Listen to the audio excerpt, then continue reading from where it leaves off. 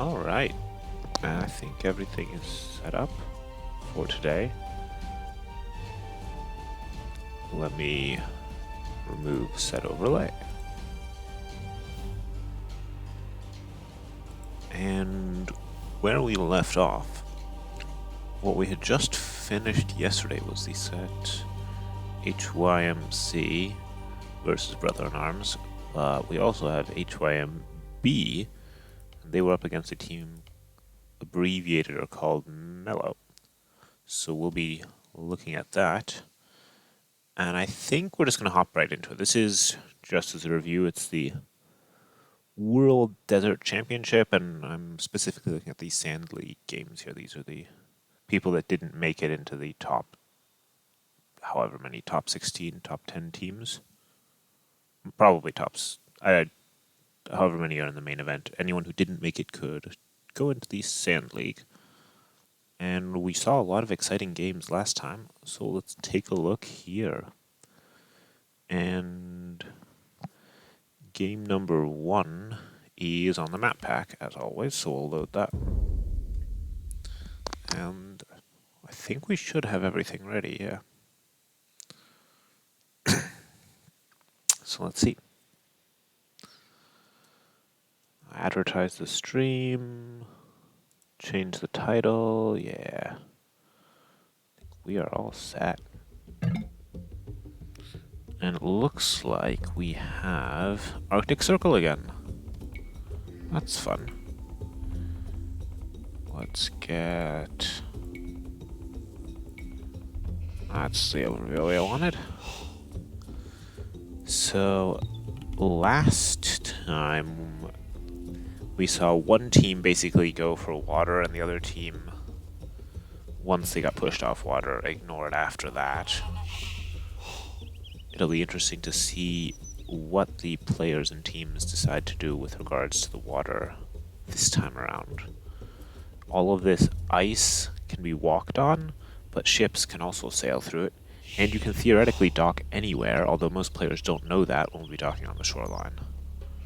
But you can build docks anywhere on this ice, as far as I remember. These penguins are just eye candy. They have one attack.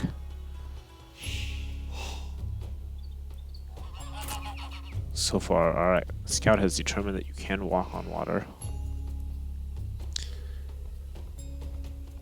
And of course they randomed this, so we're seeing a lot of Ethiopians, Britons, Franks, that type of thing as the standard picks when they don't know what they're getting. I'm going to, since we have a lot of games, I'm going to do the same thing I did yesterday, is unless there's interesting stuff happening in Dark Age, or we see a new map that I want to talk about, I'll be fast forwarding a bit, while keeping an eye on what's going on. Anyone? Alright, we are seeing a dock. Now we are seeing several docks. This dock, yeah, most players are just docking on the shore because that's what they're used to. Although these are slightly offset, you can see.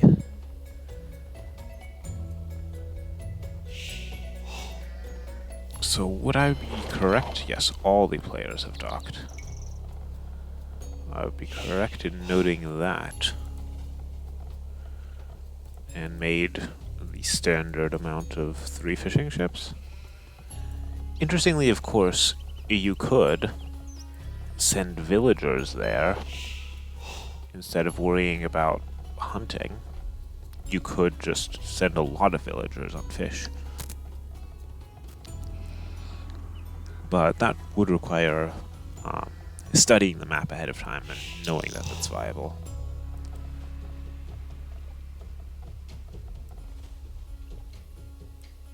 So far, this is just what you'd normally do on this type of map. You'd have one villager on fish, on the shore fish next to the dock. That's about it.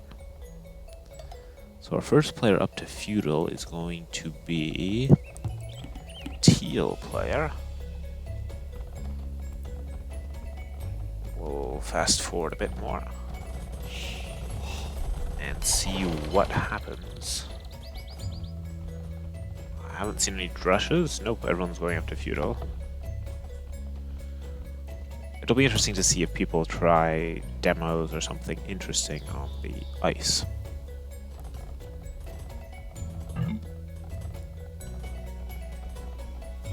Right, Britain's going into an archery range. That is very standard. I'm seeing some walls here. Did the teams pick the correct colors? It looks like they did. We had a couple instances yesterday where teams didn't pick the colors they were supposed to. It didn't matter on any of the maps, including this one, but there are maps where it would matter.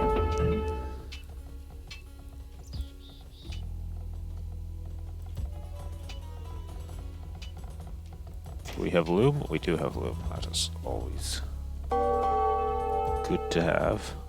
And that's the thing here. These fishing ships can all be attacked by land units. And especially if there's no response, they can even just raid the fish with a scout.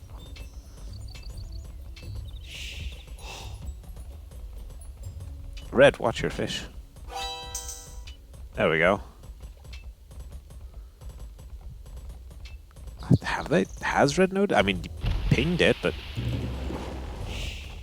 defend your fish. What is this? Does scouts attacking fish not trigger an attack warning? Now maybe he's running away. Alright, now he's trying to run away, but don't lose your fish so easily. We have archers coming in there. Do we see anything else? A lot of fish here. And a fire galley. Scout chasing away the one that killed the fishing ships. I think demos would be the play. Let's see if anyone is training any. Or maybe not the play, but could be a play.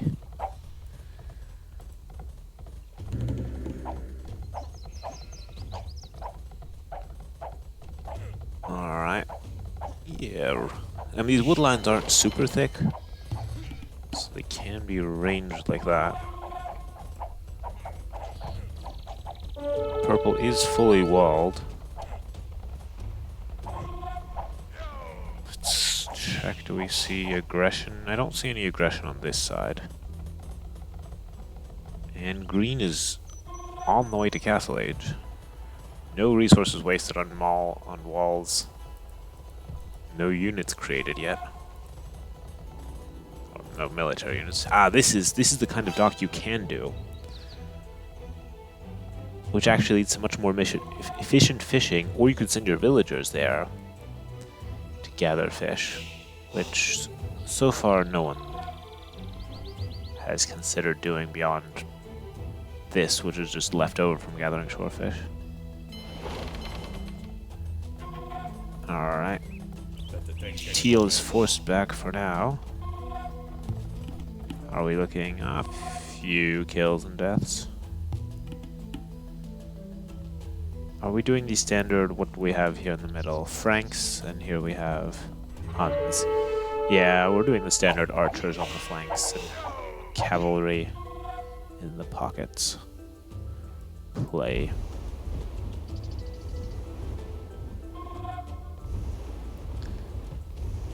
Ah, yes, of course, you can send repairers onto the ice. Alright, let's see. Got some feudal archer skirmishes, so here we have knights from green. That could be big. They're already raiding fish. Alright, that's just being forced back, but these knights could be big because none of the players... alright. Purple is now on the way, but none of the warm-colored players are in Castle Age or close to it yet. And this is a disaster. There was a hole. There is still a hole, actually. Because of now the hole will be closed, but There are 3 knights here. Alright, hole is closed now. The knights will try to break through. Meanwhile, they're just wreaking havoc. This is a disaster. Although now they're on stand ground, so they don't run into the town center. And I suppose the wood and the gold are quick wall at this point. But there's a hole here.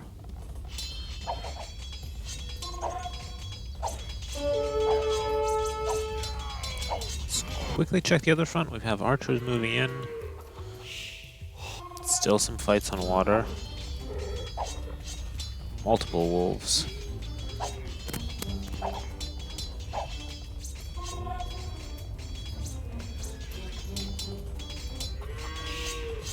I suppose... yeah, the knights can't do that much more damage. Oh, but this is the hole. And the knights are in from this side. Alright, purple is in Castle Age. That means we're going to see a bunch of crossbows momentarily. Alright, green is going for a significant amount of fish. Actually, so is the entire cool colored team, I would say. Oh, the knights have found another way in here. Yellow is now in Castle Age too. We're seeing an exodus here.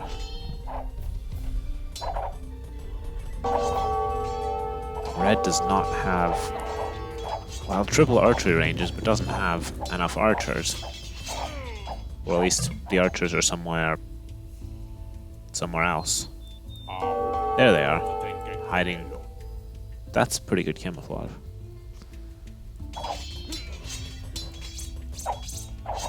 Meanwhile, crossbows are in now, so these villagers are no longer safe.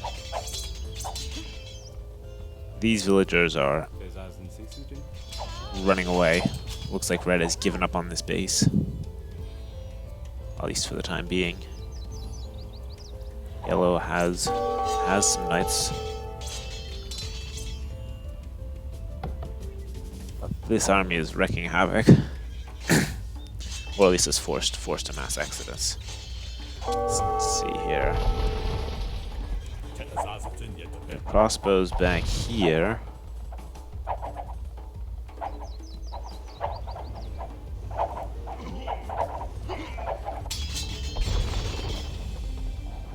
Might see in a big engagement here in a moment. Red has been pushed back significantly here. Not in Castle Age, not on the way to Castle Age. Alright, yellow might actually have the numbers now with the triple stable production nearby. Still circling around. Those demos are going to have to... There we go, one decent hit. The dock might still go down, which is going to expose all of these fishing ships in a moment. Alright, crossbows looping around here. Red is now hidden villagers in Yellow's base, and behind Yellow's base.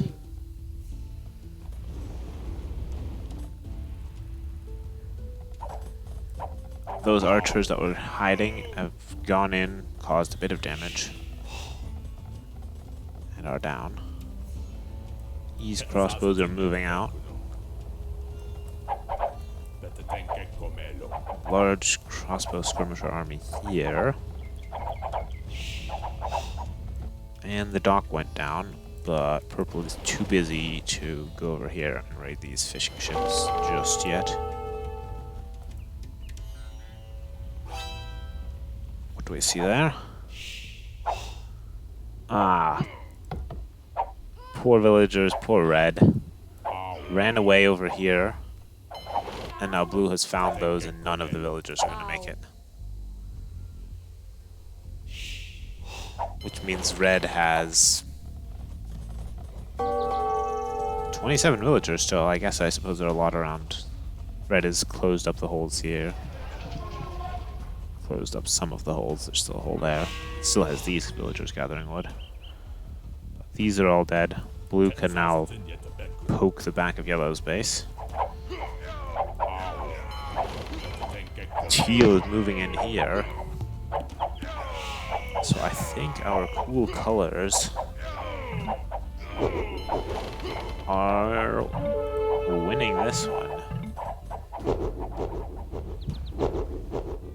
Yeah, this hole here hit red pretty hard.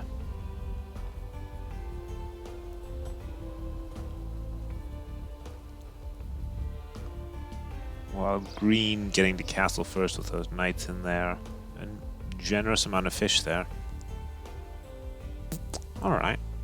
So let's take a look at the... If you'll recall, so... Actually, we look at this quickly.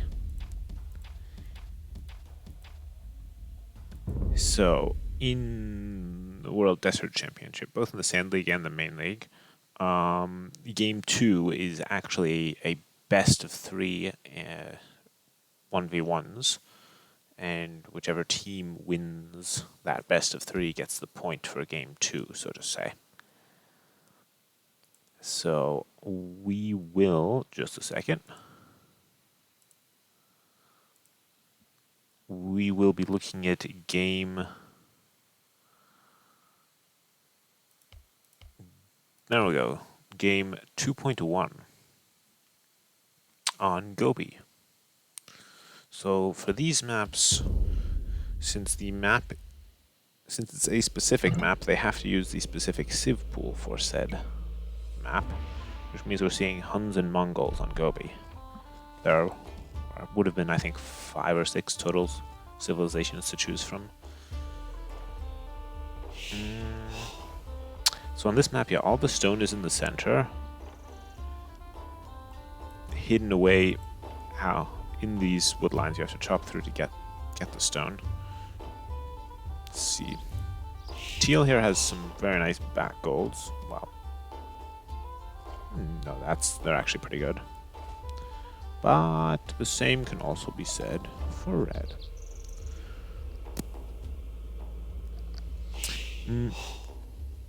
What we saw... Oh, there's a lot of hunt here. Look at this.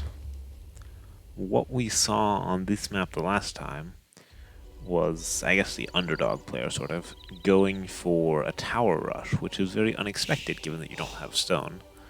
Unfortunately, they ran into a wall and weren't able to make anything happen. And I expect we'll probably see a more standard start here, but we'll see. I am going to fast forward a bit. We can observe some deer pushing.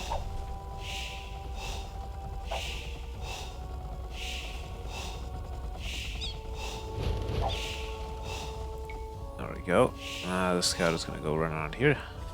Have we pushed deer on this side? It certainly looks like it, or ibex. And we're pushing more.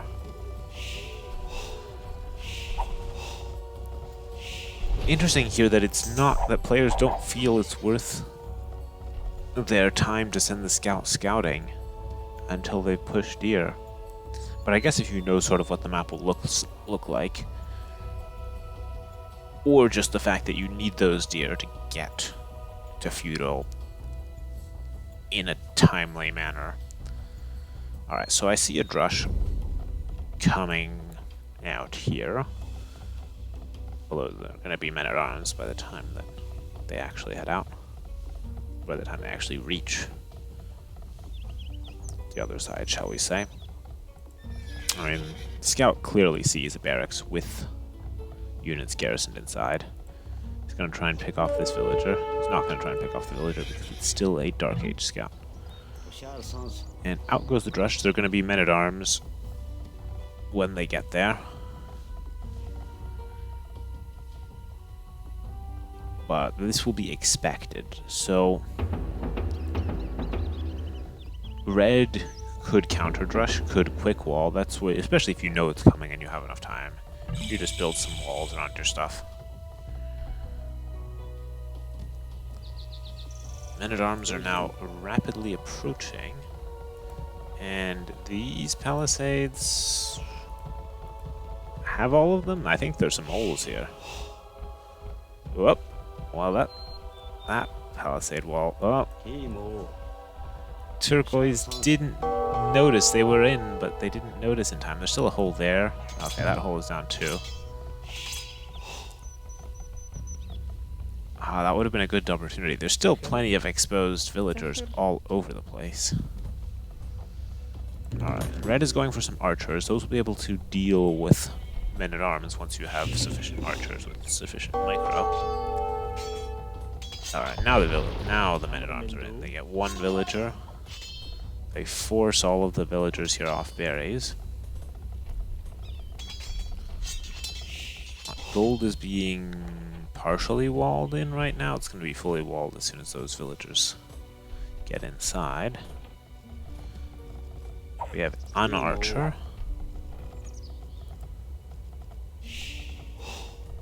Men-at-arms are still circling around. This wood line is going to be depleted in a moment. Ooh, and we have Turquoise has built a forward archery range to deal with the archers. Men-at-arms is going to go for the skirmisher. Let's see. Anything else? Turquoise hasn't had to worry. That's a interesting mining camp.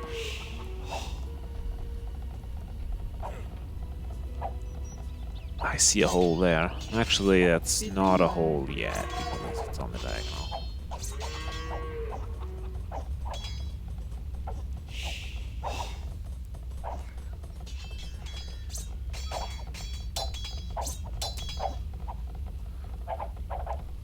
I don't know. I like the addition of the men-at-arms at the beginning. I think those have their usefulness, especially for breaking through things and also being a bit of a meat shield. Because they start with one pierce armor, of course.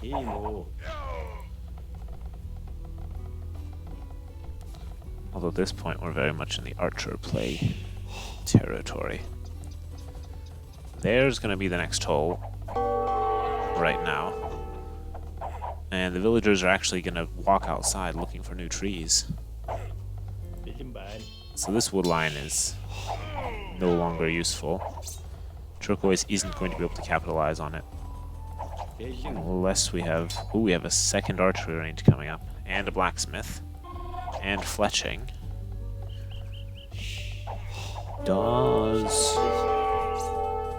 Red does not have anything else. Well, there's the scout. The scout is just standing there. Red does not have fletching. Does not have a blacksmith. This wood line is exhausted. Of course, there are plenty more to retreat to back there.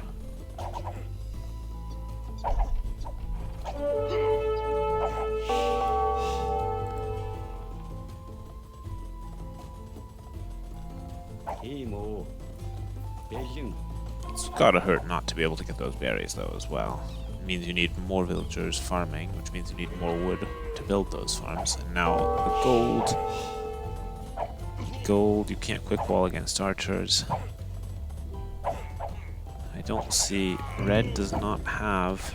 Red is not producing any military units. And does not have an answer to this. He's only one villager behind, though, mind you. But without access to gold, you can't keep producing archers.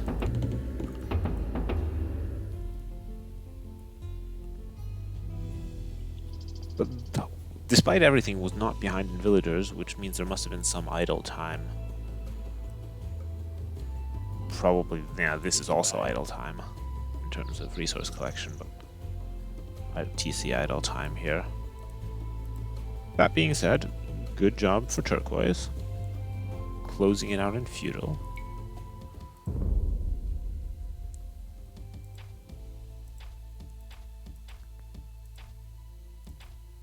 Yeah, look at this. Very even. I mean, Red didn't have much army except the scout, but is that really reason to say GG? Maybe. Maybe, I mean, the gold was being denied.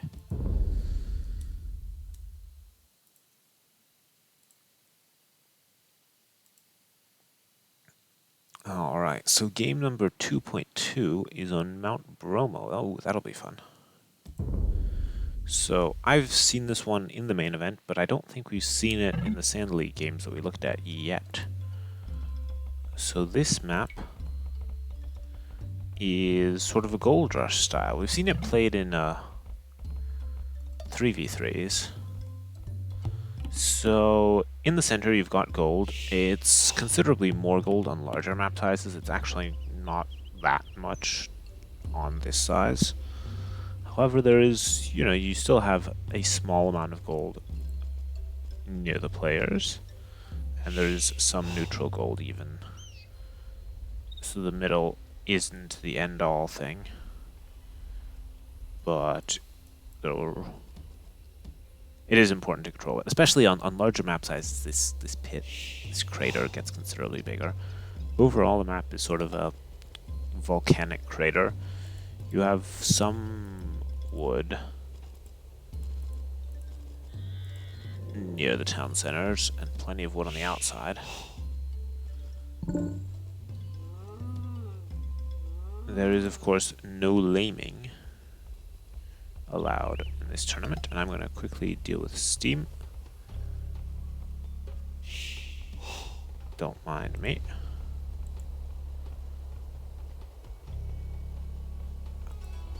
Because we don't have much happening, let me just put this on Do Not Disturb.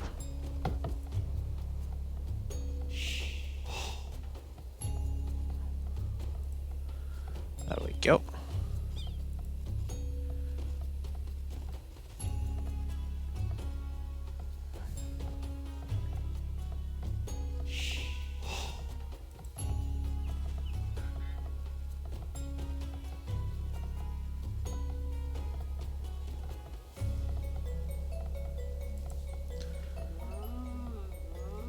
And you have a fair amount of food actually nearby in the form of rhinos, the Javanese rhinoceros. This is supposed to represent a volcanic crater on Java, I think, if I remember correctly.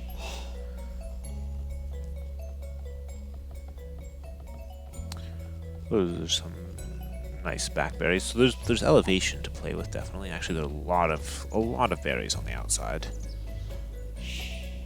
Plenty of food to be had. A decent amount of scattered golden stone, but only in single piles. So let us fast forward a bit.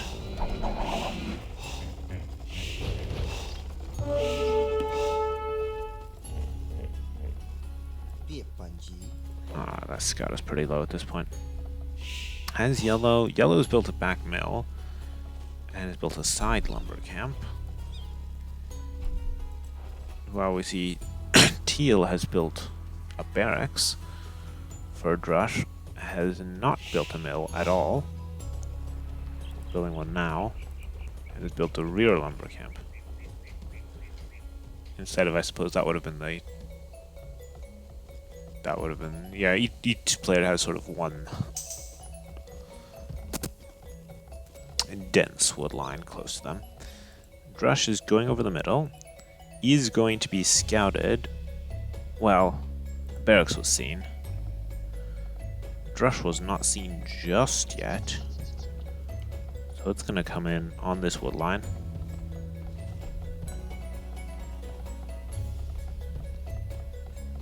And this time it's actually a true Drush. It's happening at Dark Age. It's not Men-at-Arms and Feudal. This wall is not yet complete at all.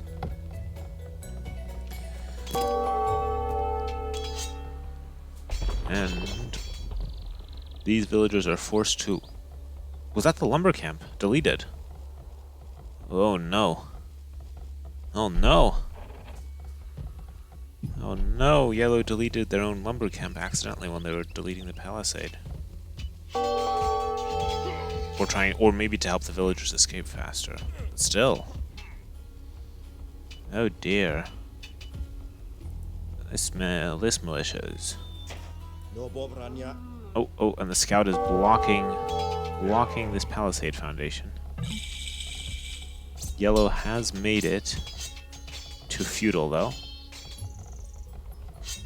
Gonna have one villager go down. Stable going up. We have Japanese and Khmer. Khmer do not need prerequisite buildings.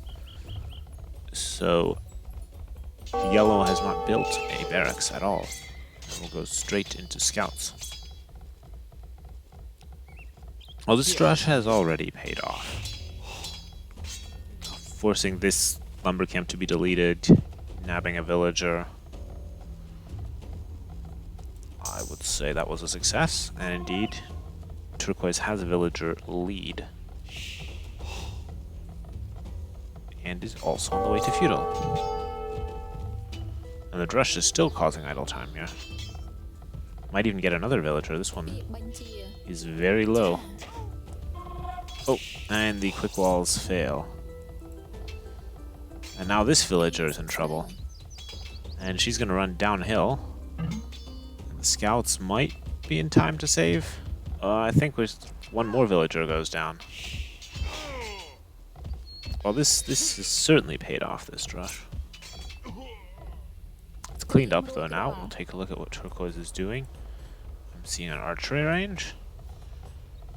Alright, and this is just some more lumber camps, a bit of walling.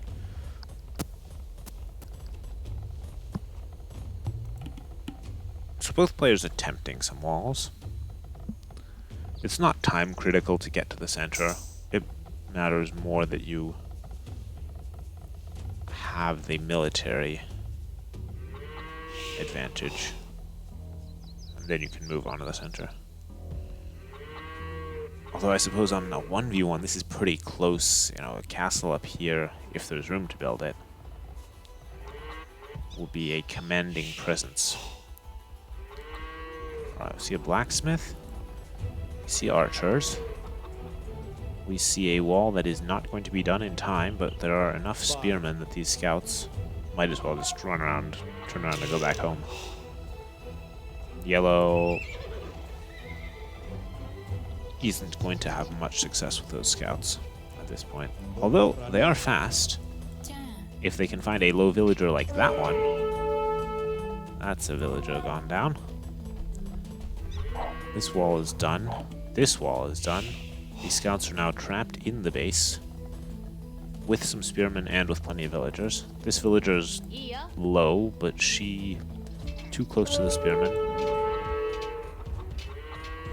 You see a villager almost go down. One, she does not go. One villager goes down, both scouts go down. Another scout, whoops. That one goes down to the TC. So what are we looking at? Roughly even villagers. Yellow is ahead now, though. Fletching coming in for our teal player. More scouts coming out for the yellow player. And both players are basically walled. Yeah. They have an opening towards the TC each. Alright, archers and spearmen. While the scouts circle around. The scout is going to run straight into them, except there. It goes down. These scouts are going to look to make an opening somewhere here. While this army will attempt to raid a wood line and realize that all the wood lines are too far in to be exposed and will attempt to break through somewhere. The question now, I suppose, is who gets to Castle Age first.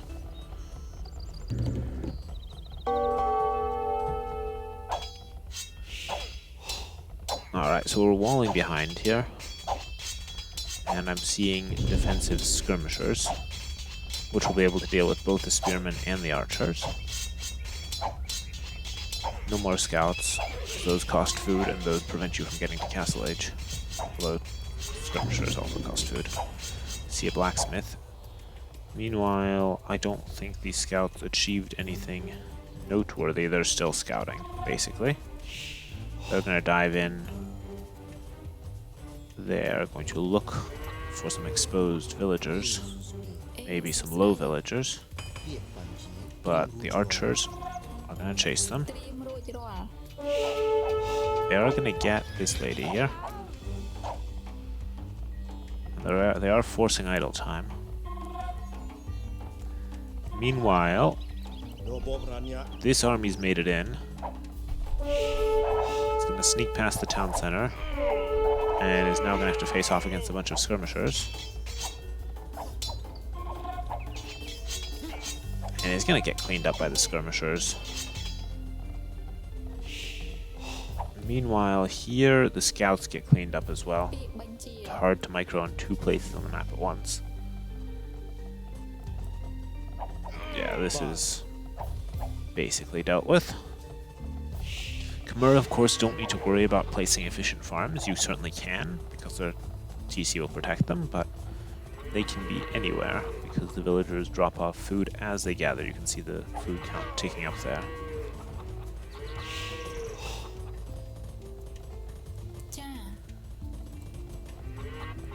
Alright, but Teal, in fact, is first to click up to Castle Age. And Yellow will be following soon, I expect. We should see it in a moment. And 2 more scouts, they might get another villager here. Do see one, only one though. And the scouts are cleaned up. The hole is closed. Skirmishers are moving forward. They're not going to be able to achieve much. They run past the archers without seeing them. And we see a market coming up.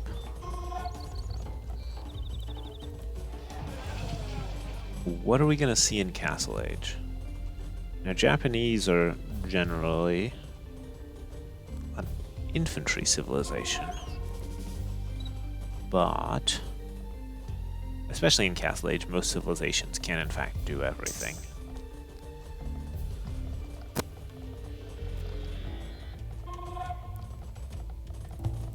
And what are we going to see here? I see no new buildings yet. So far it's skirmishers.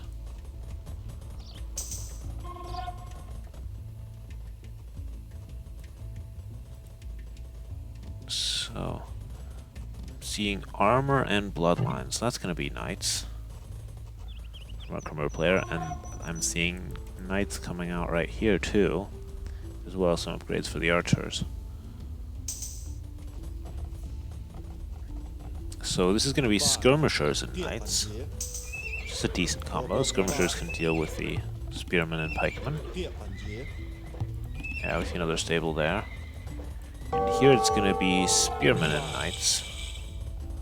Well, actually, there should still be some crossbows somewhere, otherwise we wouldn't have been researching crossbow. There they are.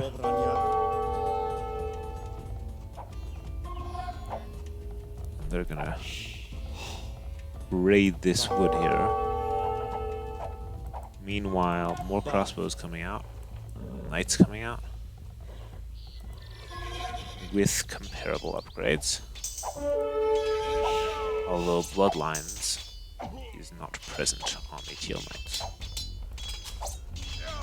Alright, second TC. Crossbows cleared up with the skirmishers. That makes sense. Both players going Knights now. Do we see a second town center from our Japanese player? So far, I do not. Yes, there we do. On the wood. While a Khmer player has decided to go on the gold. I suppose because there isn't really room to build a good town center back there even. And it does help defend the front. Right, we're seeing a monastery to help against knights, or to collect relics. We're seeing a lot of farms going idle. So it's going to be crossbows and knights versus skirmishers and knights. So that's an interesting matchup. The Knights will do well against the skirmishers will do well against the crossbows, and the crossbows can help pick off knights, and will help pick off monks. We still have some spearmen here at home. They're just an afterthought at this point. What do we see here? We see a second stable for knights.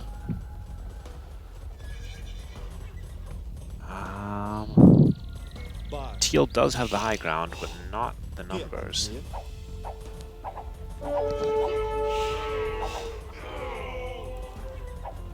Alright, the monk is going to convert a knight, or force the knights away at least. And can, of course, help heal as well, which is always an added benefit. So, how many stables? We're seeing double stable knights getting more upgrades now. While we're seeing double stable knights here too. Why does yellow have so many more villagers? That's because teal has not been producing villagers consistently. Get a conversion.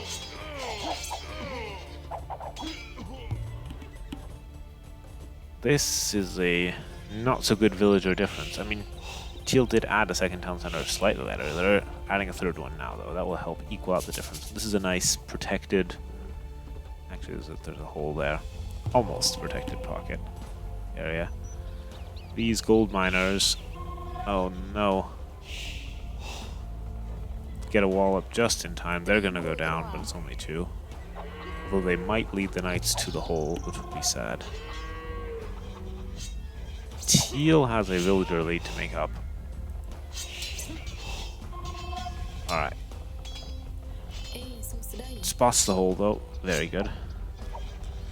Defensive siege workshop to deal with skirmishers, I suppose. And we see a barracks for infantry switch. I guess pikemen. So we see, oh, scorpion. Scorpion. Alright, let's see. The knights are in. Now would be a good time to have some pikemen on the field. There's still these available.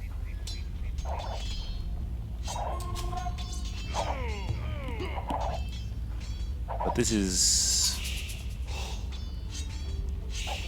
not good because this is a convert player here can just enjoy their boom now while these knights run around. Wad of stone. That could be for a defensive castle. We have plenty of spearmen now. They're not going to be upgraded just yet, but this is enough for now to scare off the knights.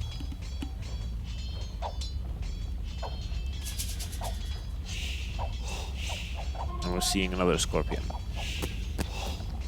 Scorpions can't ungarrison though with this many knights around. Need to wait for the opportune moment. Alright, ladies. Here a monk too. Ah, the monk here. Scorpions are gonna take out. Well, they damage the monk. And damage some skirmishers.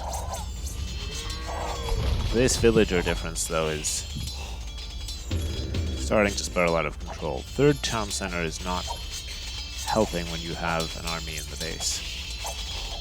Pikeman upgrade coming. I see triple knight production over here.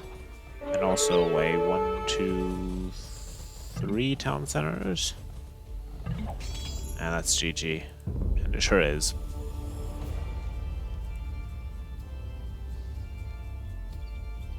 Teal is not able to deal with the knights and skirmishers in the base.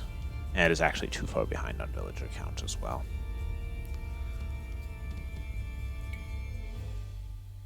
Alright.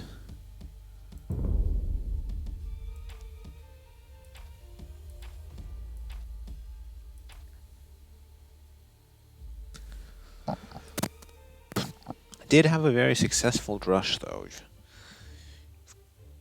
have to say that.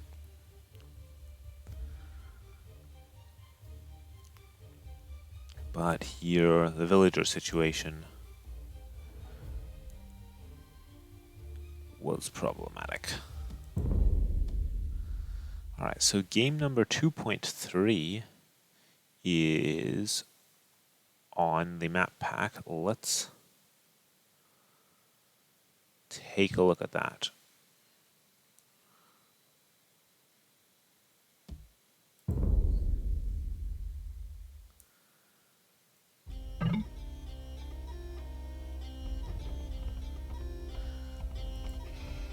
And we've ended up with Simpson Desert, also known as Outback. And the third game in this mini best of 3 1v1s is always mirrored random civs, I think. Which is why we have a slab mirror. Now what's going to be interesting is, will the players use their hunting wolf to grab some boar? They can see the boar, but unless you know that that's what you're supposed to do,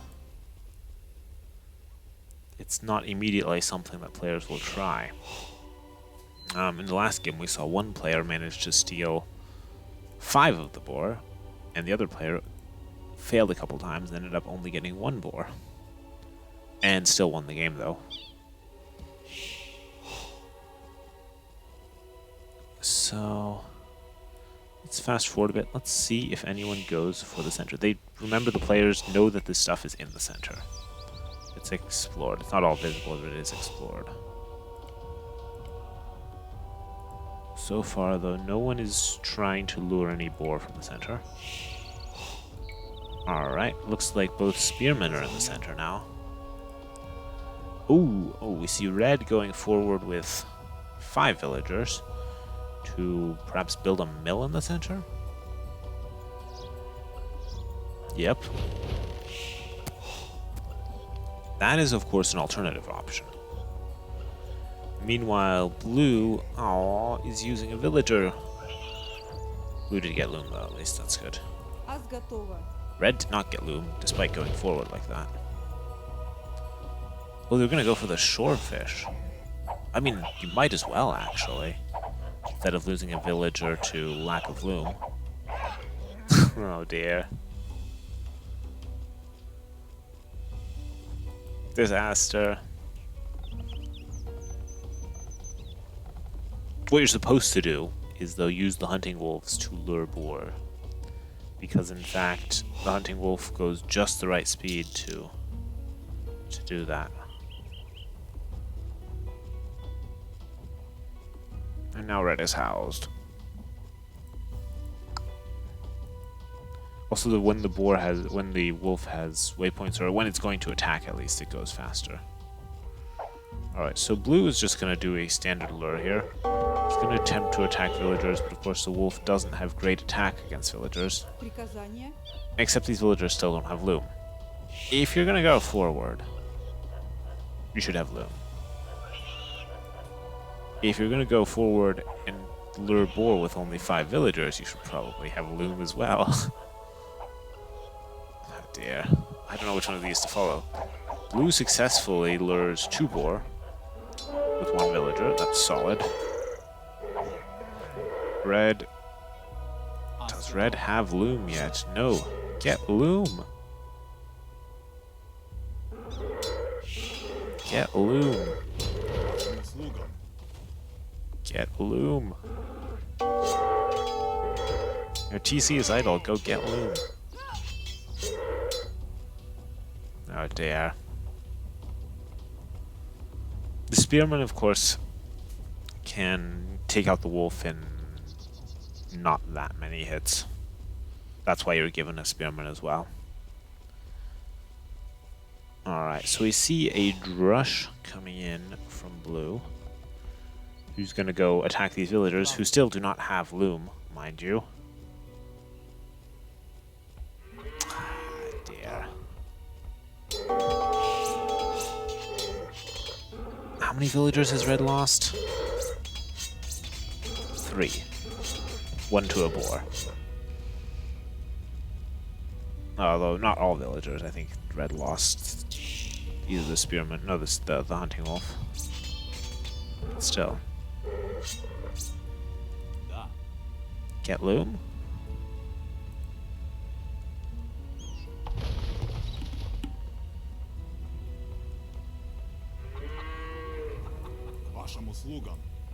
Blue's chasing the spearman around. Alright, getting the shorefish, of course, that is good. Alright, that spearman is gonna go down momentarily. Well, the wolf can run faster right when it's given an order to attack. It can't kill a boar, but it can lure a boar. Which Blue has now figured out, but is currently luring it towards Red. It's going to try luring it over. It's nice to see that, I think Blue is just trying to kill the boar even. Well, that succeeded. And of course, if you kill it with military units, it provides no food. And this boar here, only one villager can gather from it, so it's going to rot away. While the other two villagers gather the swordfish. Oh dear. Well, Blue is far ahead, having not lost villagers, and having not had idle time. Red is clicking up, though. While Blue should have enough for a fast castle. Has Red gotten loom? Finally, yeah. These deaths could have been avoided with loom, I tell you. Alright, this is probably safely walled in. Looks like it is.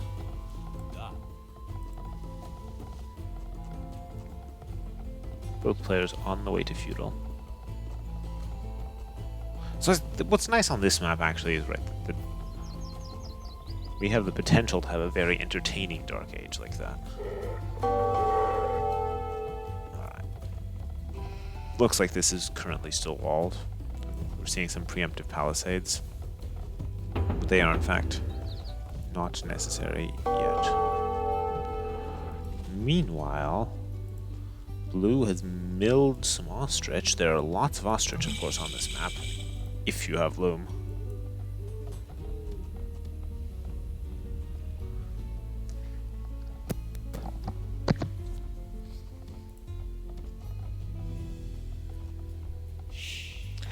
What is Red? Has a stable. Going for a stable. What is Blue going to go for? Blue is going for a blacksmith. No, stable and a blacksmith. Blue, though, has 6 more villagers. Which is a nice villager lead. It's going to lose some militia to the town center fire. That was unnecessary. But I suppose even if this doesn't lead to any kills, it at least provides some scouting intel. Oh, looks like there was a hole, though, where the berries were gathered. The wolf alone and 1 militia aren't going to actually get even 1 kill, likely. But they are causing idle time, and that's worth something. And they're giving Blue enough time to click up the Castle Age unmolested. Scouts are heading out, though. Blue's pulled the villagers. Well, no, it's just gathering ostrich there. This is a bit too exposed, though. We see a second stable going up. We see bloodlines going in and armor, but we don't see any military. And now we're seeing a spearman.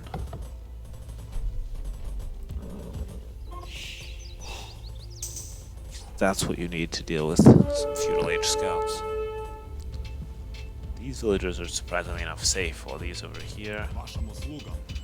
See, a villager goes down. Now there's a spearman, though. And there's going to be another one. And none of the other villagers are particularly low. These villagers are heading home. They'll be safe as well with the spearman. One's going to go down. Blue is well on the way to Castle Age. We'll have knights coming out as soon as they reach Castle Age. Meanwhile, red has not clicked up yet. It's going to try and make something happen with these scouts, but there are several spearmen standing around strategically at this point. One scout goes down, spearman goes down, knights coming out any second now. And they're going to help chase down the scouts. 2 spearmen too. Another scout goes down.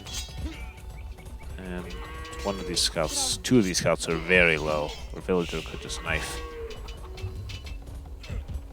Yeah. And yeah, a knight can clean up the rest. Meanwhile, the first 2 knights are going forward. And they're going to run right through and find an exposed wood line, which also has some spearmen though. Good to have those preemptively ready, but we see some villagers go down. That one's going to go down too. This lady might. Safe for now. But the thing here is that red is in fact not very close to feudal at all. Has no villagers on gold, mind you.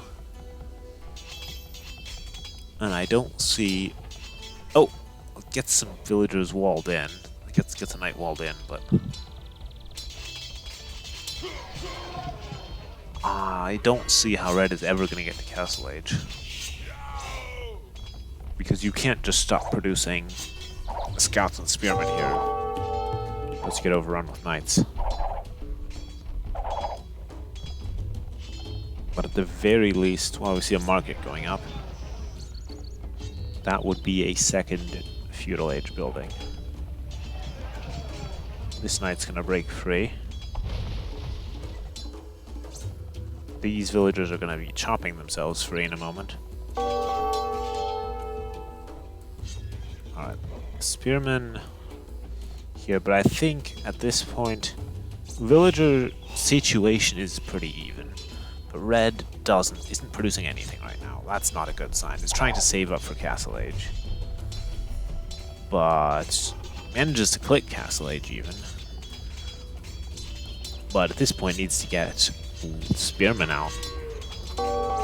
Just more spearmen. And hope that that's enough. Or just garrison heavily. Then produce, well, without gold, produce, not camels. More spearmen. Buy more gold. Yeah, spearmen. You actually would need more spearmen here, but we're not seeing that.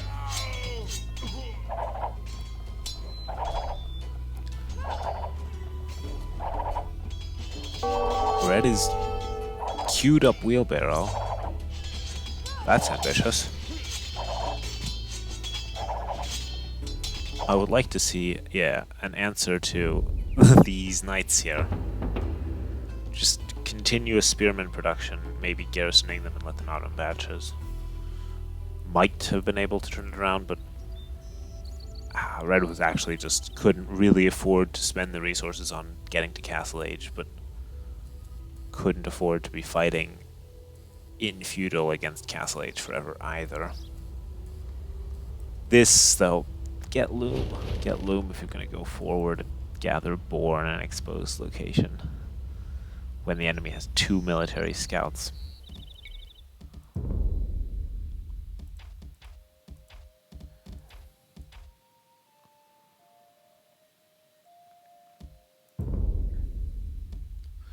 Alright, so let's take a look at game number 4. That is on the map pack again. So we'll take a look at that. And we'll see which map we get.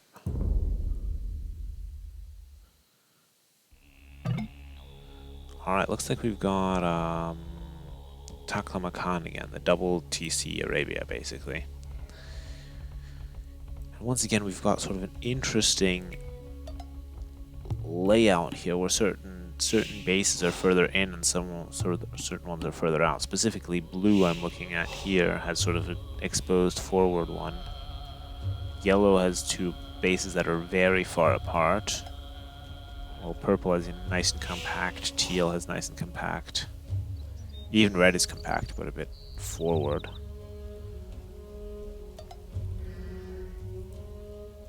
And once again, the players did not know what they would get here, so we see essentially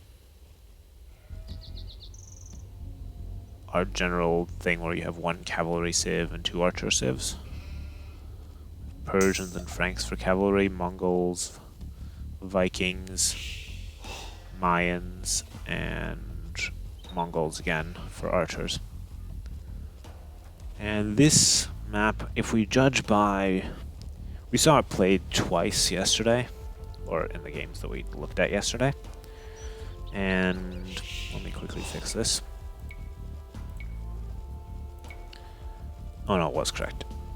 And what happens here, because you have two town centers, you can see a bit of aggression in feudal age, but basically the economies are just accelerating at a much quicker pace once you've got 2 TC villager production up. So you'll easily have 50 to 60 villagers and be clicking up to castle age quite soon. Alright, what are we seeing? A bit of skirmishing here. One option that you have, of course, is to group up both of your scouts, or potentially even group up with your teammates and have a large number of scouts to try and pick off something somewhere.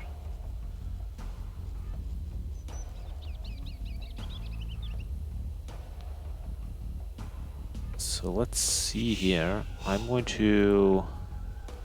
Let's fast forward just a little bit. So where are the battle lines drawn up? Here we're going to see near this gold stone, this depression here is going to be a place of conflict, and this hill right here that overlooks both blue and red is going to be a major site of conflict. That's where I already had the scout go down before.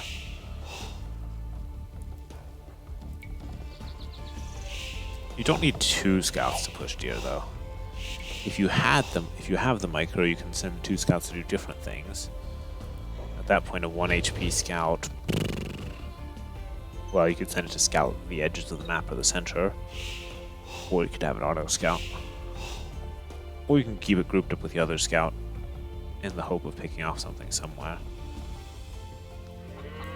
But players will be very busy managing both of their town centers, all of the associated villagers, so many of them don't seem to have that much time to do fancy things with their scouts. I mean, they have some deer pushing, did see a bit of skirmishing. No one is auto-scouting, otherwise we'd see a scout heading over to the right corner.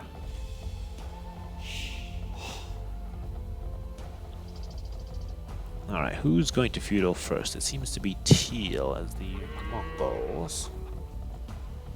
Mongols, of course, get a line of sight bonus on scouts, so I think that's even the team bonus, isn't it? Yeah, so that is useful. Especially for your Mayan ally, who doesn't get scouts.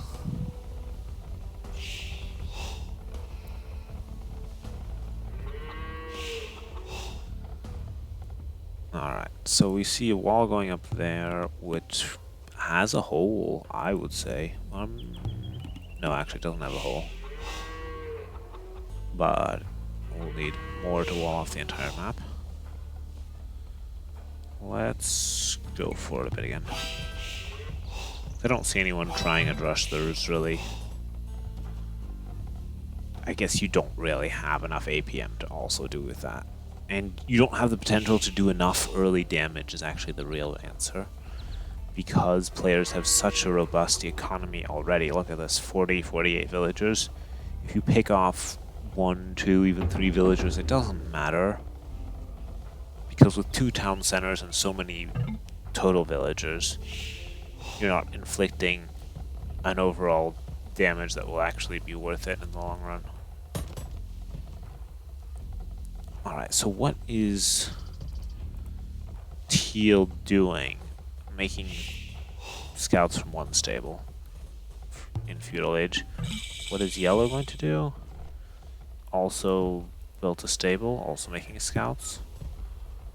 What is red going to do? Archers. What is purple going to do? Archers. And potentially lose a villager to a scout. Although it doesn't looks like not until the rest of the scouts come in.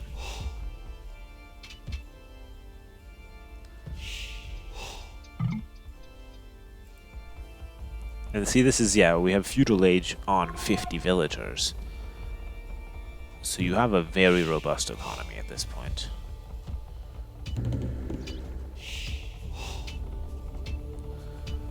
Alright, are we getting in here? I see something that's breaking. Someone... That was one kill. Let's quickly check on this side. We have some... Oh, those are just the starting scouts. We have walls going up. Yeah, red, this red base is pretty forward. So it does make sense to wall it.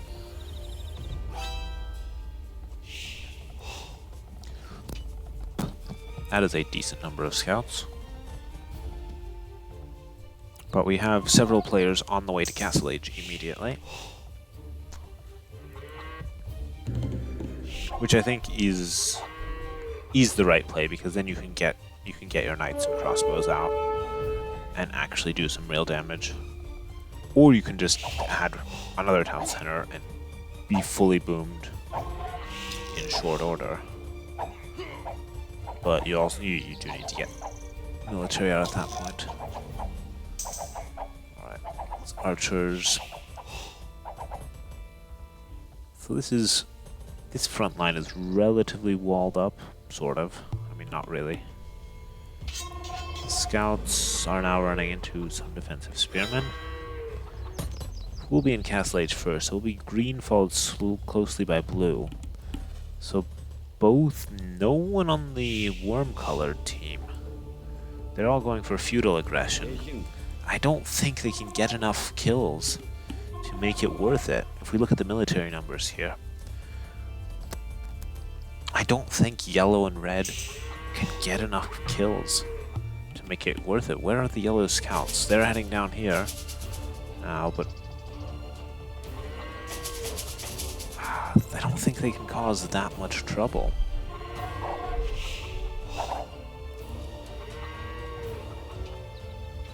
I mean, having the archers, of course, once you then get to Castle Age, you can immediately turn them into crossbows, but well, it's a decent number of archers, but we now will see knights coming out, crossbows coming out all over the map, and it's going to heat up.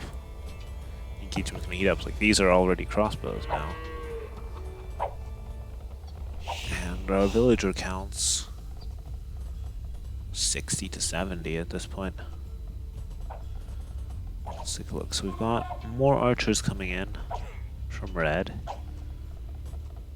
Blue has the same number of crossbows here, which will of course have an extra upgrade, have more range, and also more hit points, slightly, very slightly.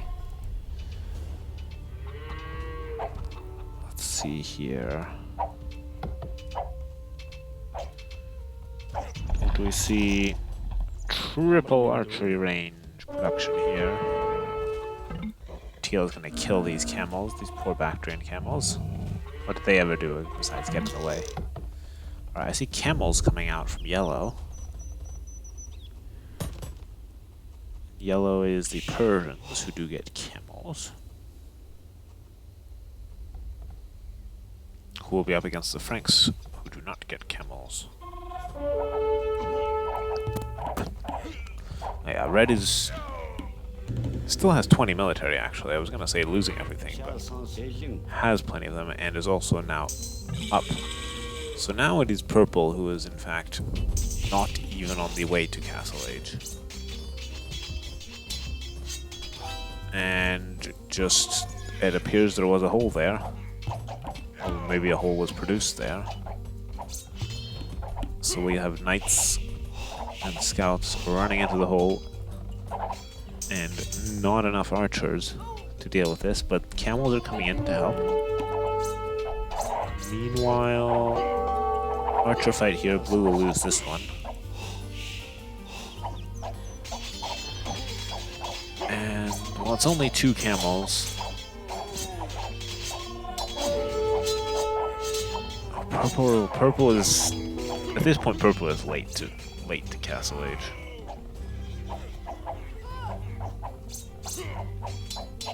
Yes, producing plenty of archers and a few spearmen, but we either need more camels, yeah, that'll work, or we need some spearmen. And we need to be clicking up to Castle Age. This is not good for purple. Meanwhile here, red now has the superior archer numbers over blue. Or look at this. Alright, so that's a large number of camels now. They're going to force the knights away. The knights can still get away because the hole is still there.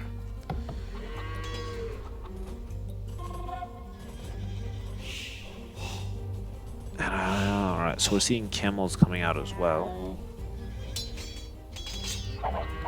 Alright, these crossbows are not making anything specific happen. They forced these villagers back.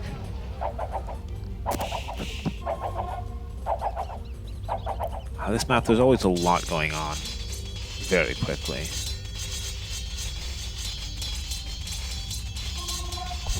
Alright, knights are going to come in, but there are enough camels to defend this. Purple is finally clicked up to Castle Age. Made a generous amount of spearmen here.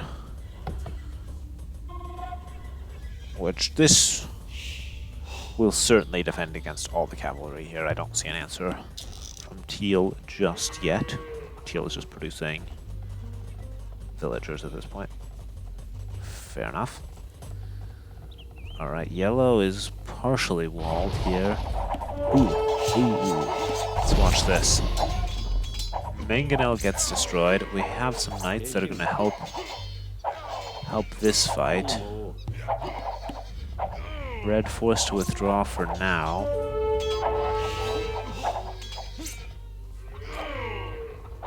But there could be a Mangonel in here, which is going to not get a good hit. And red is going to have to withdraw all the way. We see the counter siege workshop coming up. Quickly check over here. We're going to see a big knight and camel engagement, or not, because I don't think Teal wants to take this fight.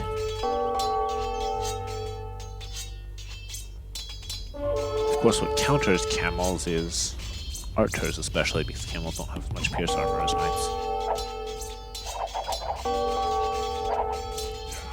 Now red is being raided a bit. We see some camels coming in to help out against these knights. We also see that the main group of camels that were at purple are going to go here looking to either raid or pick off knights. There's a defensive castle there, or just a castle to get upgrades. Meanwhile, here, the engagement continues. These crossbows are pushing deep into red, but I want to see what the camels achieve. Oh, yellow has clicked up, or has made it to Imperial. We have also several players researching Imperial. Purple has managed to get the eco in order and is also able to click up to Imperial. The players are essentially everyone except purple and red are fully boomed.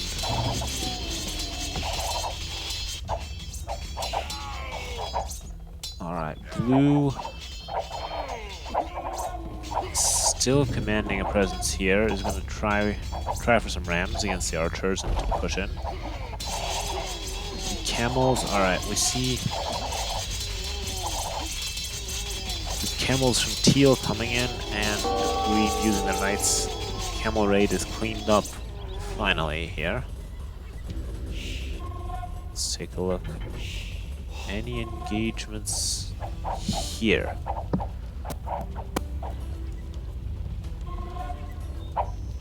So yeah, because players can get their eco up so quickly, you end up seeing sort of the typical mid and late game that you would have in a team game. Well, I would call this mid game. Late game is when you're well upgraded in Imperial and have trade, perhaps. There's lots of gold on this map, so I don't need to trade. Red getting a castle up on the hill. Going to attempt to get a castle up. Yellow has Cavaliers and is producing Cavaliers out of a very large number of stables.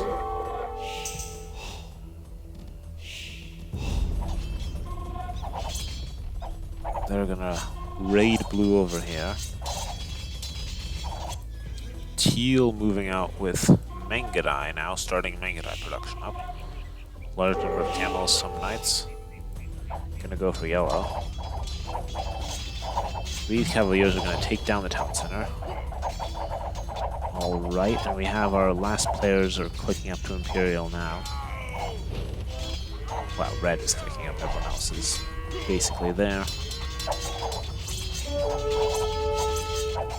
This town center is going to go down.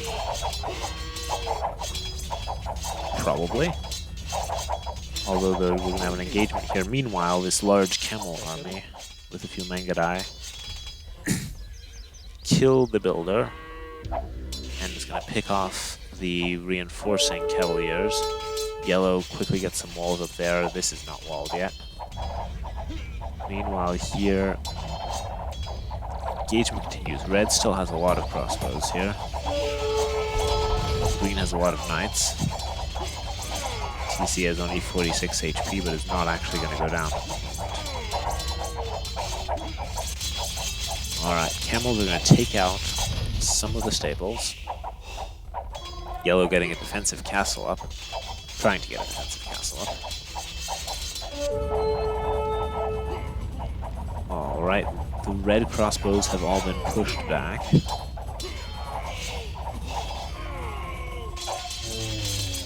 Castle will get up just in time to hold this position.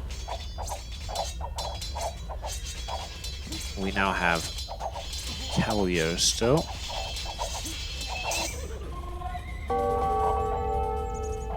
Alright. Red's got a nice castle here. Some gates that are being held open right now. But red is going to have to deal with a large number of arbalests and some Cavaliers in a moment. Alright, castle is now up here, and teal is going to look for a different target. They could, for example, harass purple a bit, because we haven't seen really any action on this front.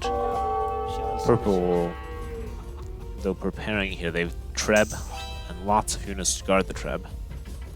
So this castle, oh, and we see an ambitious castle here. Meanwhile here, blue pushing out.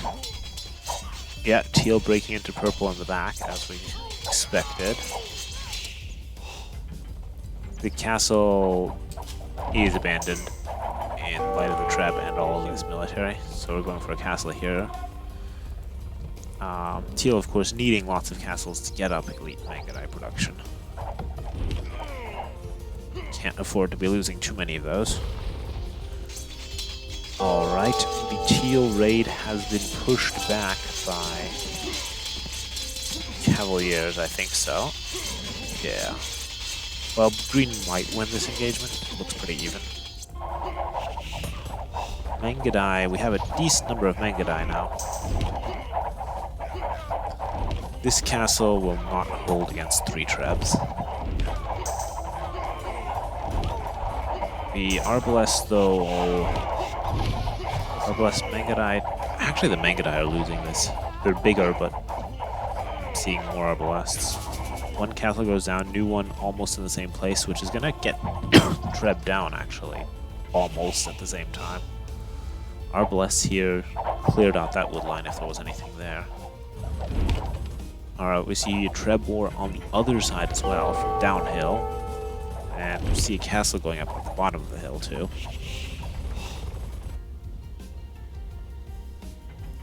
Yellow sending out villagers for more gold. But we have paladins now, and they are in. They are in, but we have paladins for both players, actually. How's our Trebor doing here? This new castle is not going to make it up. Teal does have several, I see 5 other castles. That should be enough to maintain Mangudai production. This one, well, you can always send more villagers, but there's no point in this. This is gonna go down. Alright, green sends in the paladins. That with the Mangudai and some red. Yeah, this purple will now lose the traps here. And the castle might actually live, surprisingly enough. Looks like it will actually live. Alright, so purple's gonna be asking for help. And we see hussars coming in. That's not a good sign. It suggests that yellow is perhaps looking a bit short on gold right at the moment. Alright, they're planning their trade. Trebor, this castle went down. Blue should probably get a castle up on this hill, or at least, yeah, it's taking control of the hill, certainly. The horde of paladins. This is a scary army of paladins and Mangudai with no answer. Purple has lots of idle villagers and is forced to withdraw somewhat. Castle actually stays up, and Teal even built another castle. And all of these... Okay, the hussars are not going to be able to fight paladins. But where is... Teal is heading over to attack red? Maybe to attack yellow? Right. Paladins, they're going to break in here if they want to. They are. Purple currently doesn't really have any military. That is a problem. And also isn't producing any military.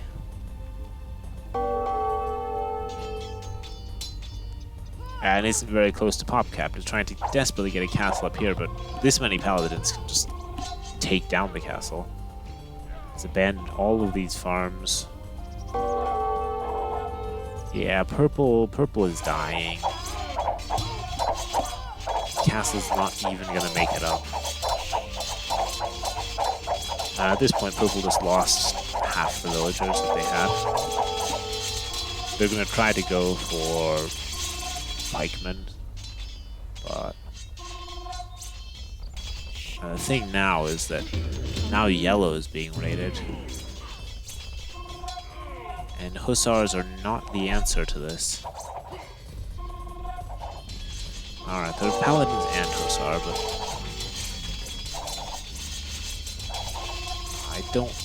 I don't see how yellow clears out with just hussar. At least you need considerably more than that. Paladins are just taking out castles here. Red is going for heavy cavalry archers versus plumed archers, so we're basically seeing the cav archer and these are the mine cav archers. But blue has the commanding position here on this hill. Trade is theoretically getting up and running, but we'll see.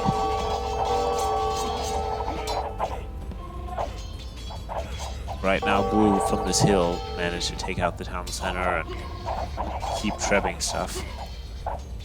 This army is still marauding around. Okay, the paladins are somewhat reduced in number and health, but there's still lots of Mangudai. Castle somehow went up, but this castle isn't going to go up, and purple has, I don't know, 22 villagers? Well, perhaps a few non-villagers. Purple is dead. Purple is very dead. Ah, and I see elite eagle warriors probably coming in there too. GG.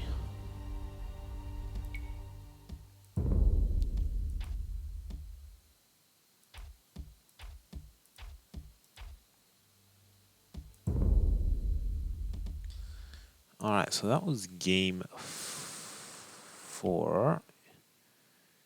Yeah. And game 5 is just a fake upload because we don't need a game 5 here. So, give me just a second. So we are done with the HYMB versus Mellow set. Now we're going to look at USAF versus Indefinidos. Let me just quickly check to see if there are any messages that I need to deal with. I do not see anything. Good, good. All right. So we're going to go right into the next game, which is here, USAF versus Indefinidos on the map pack. Game 1. Load replay.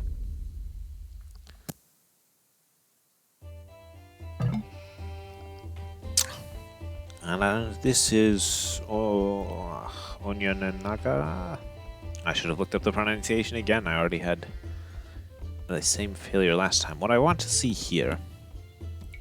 So, okay, I guess I can do a quick introduction of the map again.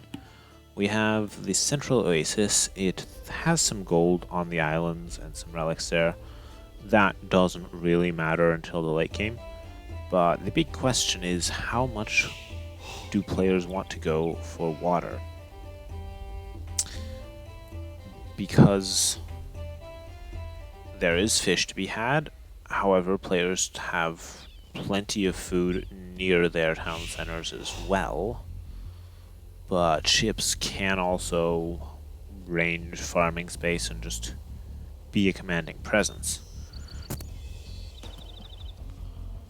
The other thing that is important is, well, let's see, where are the flanks going to be? So here we have, between the two players, some gold that can be contested. That's sort of the line there. And if we look down here, we also have some forward-ish resources.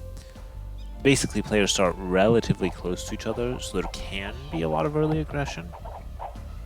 Especially some archers running around or something.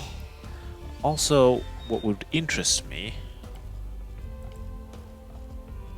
is if any of the players did their research, recognizes the map, and decides to go to the corners. So far, I don't think in any of the games we've seen, either here or in the main main league, in the main World Desert Championship games, I don't think anyone's gone for the corners. There is, in fact, a lot of hunt to be had here. But first of all, players need to know that it exists. Usually players will be scouting around their own base and then scouting the enemy, so they might not even see it. Until a point where it doesn't matter nearly as much anymore. And also, players need to decide that they're willing to spend the idle time walking there, and potentially then if the enemies scout it, losing everything there because they're not in a position to defend it. Plus, players might be focusing on docking anyway, so I don't think we're going to see it, but it would be interesting to see someone going for the corner. As I said yesterday, I think the solution to encourage that more would be to get rid of the deer, zebras in the main area, to force players to go there if they want zebras. Force players into the corners. So we see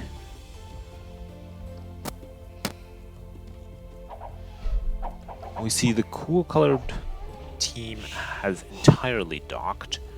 Well, here we've only seen the pocket dock so far. So we'll have to see how that plays out. Civilizations, we have Portuguese. Interesting. Interesting. Lithuanians, Mayans, Ethiopians, Franks, Britons. So Ethiopians, Britons, Franks. That's very standard. I would even say Lithuanians, Mayans. Isn't that non-standard? Portuguese would grant this team shared vision.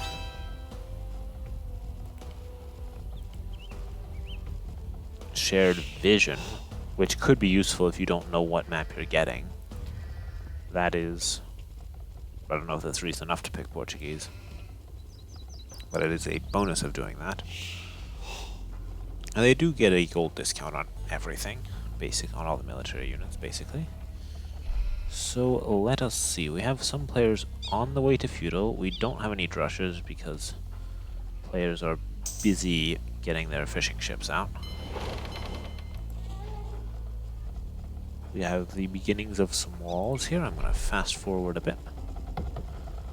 Who's going to be in feudal first? It's going to be green. Alright, we're pinging all the docks as we find them. That makes sense. What is green going to do in feudal? Second dock. Alright.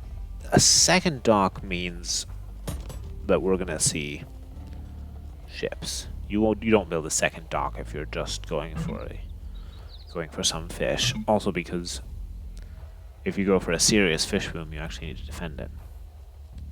So I think green will take control of water easily against... Oh, no. We are seeing a second dock here from yellow as well. Interesting, interesting. Meanwhile, I see men-at-arms coming out from... Well, they are out. The upgrade is going to come in too late to be useful, though, unless more men-at-arms... Oh, and there they are. There are the rest of them.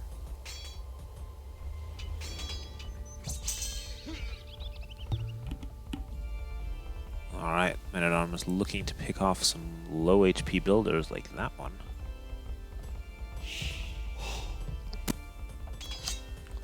Meanwhile, we should see some galleys meeting up momentarily.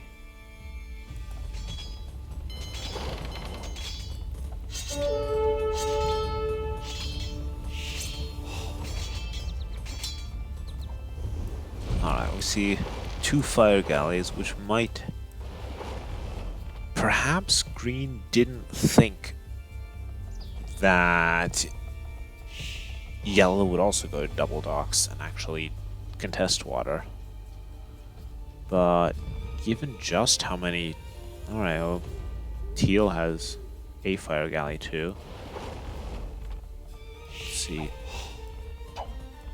We now see a tower here on the forward gold and a counter tower. We see any aggression on this side. We see some archers and some walls and defensive tower. The south is going to be a bit more interesting at the moment. We see some villagers trying to stab down the tower. Oh. But the men-at-arms are here, in here, messing with the builders, and are going to deny this tower, actually.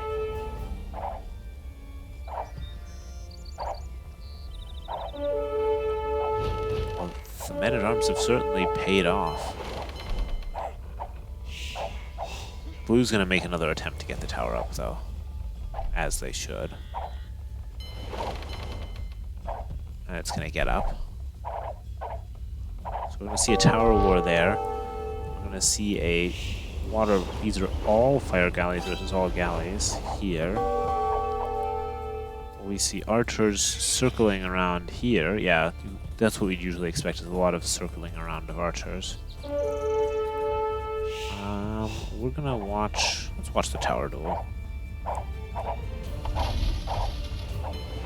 If players are paying attention, though, the towers won't go down, right? Because you just have one of them repair them a bit and keep everyone else garrisoned. But this tower isn't actually gonna go down. But blue can get gold. Blue is getting gold over there. But does need to have a way to deal with these men-at-arms and archers. Town center will do that. Red losing everything to the town center. But the tower is still up with some archers, no, with some villagers and an archer next to it. On this side, the archers that looped around, are still looping around, are now hitting green. running into the teal skirmishers. Meanwhile, fire galleys, I think this is why you normally open with fire galleys. It's probably better. That being said, green does have galleys and is also now triple dock, quadruple dock production. Green is going for water. This team has decided they want water. Alright, let's focus firing down this one while this one just sits back. So this one's going to go down now. Meanwhile, the archers have been cleared, I assume. That makes sense. Yeah, the corners are entirely ignored. There just isn't time or need to go in there. Oh, hello, hello, I didn't... Oh, you just said hello now. Didn't miss too much. Same thing as yesterday, we're looking at the remaining games in the round of 32. And I think we saw this map yesterday. I don't know if you were there for that part of it. It's playing out differently though, with a lot more water aggression than we saw last time. No one's going for the corners though. I think there's just too much food with the fish and everything else nearby that there's no need to go there. Galleys could here help out against the archers. Or even try to block them in a bit. That's fun. And they're actually picking off all the archers. So does that mean green will get water control? It looks like yellow is no longer contesting water, it's instead going up to Castle Age.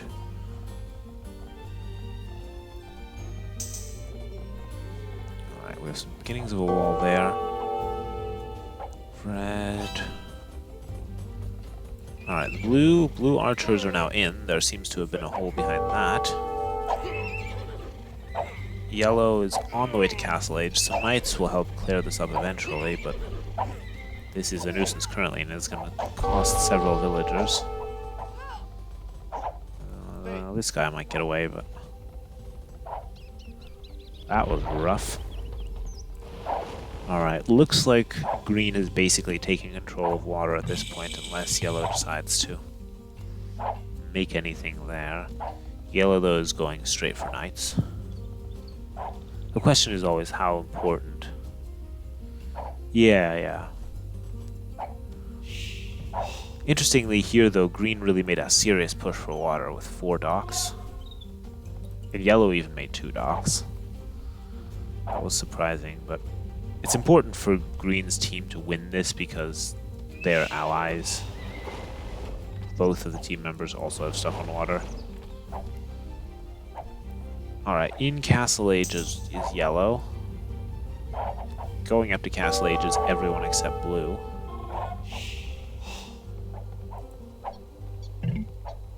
Alright, we see this army circling around. They're not going to find anything there. Second town center going up now. Knights going to run out over here to support these archers. Yeah, so green has water at this point. Doesn't need to produce anymore. Even built a demo raft for some reason. Maybe to pick off some units on the shallows if they happen to have any run across shallows. Blue's starting to wall to the edge of the map. Teal has walled to the edge of the map. University there. Knights are in. Only 2 knights though, with full armor at this point.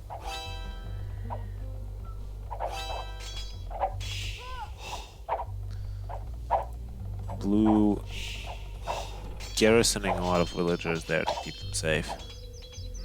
Wall is not all the way through yet. This army looping around, hoping to maybe hit something far back. Blue crossbows in here with the knights. Blue does not have enough of an army at home.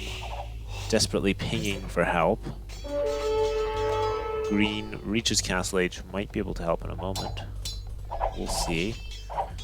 Currently though, blue is leading villagers here. Alright, we see the first knights coming in, we see some quick walls. This isn't enough knights though yet. Alright. Everyone else in Castle Age. Blue will be in Castle Age shortly. Green now has full water control. So... Alright, we're going for a demo there too. Just a bit of things to help assert dominance. A defensive tower here on the gold. Alright, blue does have some archers. Green is still building up knight numbers. If green wants... Oh, I guess green is Lithuanians. Are they going to build a monastery? Now, I mean, it makes sense even to fight for water because all the relics are on these little islands there. If it gets to that point of the game where it matters that Lithuanians, of course, can benefit from the extra attack from having relics, but that requires a monastery, a transport ship, a monk, which is a lot of investment when you're trying to save your ally from a large amount of knights.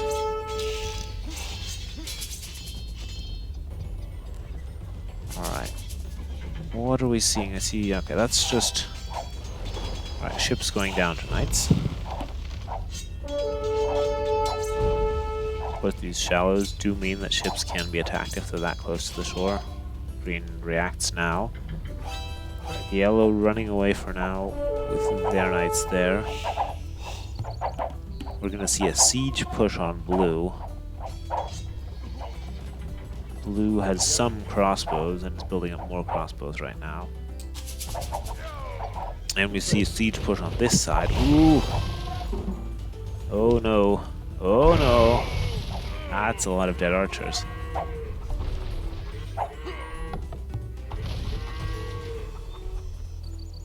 That's a lot of dead archers, yeah. Alright. Yellow Knights clearing out the galleys that are too close to shore. Mangonel gonna go down.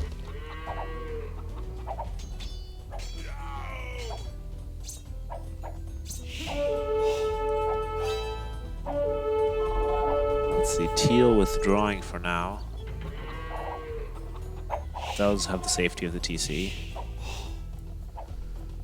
On this side, red moving out with the Mangonel. Let's see if blue can do a better job than purple in avoiding Mangonel shots. So far, so good. Alright, we see a defensive Mangonel, we see some knights.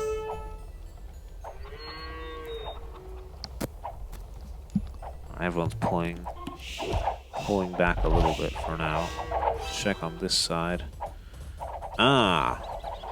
It looks like yellow and purple have discovered the team wall and are gonna... There's just a hole. There's not even a need to make a hole here. There's a hole there. You can't see this. If you click on them though, you can see that there's a gap in the outlines, but... Such are the illusions caused by elevation differences. So this army is going to circle around and hit green somewhere here. Okay, there's the monastery. Green... So. Is green going to build a transport ship and actually get relics from here? Because... there are no relics here, right? That's just a... What? A Gaia builder? Hold on a second. Why is there a Gaia builder?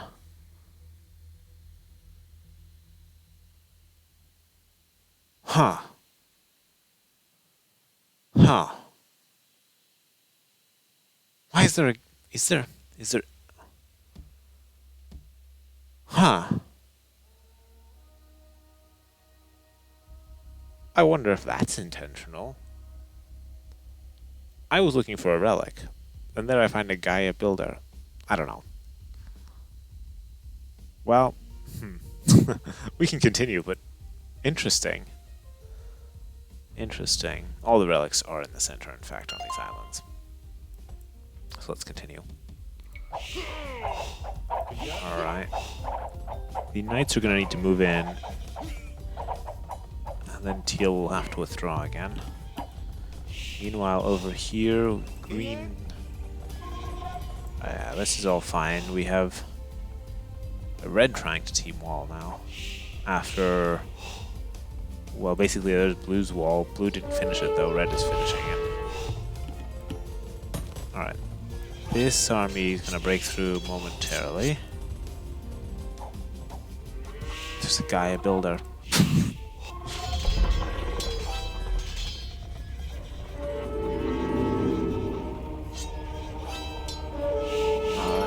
I see a conversion come out.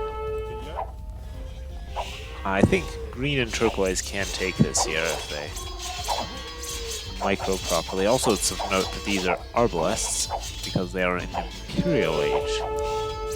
Teal managed to sneak away with getting to Imperial Age. And I see a transport ship queued up for green, so green will be collecting the relics from the center to get that bonus attack for knights. Alright, so this attack is... this enemy forces there are cleared out. However, there's a large group of crossbowmen moving out. Alright, red now stonewalling to the edge of the map.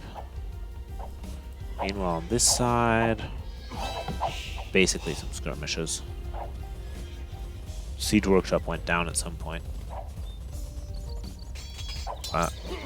And these are enough crossbows that they'll win if green decides to stay here and fight.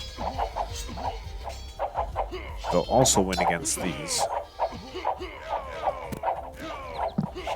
Even against these too, I think. I think red just wins this entirely. Maybe not. Maybe not. Maybe not. I guess, yeah, small advantages spiral out of control quickly in a fight like that. Right, defensive castle going up there. Has green collected any relics yet? Oh, the monk is there. The transport ship is... I don't know where.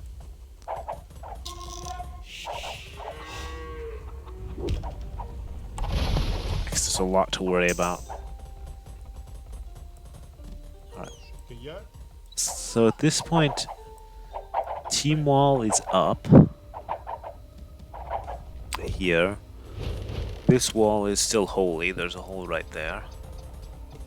And just holy over here too. Alright, looks like purple is moving out to the corner entirely. Or just for this. I want to see green collect the relics. There's the transport ship. Where's the monk? There's the monk. There's the monk. Ah, red is building a town center here. Red's town center has been spotted by a lone green knight.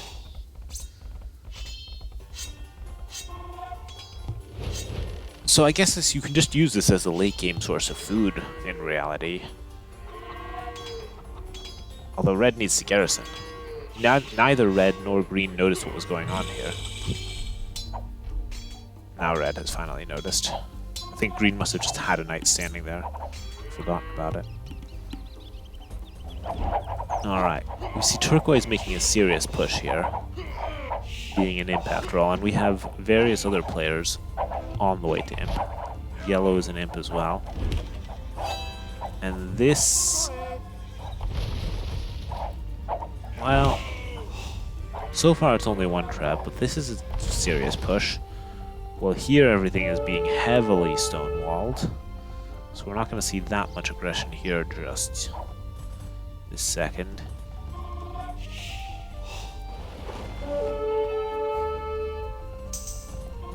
Turquoise, or sorry, green has been too busy to actually collect relics. This is the important push. Yeah, red going for extra food down here. Purple gonna go for extra food down here. I'm glad that eventually this is coming to use. Maybe even just to clear out all the food so that there can be easier trade after all. Maybe that's why they're doing that. Also, I suppose purple is losing a lot of farms here. I think some siege might be in order to deal with this. Like Ethiopian siege.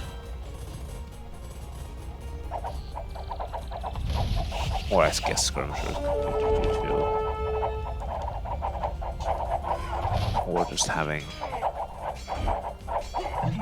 Being an imp, I guess these can be arbless in a moment. So blue is still in Castle Age and red. Fair enough. Alright, this is gonna go down. It's gonna get sniped, and we're gonna see a defensive castle here.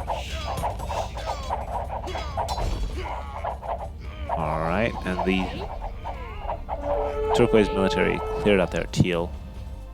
Teal, I'm not gonna switch to saying turquoise now, obviously. So I guess I was sort of right. Maybe the villagers just went there anyway because they needed to build the markets. And it is a good opportunity to get some food.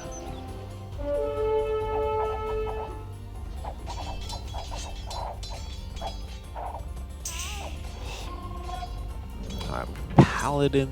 Oh, they're cavaliers. Cavaliers from both sides. Okay. Idle villagers. The relics, alright, the relic on this island is gone. There's still a relic there. What is the status on the relic delivery service? There we go.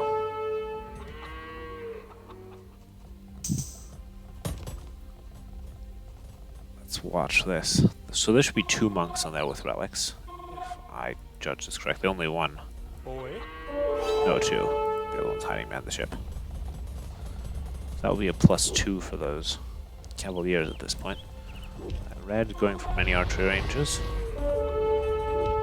So far the walls are staying up here. Blue going for a castle there. Here we have turquoise or teal. I don't know why I'm suddenly saying turquoise instead of teal. Going for actually Portuguese. We're gonna see Fetorias? Probably not. Could. Could. Okay. Alright, these paladins at this point, they're looking to raid deep in here. Alright, everyone else now going up to Imperial Age.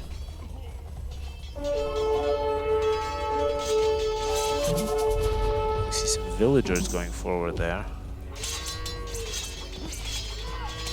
Interesting, this is the first game where we have a serious amount of trade, actually. Well, trade is getting set up. Serious amount is too early to say, but where it's getting to the point where it's even enough here that it's hard to say who's going to win this.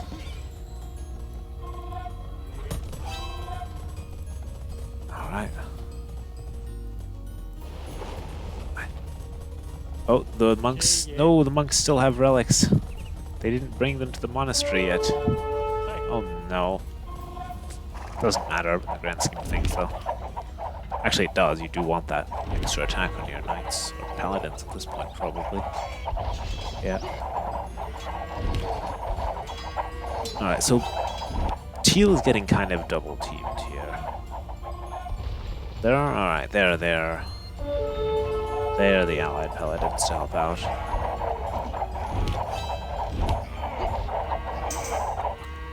And these monks with relics are now going to make a second attempt to deliver them.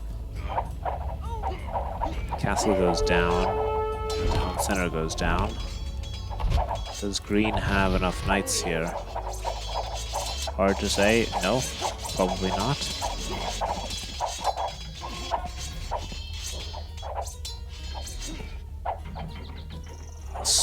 Yeah, this is the stronger army at this point. You're allowed to tribute to anyone in Imperial Age. When you are an Imperial Age, you're allowed to. Let's see an offensive castle going up here. Random paladins there just to guard for trade being set up. outposts there. Alright, this is still a stalemate line right now. Well, the red is trying to break through here. So we've got a 1v1 here and a 2v2 here. And it seems yellow and purple are winning this battle currently. Especially with the Treb support. Alright, we see a Faitoria. Faitorias, of course, are harder to raid. And if you need to quickly recover some eco, they're a good way to do that. Plus, they're a good source of late game stone in free-for-alls, but that doesn't apply as much here. There's probably still stone somewhere.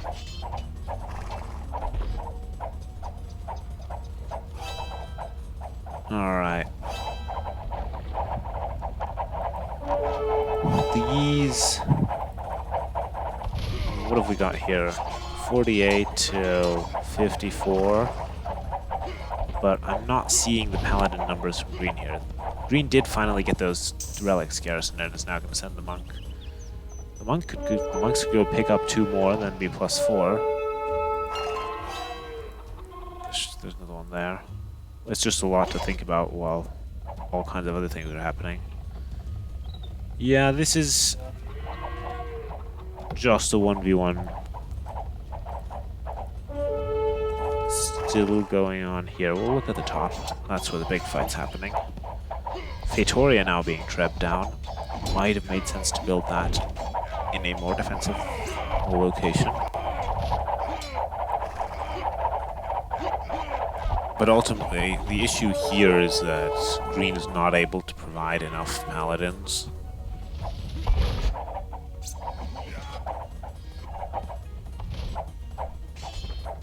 Or is trickling them in at this point, but is not able to provide enough paladins to be a good meat shield. That being said, it looks like they might be pushing back here. Light cavalry. Maybe yellow's running out of gold. Although they have trade set up. Alright, light cav going in here. So far the front lines are basically as before here. Yellow building a castle, yellow building castles here.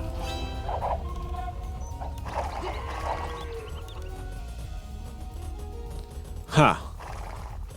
Purple going here, both 2 different teams gathering from the same gold.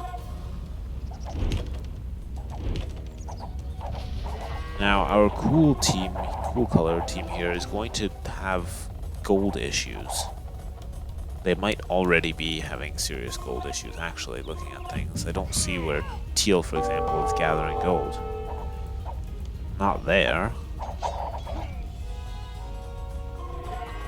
Teal can get gold from the Faitorias, of course, and there's still some back there. Where is green gathering gold? Green is not gathering gold. 2 relics. Alright, going to collect more relics. Or having collected 2 more relics. No, there's one hiding behind this rock there. But the paladins are in on this side. Blue still has some gold, but the difference here now is that there's no trade for this team. So they're gonna have gold issues unless they get trade set up soon, I think. Lots of tributes happening. So yellow's shifted attention here. So we now have the 2v2 of here, and this side is just a 1v1. Bombard cannons to deal with rams. That works, I suppose. Okay, Atila's getting that gold.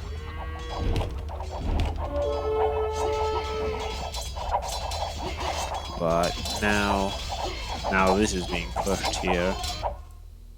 Oh, and green managed to get some paladins in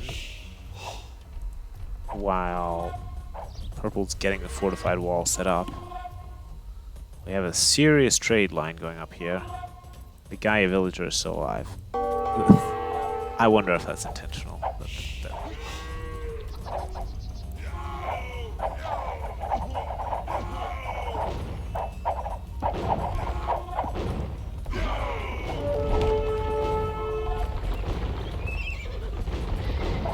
Alright, well, bombard cannons will be able to take out the ram there. We have 3 Fatorias now. Solid, solid. And we are getting trade set up. Teal does need to wall or protect this side, though, if they're going to be trading. Meanwhile, this push here, currently in a bit of a break phase. Alright, we're doing some trebbing here. Oh, that TC must have been repaired for a long time. Alright, yeah, we are setting up trade now. And green is getting gold from the center island. Why not? Hasn't found that relic. But doesn't need that relic as well to get +4. We find a paladin that I can click on. Yeah, +8 total compared to these paladins, which have +4. We might be seeing a long game here. Alright. New defensive castle here.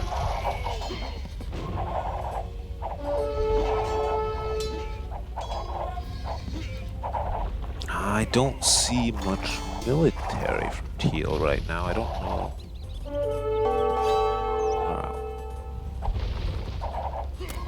Maybe it's garrisoned inside the castle. Yeah, there we go.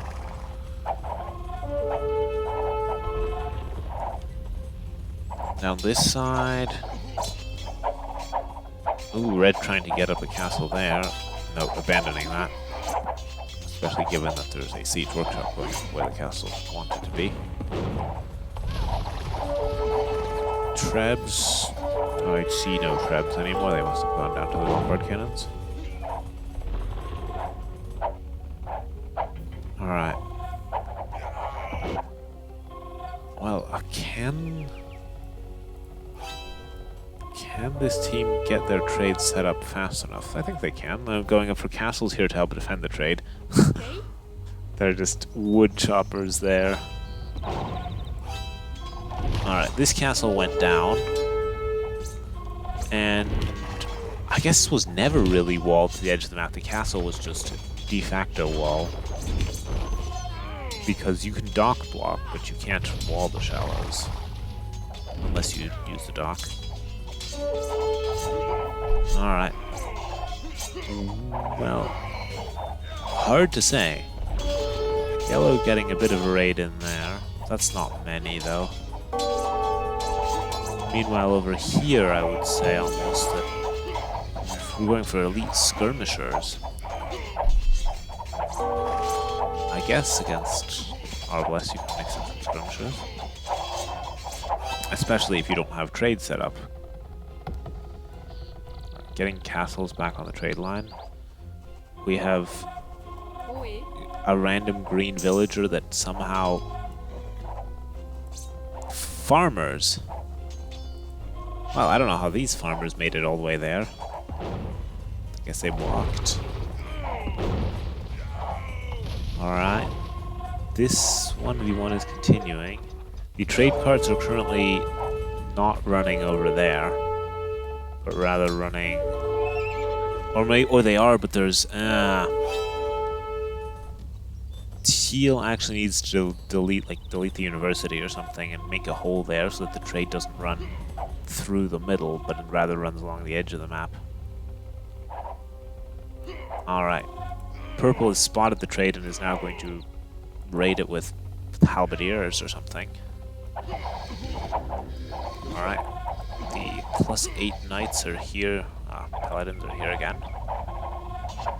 And we see a serious amount of trade going on here. Alright, green still mining the gold in the middle. There is even more gold to be mined, even.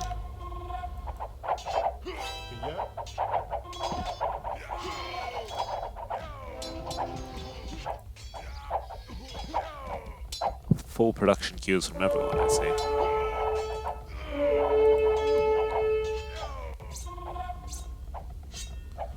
Alright, so one thing, Teal needs to open up the wall back there so that the trade doesn't run where it's exposed. Because otherwise a bunch of paladins can just run in here and cause a mess.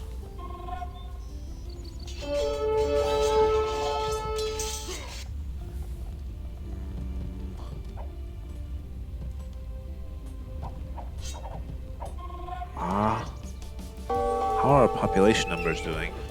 Decent. Decent. Everyone is still alive.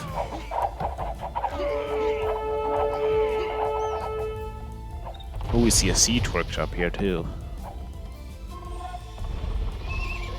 Trade is still running through the center of the stuff here. Yellow's still supporting this side, still running around through this. And running through here. Alright, these trade cards are still slow. Someone hasn't researched Caravan or whatever it's called, yeah. Just yet. Ooh, using skirmishers against paladins. It looks like blue has a serious shortage of gold currently, which I can imagine is correct. These villagers have yet to build a market.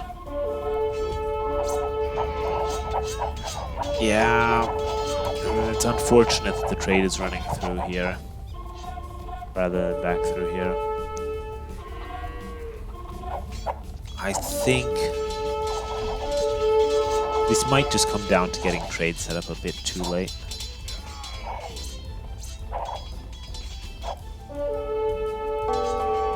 We have halberdiers here now raiding the trade. We do have some castles here. Oh, we have a hussar that somehow made it into this trade line. Alright, green has hussars. Red has managed to claim this hill, because blue currently only has skirmishers. I think this might be nearing a GG now. Yeah.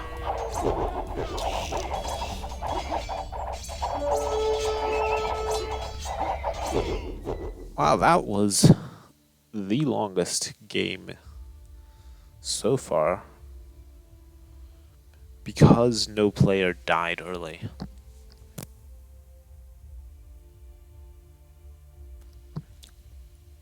Which is interesting to see. Good game. Yeah, look at hundreds and hundreds. This, I think, is the issue here. The fact that trade was set up relatively late for this team, while the other team got 40,000 worth of gold out of trade, as opposed to 2,000.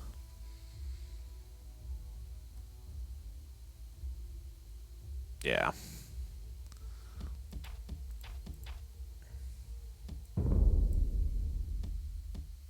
That was only game one. Alright, let's take a look at the 1v1 sets here. Yeah, I think we might be able to. We'll see. Hopefully we don't have too many super long games. Otherwise, I might not be able to finish everything tonight. Let's take a look at this one here on Taklamakan. All right. So for a 1v1 here, these bases are pretty far apart. Yeah, yellow basically has two entirely separated bases. This is not even slightly close. And even for green, not very close on this map size. We've got a lot of mountains squished in between the players. Alright, yellow is taking no risks, saying let's get loom immediately, so is green. Probably you don't have enough food at the start to produce villagers immediately, I would guess. You probably can't get enough food right at the beginning, so you just get loom.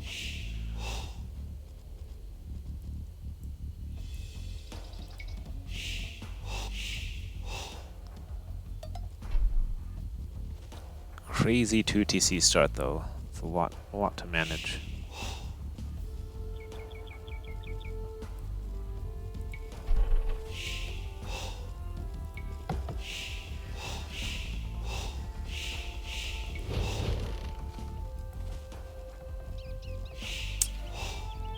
And we have Tatars and Franks,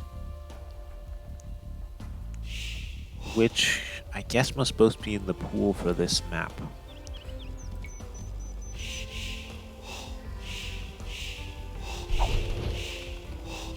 Oh, look at this, we're already on 30 villagers each.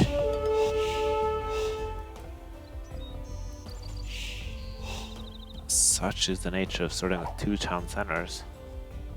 And actually you also start with twice as many villagers.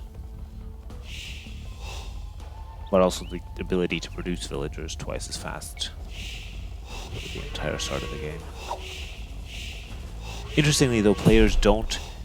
You could prioritize a really fast castle age if you just probably you would force a bunch of idle time, but you could go very early into castle age. But then if you don't make something happen, you have a much weaker eco. And it might be tricky to make something happen with 2 town centers for players to run back to.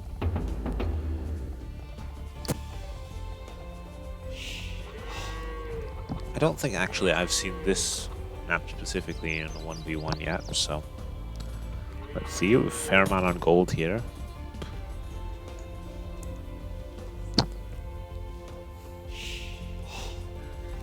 The 2 scouts are looking for something to pick off.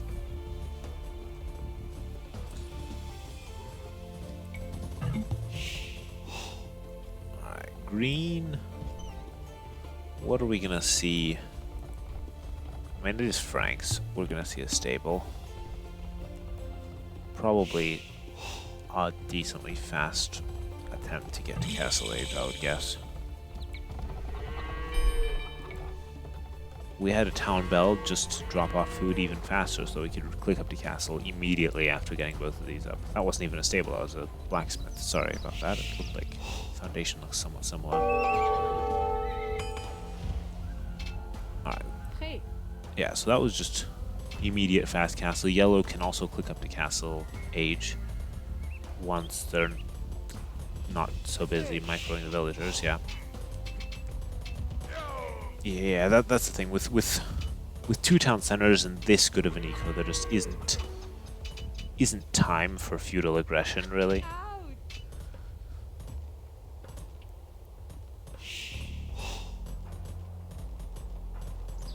Because it is easy enough, even if you have to deal with some feudal aggression to make it to Castle Age.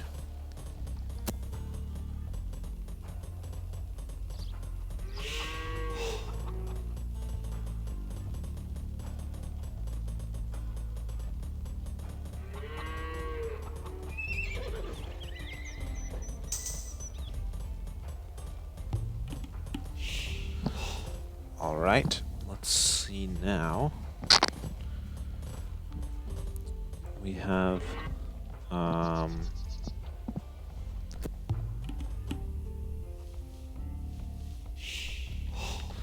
we're gonna see knights. Right now we haven't really seen much yet. Alright, yeah, okay, we see triple stables over there. And we see double stables. I don't know where the second stable is. There's one. There's the other one. Oh, one at each town center for this player. Versus yellow players put them all on one side.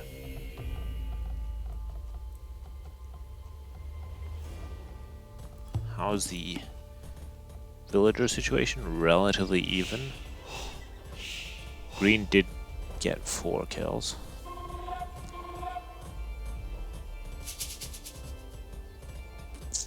And is now in a position to attack all of these gold miners. And probably take most of them out. And even lure a wolf to the farms. Oh no, the wolf is still following the knights.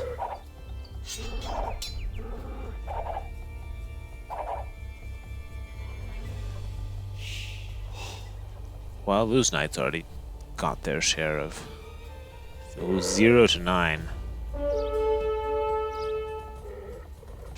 Do we have?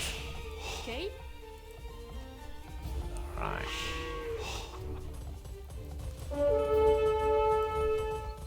Alright.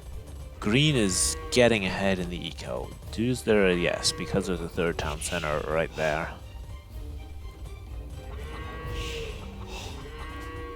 I think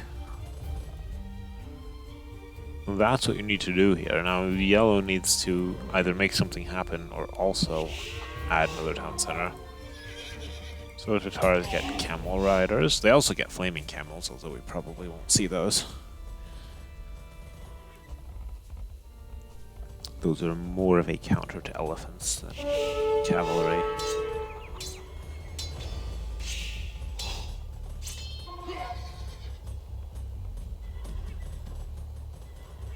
Well, so far, I see a monk. See a monk there.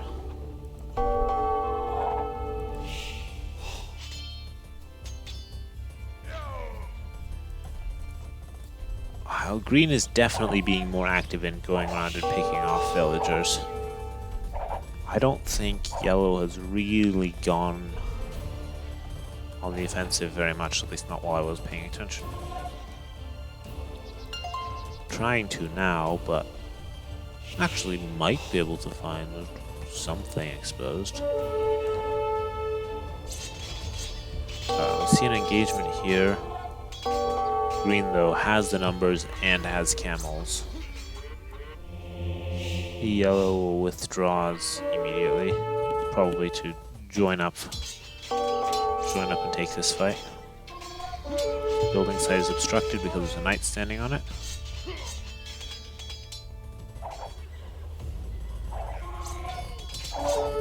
And what does green have to deal with camels? Wait, no, green isn't it. What does yellow have to deal with camels, I mean? Nothing.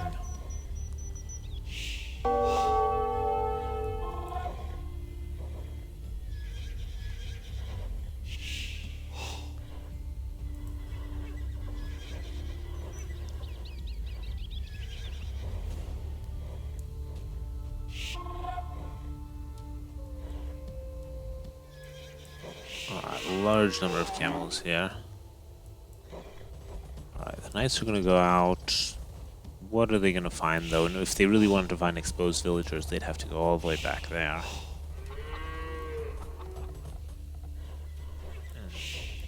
Camels are protecting this side. Alright, knights are going straight in. I suppose they can.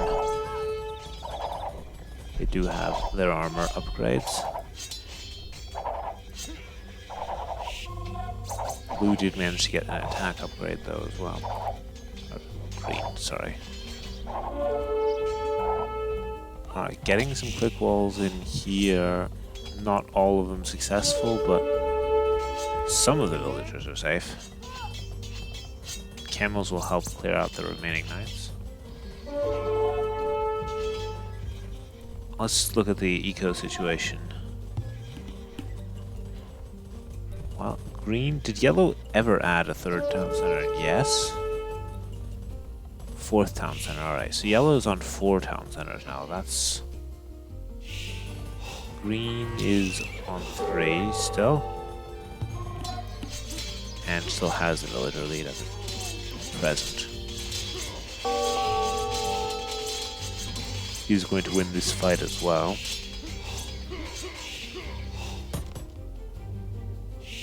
What is yellow? Yellow's has occasional monks. There seem to be a lot of relics on this map. 1, 2, 3, 4, 5, 6, 7, 8, and I'm only looking at the bottom half of the map. Maybe it's spawning double as many resources as usual. Also double as many relics.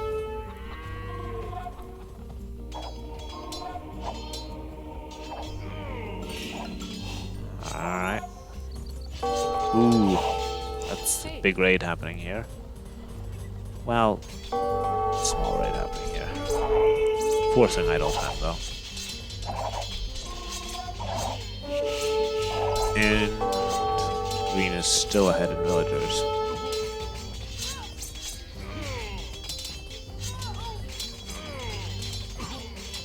And widening that gap by picking off more villagers here. I'm also seeing siege being added. That looks like a siege ram over there, plus pikemen. Well, yellow doesn't really have an answer even to the camels.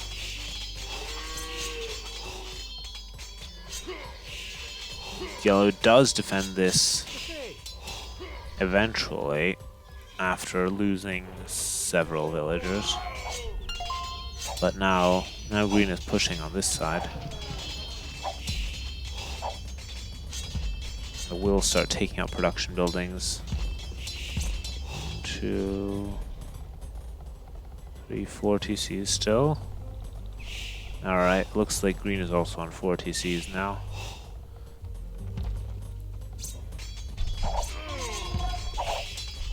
Alright, sending in all the knights here. I think with camels though, green wins this. Also green has +1 tap.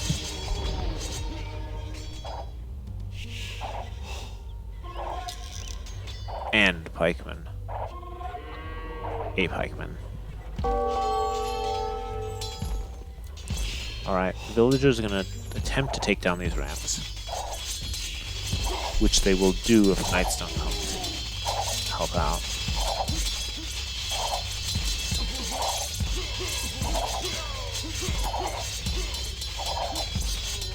I see a castle coming up there.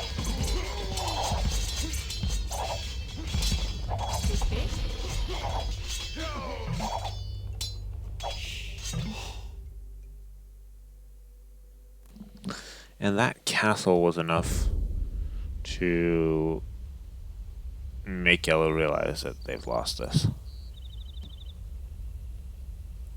Also probably the fact that yellow just lost all military. And yeah, 1 military. This would all be taken out. So good game.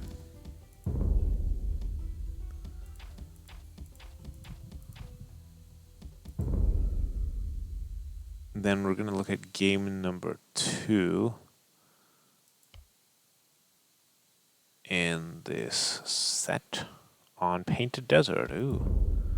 We haven't, or I haven't, in the Sand League watched on Painted Desert, have I? I think not. I like aesthetically how this map is. There were some balance issues with resources sometimes not spawning or being very forward. It's tricky with the elevation from a map scripting side to make it fair, because you can't control easily where hills will be. But I like the visual appeal of it. Let's take a look at it. So we have forward gold. Yeah, sort of forwardish resources, but both players have that. And in this setup we have Magyars and Mayans, is that correct? It seems to be that we have Magyars and Mayans.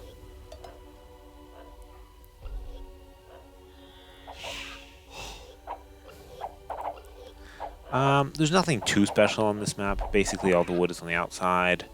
Well, most of it. There are these little forests here, and there are these strategic hills in the center. Yeah. So we're just going to see, watch a nice boiler.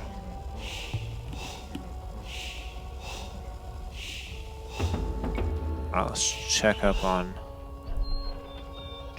red. Also pulling the second bore. And I see a man at arm. I know a militia, but alright, looks like blue will be heading up to Castle Feudal Age in a second. I'm mixing up a lot of terms, I think. Must be getting tired. We'll have to see if I actually do this. Magyars, yes.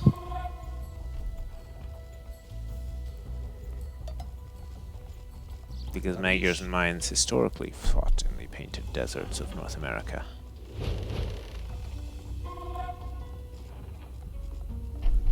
There we go, there's the drush.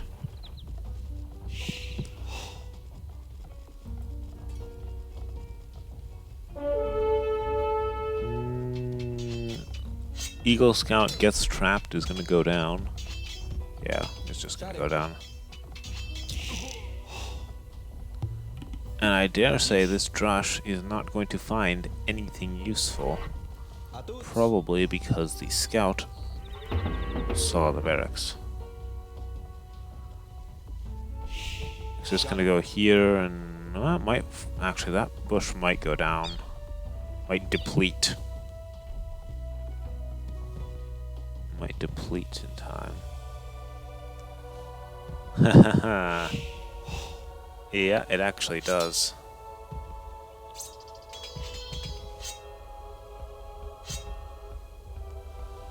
But this villager will run back to the town center and will make it back. Well, there are some exposed villagers there.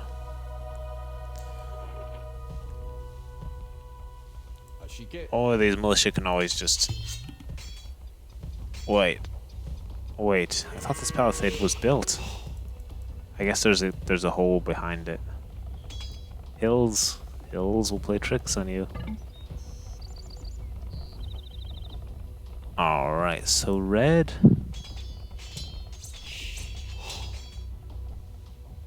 He's going for some sort of drush-fast castle. We see a stable here. That makes sense. Is Magyars? Because their scouts get free attack upgrades. Which is also why this scout here has already +1 attack. And is still going to lose to the villager.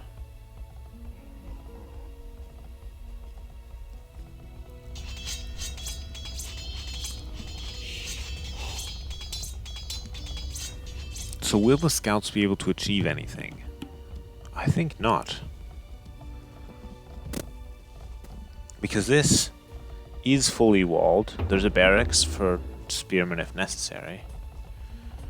One thing though that is notable is that red does not wall, or that is gold, has walled in some gold. Never mind. Red can safely do a fast castle. Alright, this is quick walled in time. That will be as well. The drush, though, still providing distraction enough. Alright, there come the scouts. Ooh, villagers coming forward. Hunters, they're gonna hunt the deer. No, they're gonna build a tower here, which is gonna help break through, and is also gonna deny the berries.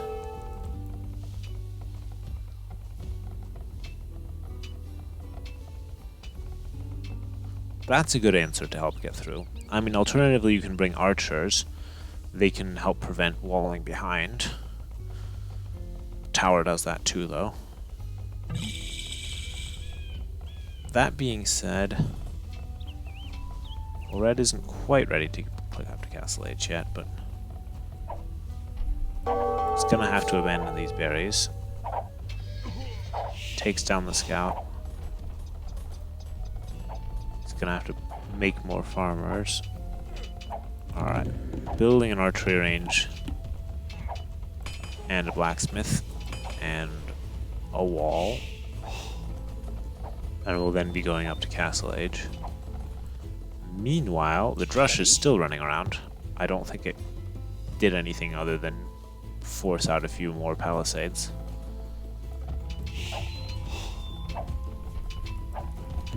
Blue will break through but run into more walls behind.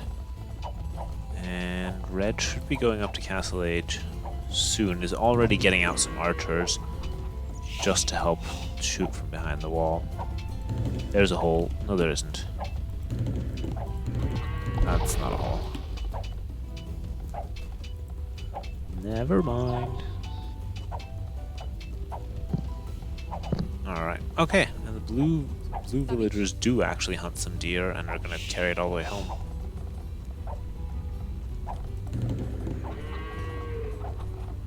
Alright. I guess getting pushed off berries means that red can't do the fast castle that they wanted to. Cancels, though, the farming upgrade. No, actually getting various upgrades. So deciding abandoning the fast castle plans.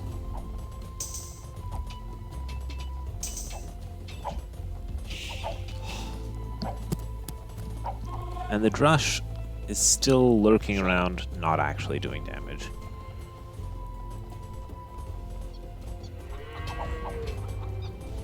Alright, we see skirmishers from the archery range to deal with the archers. Second archery range there. More archers coming out. Alright, we're seeing fletching for these skirmishers. Just to help them have the same range as the archers.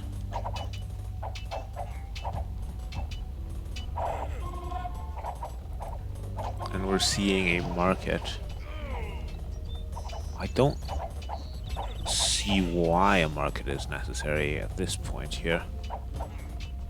There isn't. I guess if red wants to sell stone or something, or just sell the excess gold, balance the economy.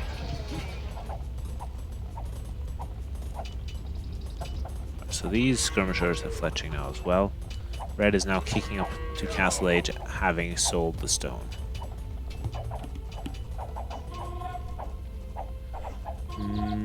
Red does not have easy access to more stone though, because this stone is towered. And there's plenty of stone further out though. But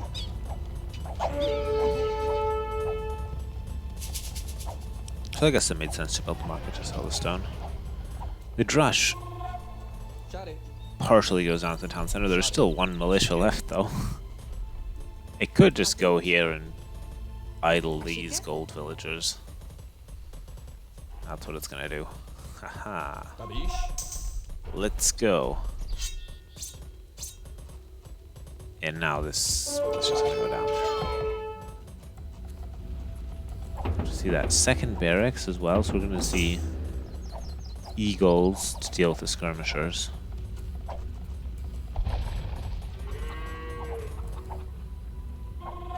Alright, both players on the way to Castle Age. Now we see archers actually coming out from our... No, we're seeing scouts. Wait, there we go. We see another stable coming up. And bloodlines. Knights are good against all of that, basically. Alright, so we have the group of archers. Skirmishers are running home. Eagles are being researched, archers are being upgraded.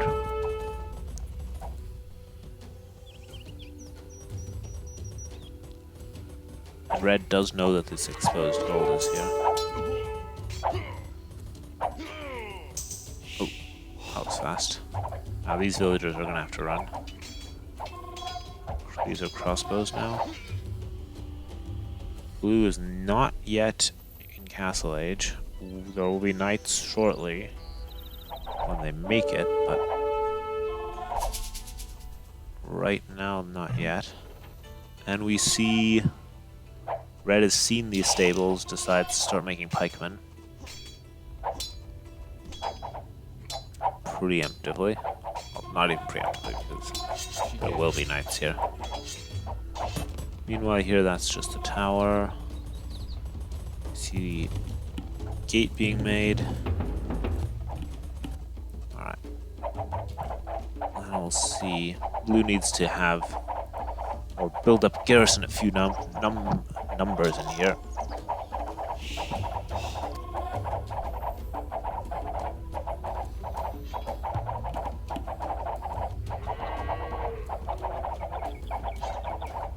Sorry, there we go, it should be set up again. It's just got stuck on my mic cable. Alright, this wood line is no longer walled, so the eagles will get in on that. Those are still eagle scouts though. Villagers run away. Alright, the spearmen are getting up here as well. Got the infantry speed upgrade coming in. We see scouts being produced now and being upgraded to light cav.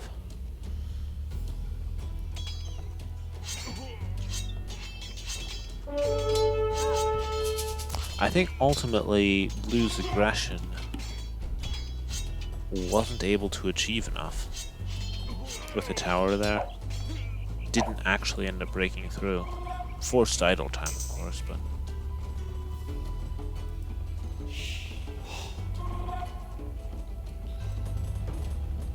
Alright, because Red is ahead in villagers.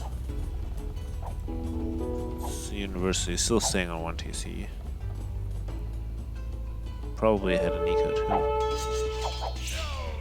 But these crossbows get cleaned up. At some cost. Alright, mining camp is gonna go down. Can I click on it without press Alt? No.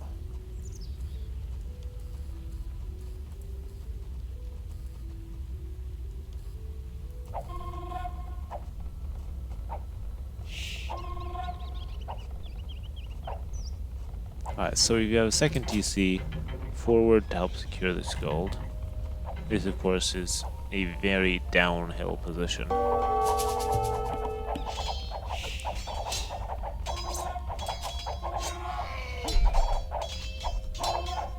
More light cav and knights coming in. TC makes it up though. Meanwhile, defensive siege workshop here. Minganel can't afford to ungarrison though with eagles running around close by.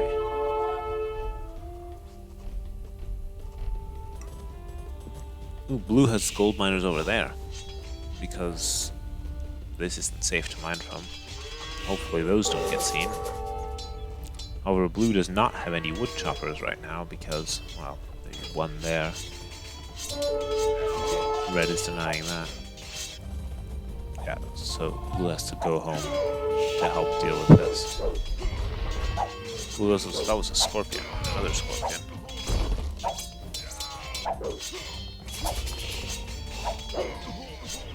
The crossbows do get cleaned up here. And we have a scorpion still left over.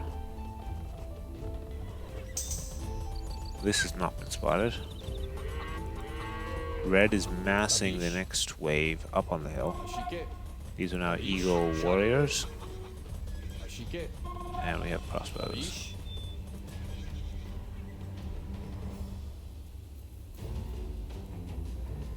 In the economic situation, Red is still slightly ahead in villager count. And having added the second town center will be pulling ahead further. It's a bit awkward to be farming in that depression, though. We see a ping. That's interesting.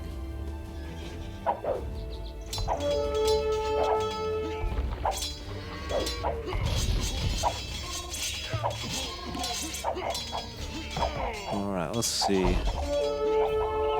Looks like Blue, well, manages to snipe the scorpion. Red snipes the scorpion, loses the eagles, though. There's another scorpion. New eagles are being trained. Now we have a scout here looking around. He's going to see this gold and the building there.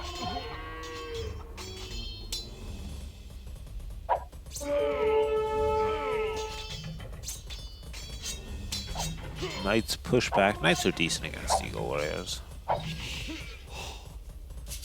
Scorpion can then shoot down the hill. I mean, this is if you have siege up on this hill, or even just a lot of archers. Ooh, tricky, tricky. You see more barracks. Red is going to focus more heavily on eagle warriors, or even pikemen.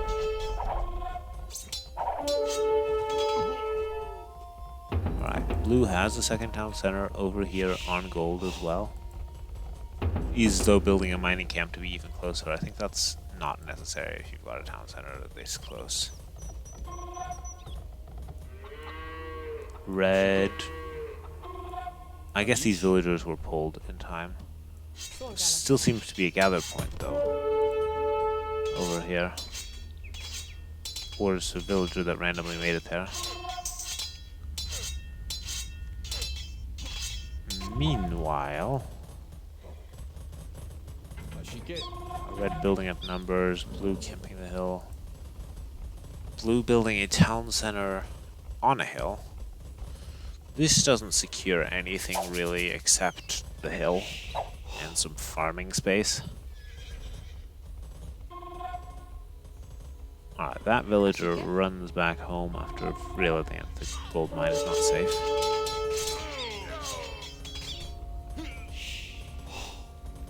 Eagles go for the villagers. Crossbows are gonna die to the cavalry.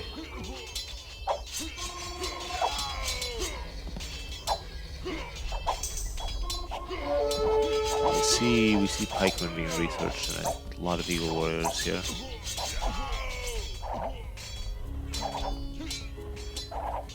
What's the villager situation looking like? Red is still slightly ahead in villager count. Third town center will eventually make it up, even if another builder goes down to an eagle. Yeah. Alright, we see lots of pikemen being queued up, but I dare say blue is not actually making much cavalry at this point.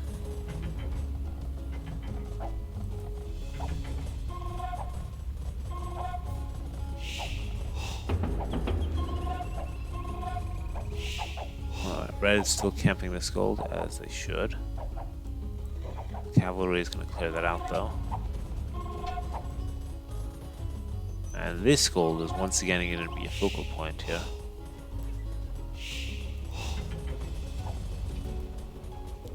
This time with some pikemen to help deal with this.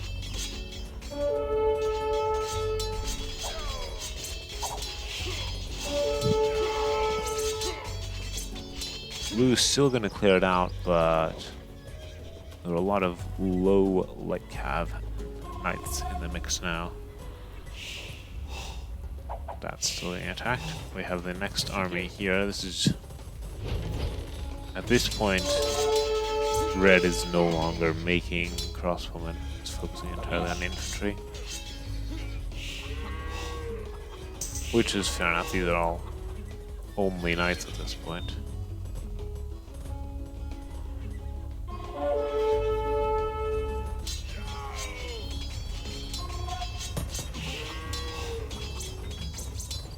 Red is certainly getting the better trades, at least. In terms of resources. I didn't see arson come in, but it probably is in.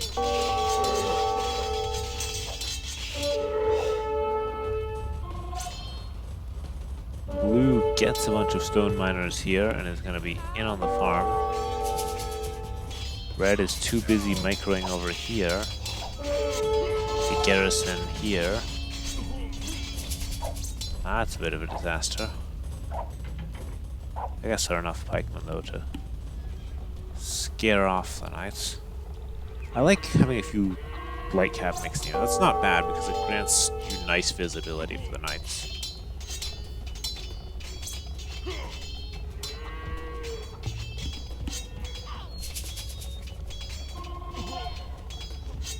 You can't really fight villagers anymore at this point. Well, the villagers can't fight back.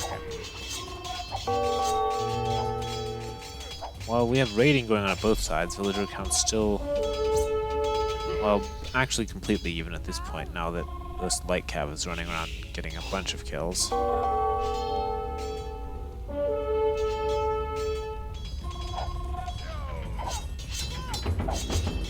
Red is producing more pikemen. This was a fair amount of damage. Alright, adding a third town center back on the wood. Moving out, we have 3 town centers here still. Red now behind on villagers, slightly having lost some. Siege snipes the siege though, scouts around.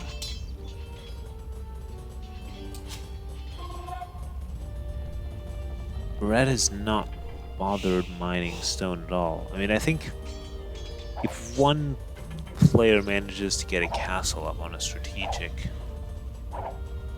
hill, I say that, there aren't that many good spots. That could be a big thing, though. Military numbers are not looking great for Blue. Blue has 5 military, they are right here. Red has 37 military. They are here and also back here, raiding with pikemen. These villagers are caught out of position trying to build a mining camp there. Meanwhile, this town center might actually go down to Eagles and pikemen.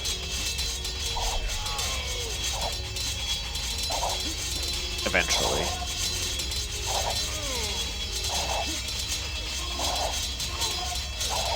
Oh, looks like Blue is now 10 villagers ahead.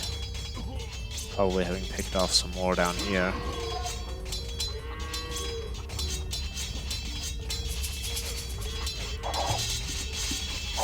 I don't know if this is worth it. I mean, Eagles have decent pierce armor, but it's throwing away a lot of troops for taking down a town center.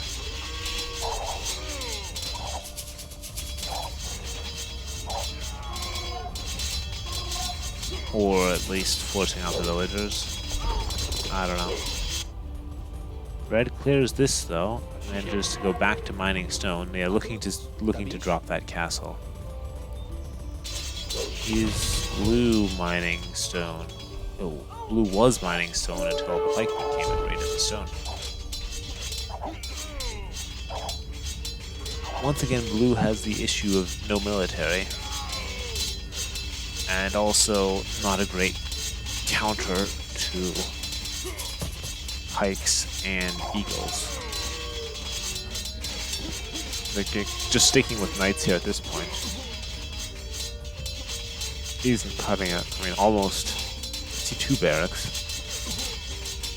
You almost go for, yeah, go for longswordsman. Town center goes down.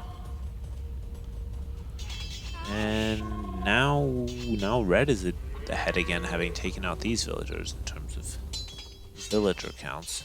Still raiding with pikemen. We see currently there's still men-at-arms. That's not sufficiently upgraded yet. Once they're longswordsmen though.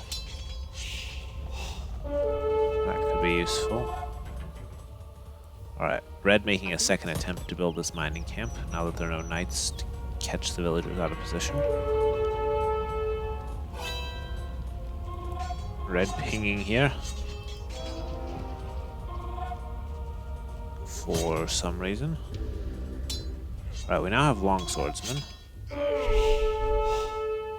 Longswordsmen should trade well against eagles and pikes. The villagers are going forward to build this castle though. Blue's going to need to move out. The castle here might be game ending for Blue. with all this home space being rained.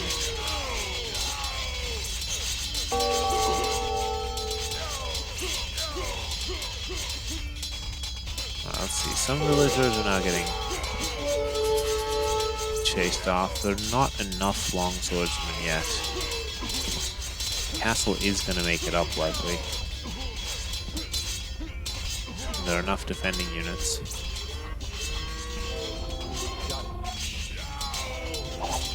And long swordsmen are the right answer in sufficient number. Alright, we're seeing a defensive castle over there, but we are seeing a GG as well. Yeah, fair enough. That was the game-ending castle right there. Also, I feel a little... Blue didn't really have an answer to pikemen. And wasn't able to deal with the pikeman-eagle combo.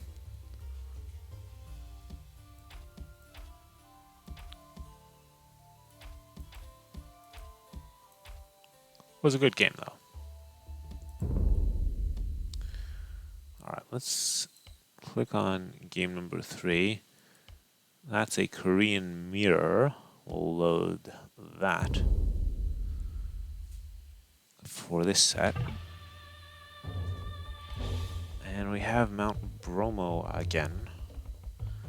And it's the map pack and it's the mirrored civ, right? So that's how we end up with a Korean mirror here. Alright. And everything seems to be in order. Let's fast forward. Lots of scouting with the water buffaloes.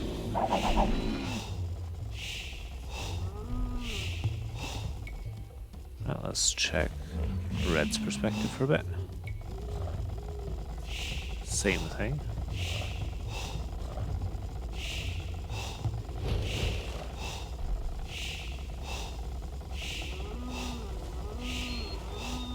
Alright, we're seeing Loom.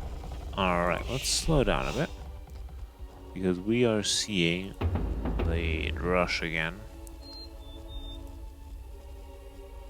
Same type of thing, I think, where we're going to have one player going for feudal, one person going rush fast castle, already building the necessary walls for that. So where did the man-at-arms... Oh, there they are. Is there only 2? Might only be 2. Alright, I don't know, this is not going to achieve much. Especially if they get weakened on the way.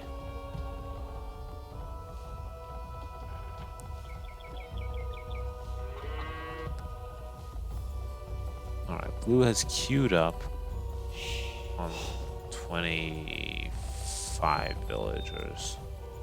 Feudal age. Yeah. Well, it can cause a bit of idle time, but that's about it.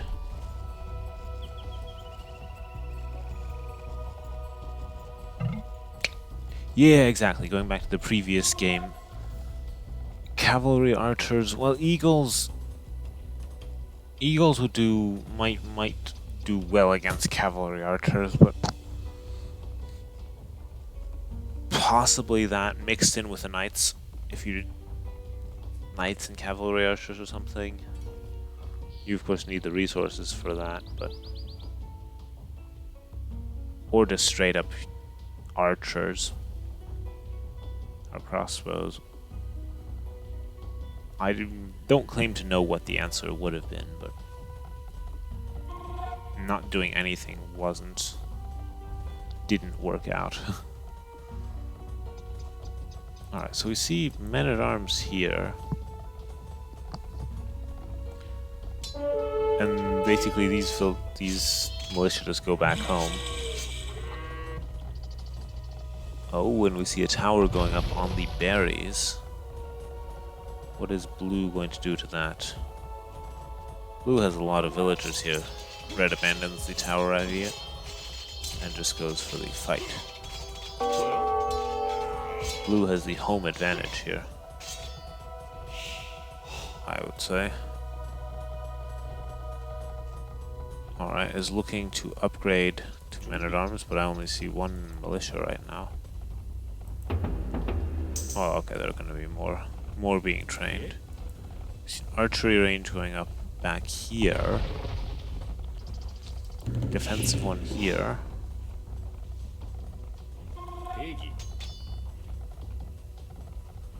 Alright, villagers are walling themselves in.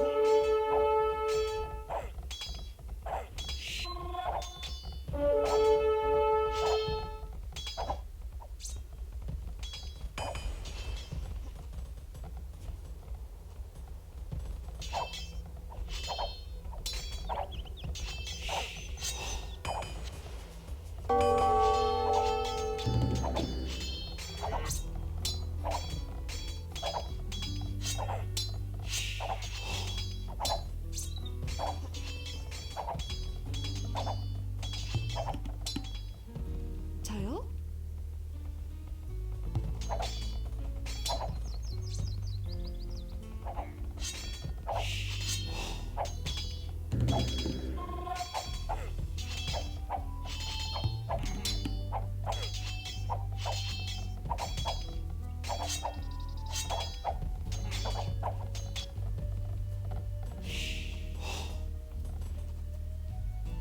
준비. 예.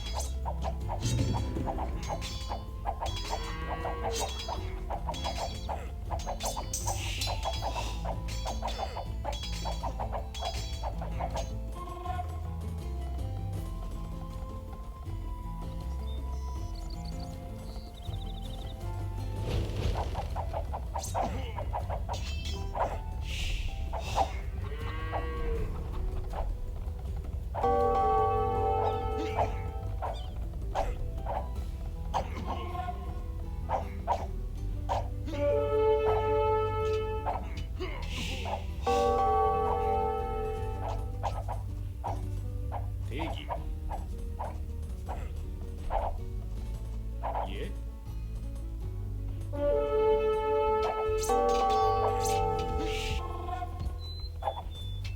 준비.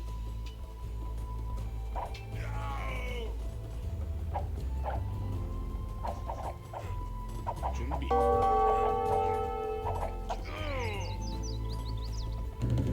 대기.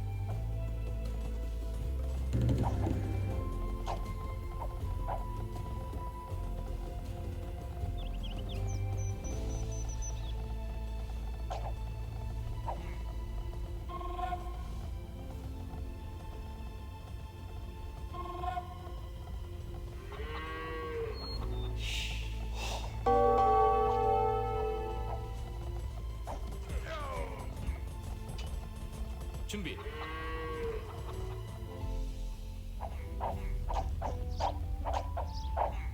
예.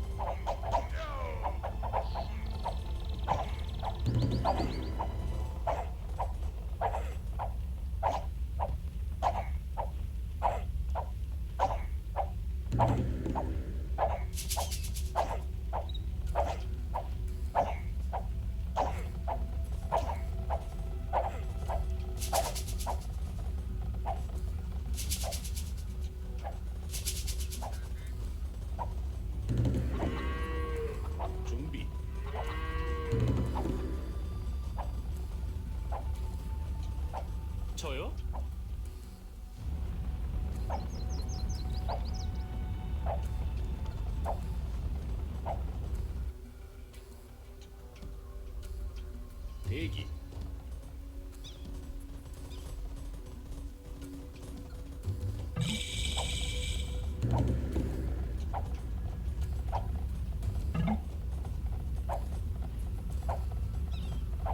Am I muted? Shit, I am muted. Sorry about that. I might have... I don't know how long I was muted. I was commenting on all the stuff, by the way. Like the burning buildings. Saying hello and everything, but... No, I mute myself like when I need to cough or something. And sometimes I forget to unmute myself. So thanks for noting that.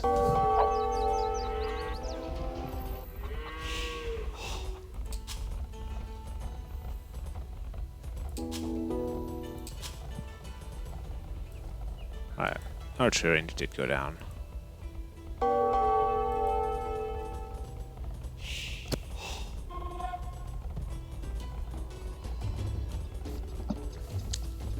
Actually, I don't know how long I was muted there. Sorry about that. But I did at least keep the camera on the interesting stuff, such as it was. How are we looking? Pretty even in villager counts. Completely even in kills and deaths. Third town center there. Castle here. Straight into war wagons. It's a mirror, of course. From what I understand, war wagons are slightly too cheap at this point because of all the buffs that Koreans got.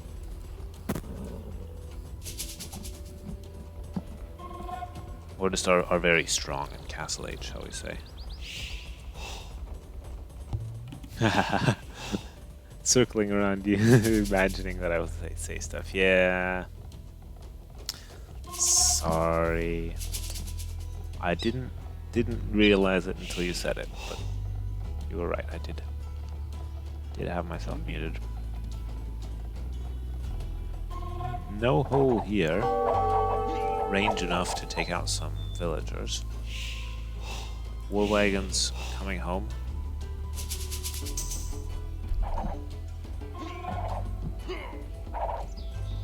The main advantage of war wagons is that they have many hit points. Also a fair amount of pierce armor.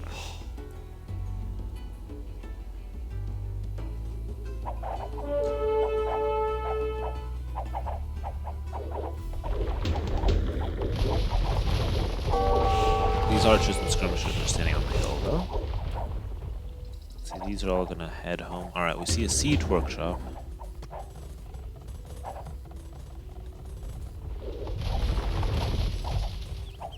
Villager counts. Red.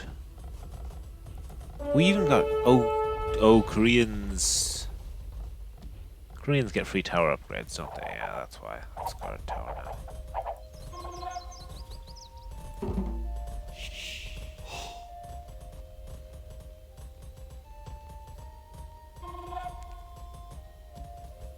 Alright, what does blue... Okay, same thing.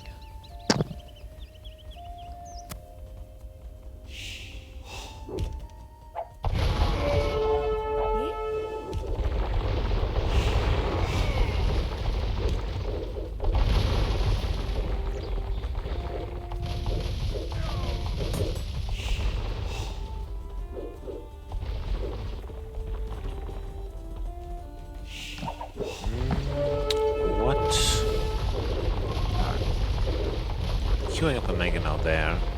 Box formation, haha. That's probably a misclick.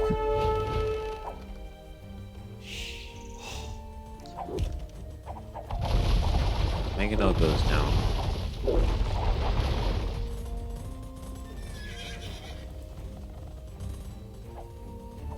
I mean, having a castle is an advantage here.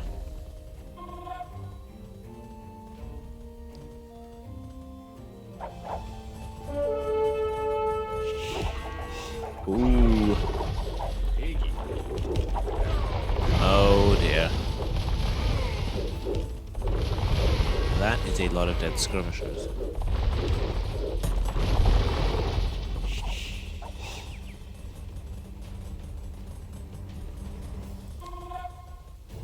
I guess, alright, we're seeing a castle. If that castle goes up... Oh, that's red. Red wants to put a castle there. Red might be able to force that up too, yeah.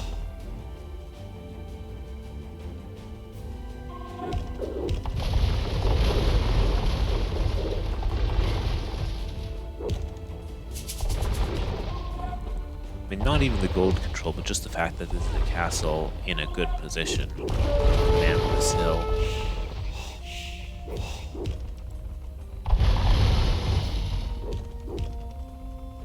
Ooh, this town center is... I mean, blue still has the same number of villagers, but unless blue can make something... Alright, making a defensive castle instead of a blacksmith. That was probably a misclick to make a blacksmith at all.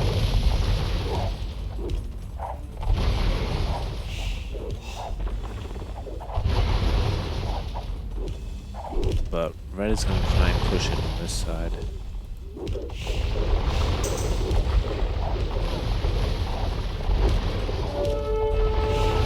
Here, if one player gets to Imperial Age much faster than the other, that might be the thing that wins it for whoever does that, just because they'll be able to trap down the castles.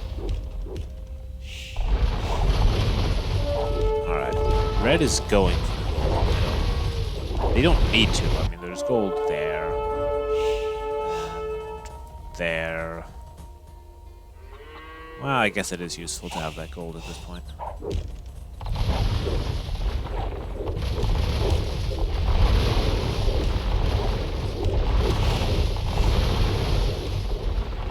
Okay, and red is also researching Imperial Age, so I think once red hits Imperial Age, or soon afterwards, this will be over.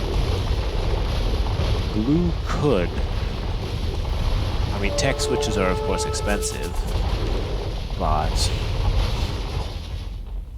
maybe, like, a few knights, even unupgraded, just take out mangonels, and maybe it's not that many war wagons. Or light cavalry or something.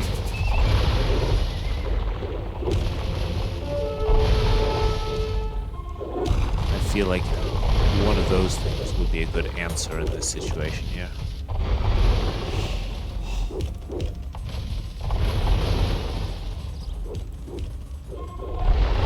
Or lots of defensive mangonels. Blue's losing this town center as well. Still managed to keep up the villager count, but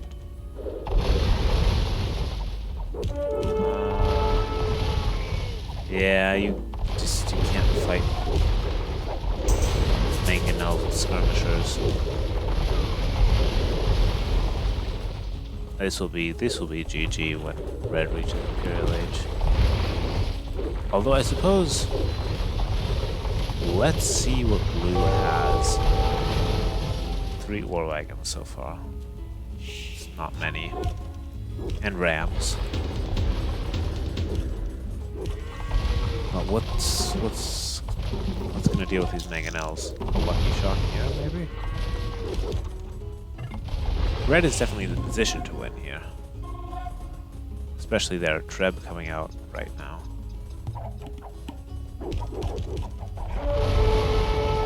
Alright. Blue might pick off the mangonels here, yes. And sending out a few war wagons and a bunch of rams. I guess now that the mangonels are gone, this is the chance to ram down the castle. Just ram down the Treb too if the Treb comes out. Red is sending villagers, but this is a lot of rams. Alright, there's one mangonel again. You can even send the rams to attack the trebuchet. Yeah.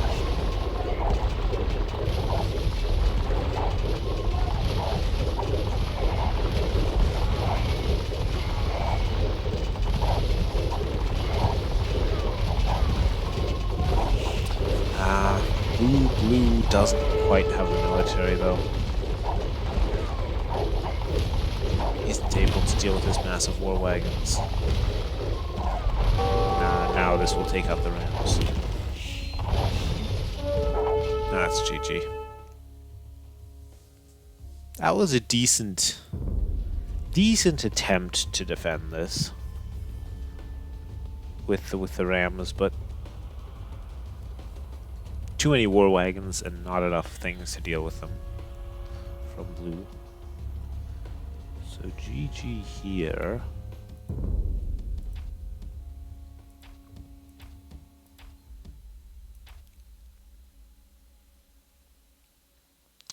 Pretty even for a long time.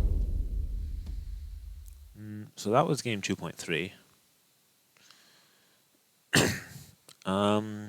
We are looking at USAF.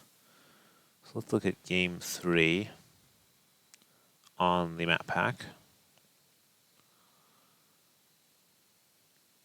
Yep. I'm going to quickly grab a drink while that loads.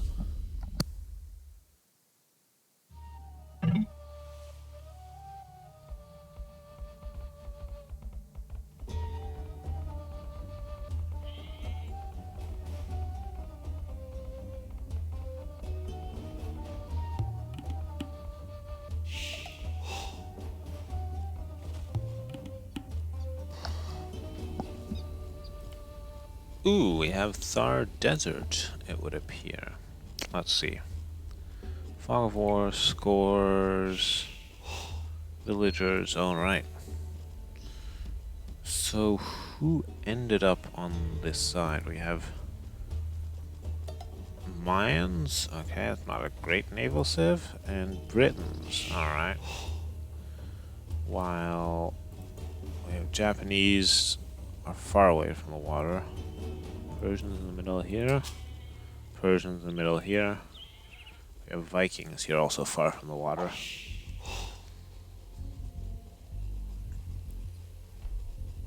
Yeah, so Vikings and Japanese might have been more useful on this side, but of course this was a map pack one, so they didn't know what map they would get.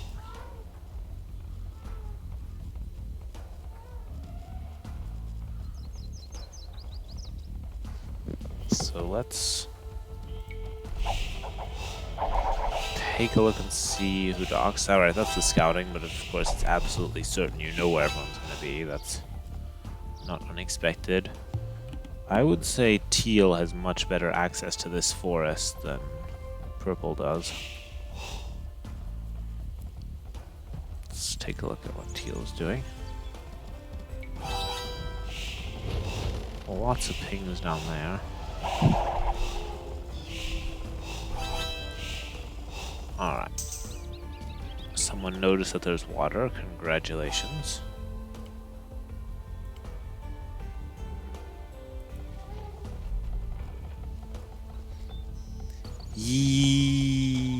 Yeah, there might be something like that in the later stages.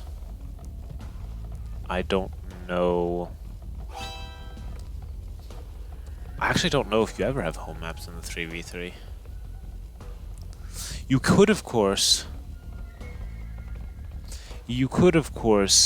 at least plan which side, because Thar Desert always looks like this. You could, on the off chance that you random this, make sure that the flank on this side is one with better water, and the flank on that side. And then if you end up with Pag, you want this player to be good at doing like a drush or something as well. Or being good with being the front civ. And this one with being good at back, so maybe you want that one good at water. I guess there is no good answer to it, really.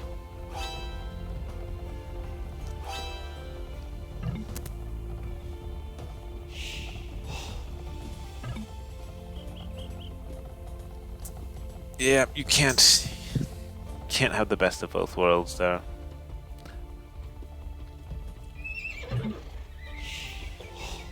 Or you just pick Persians and you say Persians is good. I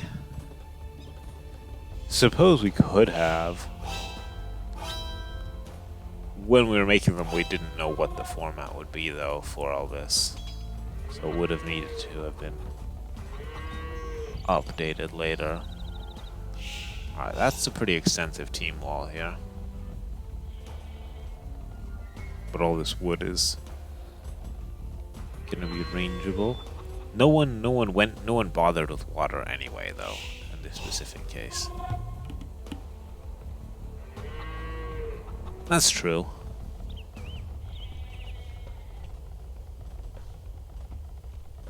I feel like this was picked as a home map, but it was picked as a home map for 1v1s, wasn't it? Yeah. We had that one series where it came like 4 times. It was random twice and picked as a home map and was a set map.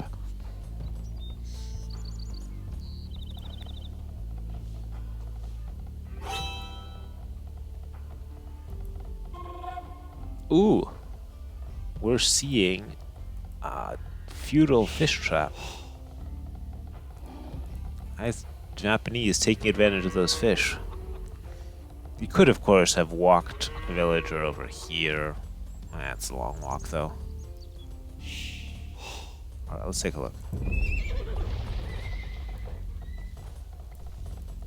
Scouts circling around here.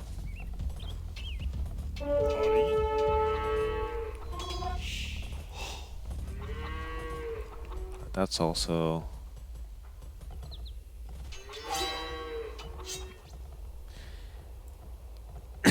I also haven't seen much play, or any play really, of ships going down the river here on this one.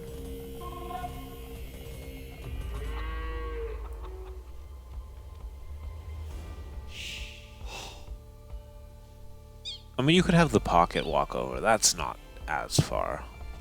That is certainly doable. Having the far flank walk would be far.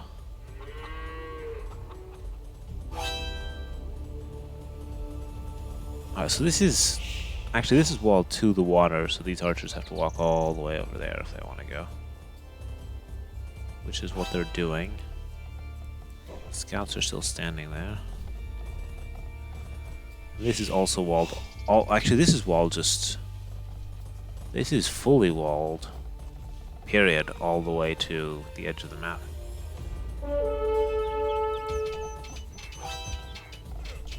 Ooh, longboats up the river. Yeah, that. Well, that's the opportunity that presents itself. Similarly, actually, on Arctic Circle, which I don't think we saw at all in the main event, but we saw here twice in the Sand League so far.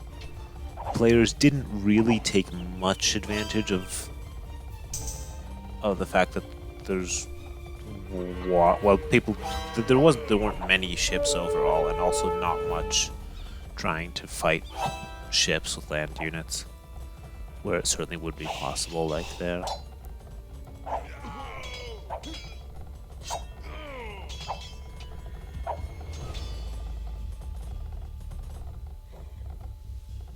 This is... And these are just shore fish, even, but I guess it's safer to fish here than to go here and then risk there being enemy ships.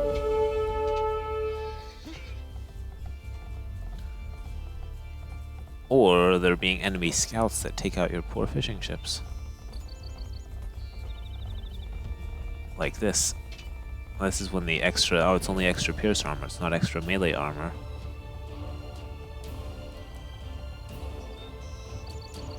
Indeed. Fishing ships are only fast on non-shore fish.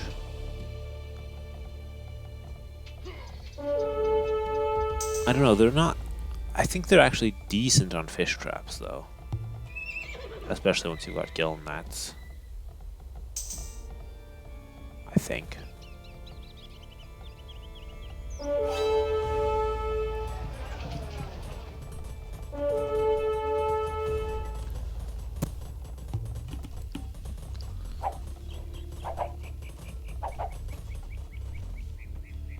double walling here.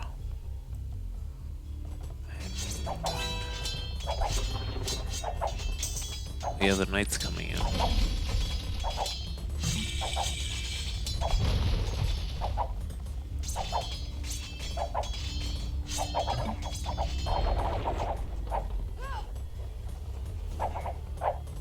Okay, so here that's just a scout being chased around, and here the fish boom is real.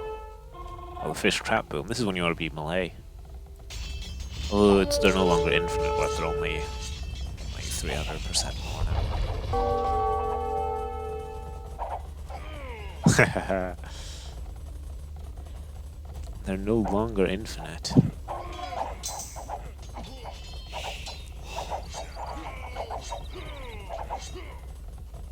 Of course, if you get the map, if you random the map, then you could have had melee because you just picked melee as a good hybrid civ. Unknown map pack civ. Although you probably wouldn't do that.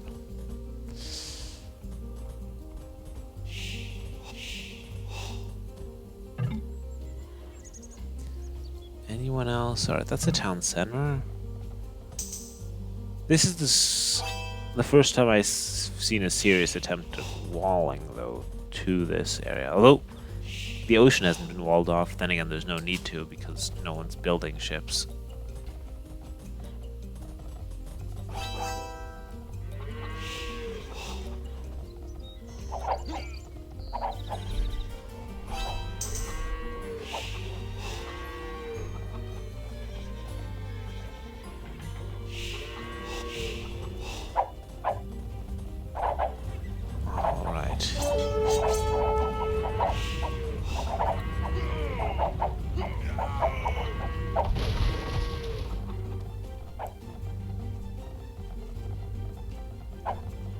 I mean, both teams actually walled with their front woodlines, which I kind of question because any villagers chopping wood on them are easily rangeable. But I guess because it's so open, that's your only hope of actually doing a team wall if you want to do one. Alright, that's... Here... Yes, but it might be better just to wall like that and just keep the back part all to yourself. Although, I guess there's a risk of landings. But no landings if your opponent hasn't built any docks.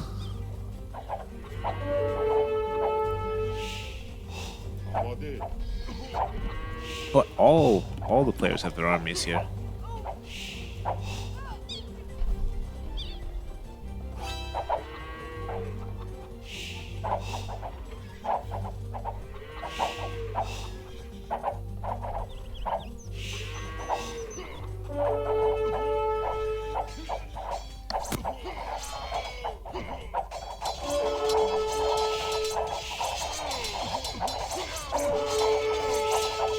So this will be cleaned up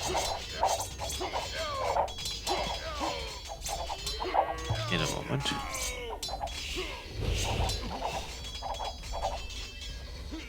And then we'll take a look. Let's get an update on our fish traps. Yeah, I pointed that out at the beginning of the match. I don't think you were there yet, but basically Teal has a much better access to this forest, while Purple has a big non-forest area. That being said, so far no one's been going for it.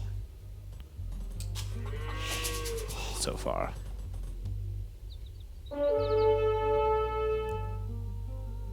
I've noticed a few things actually in these games, and one of them where you started with outposts on a 1v1, one of the players was missing one of their outposts. And on one of the other maps, there was just a random Gaia builder, which I don't know if he's supposed to be there. Probably not. I'll have to check that.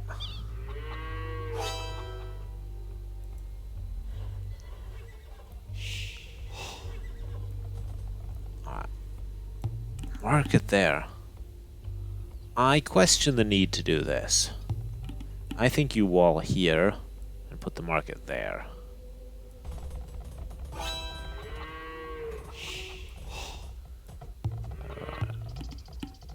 This, on the other hand, there are a lot of trees sometimes in the back, so trading here requires some chopping. Especially specifically, this looks very forested to me.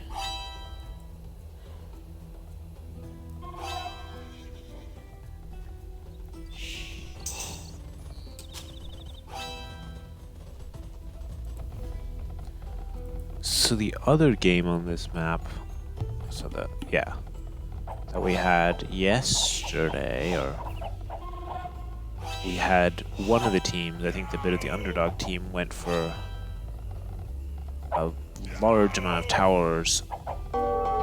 Basically had both flanks went for tower rushes on. That was reasonably successful for a while, but then there was then the follow-up, I think, wasn't there. Alright, so we have 2 TCs here on this wood.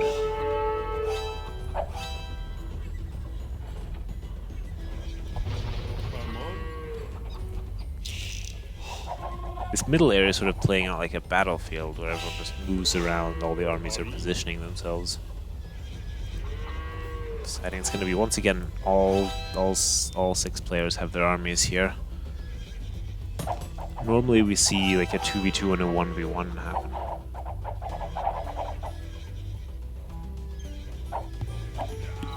Yeah, I just happened to notice that it was a bit thick there. Which makes it a good place to build a TC on wood, but it also means you have to think about where you build the market if you actually want to trade early on.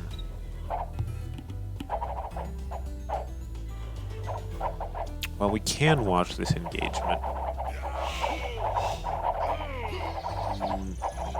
Nothing's going to happen decisively, though, because as soon as one team thinks they're losing, they'll retreat and wait for reinforcements.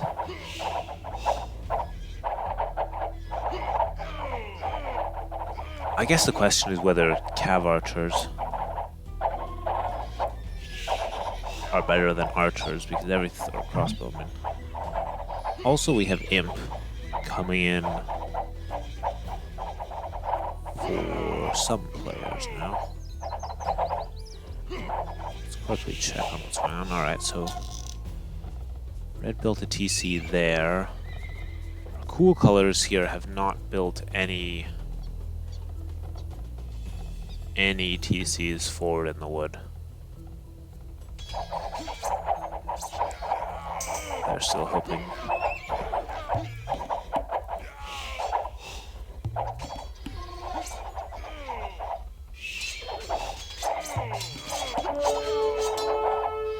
I mean, cav archers, they certainly have mobility, which you don't really need here. They are, if you can afford enough of them, the extra HP might be good. Trade on the river. I would do that. Pros might not do that, I don't know. I mean, there's several maps, like, even on POG I was thinking too, might be easier there to set up trade with trade cogs, but you need water control for that. Although if you, like on this map, you could wall off the mouth of the river and then trade in your half. It wouldn't be as long as trading the full length, or you could trade the full length if you actually control the water. Let's check on what's down here. Lots of mining camps? Why the many mining camps? You certainly could trade up the river.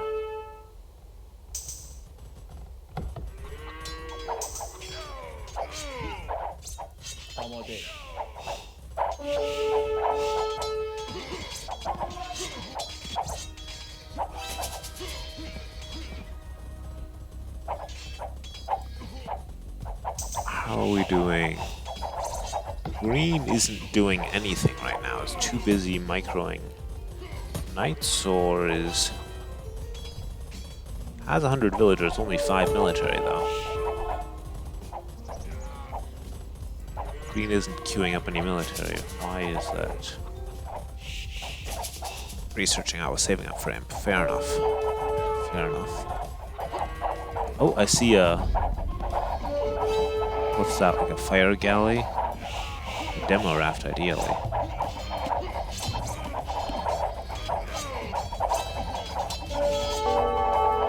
Yeah. Alright, let's see. Let's see. This could be big if these players don't expect it.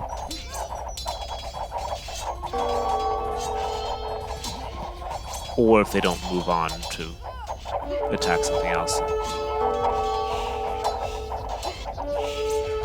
They are surely watching their units very closely though, but send in the demo raft. For the mining camps back there, it was both red and yellow were building mining camps. One player was building at least 2 of them. Like here, same situation. 2 players of demo rafts. Let's check down here. Alright, one of the mining camps was deleted. And there's plenty of gold to be had back there. Okay, here are the markets. This is gonna require a bit of chopping though, to set up trade through this. Send in the demo raft. Alright, imp for everyone.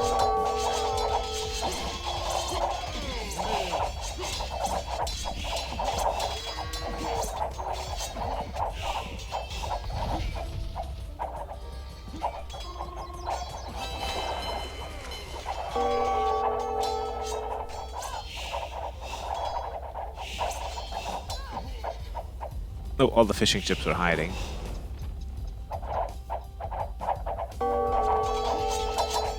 And this might actually be over because I don't know, I feel like these armies have been sitting around here behind enemy lines for a long time, causing damage.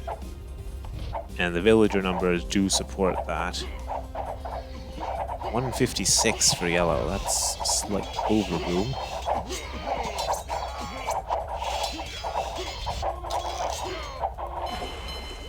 Alright, another demolition raft being queued up. Maybe this is when you research heavy demolition ship. No GG is being called.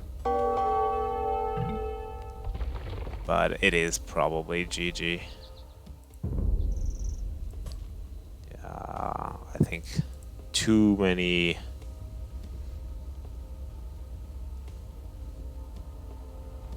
Wow. Too many villagers were lost here.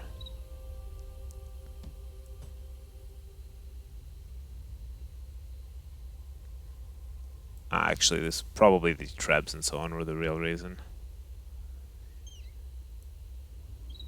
Yeah, there we go. Alright.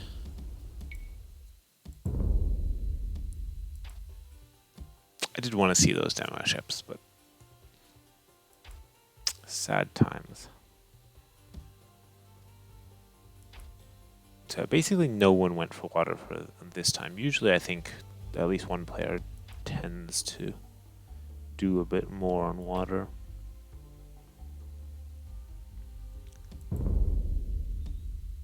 Let's take a look at game. This was game 3. Game 4. Alright, let's take a look at game 4. That is on Karoo, which I haven't seen in this set. So let's take a look at that one.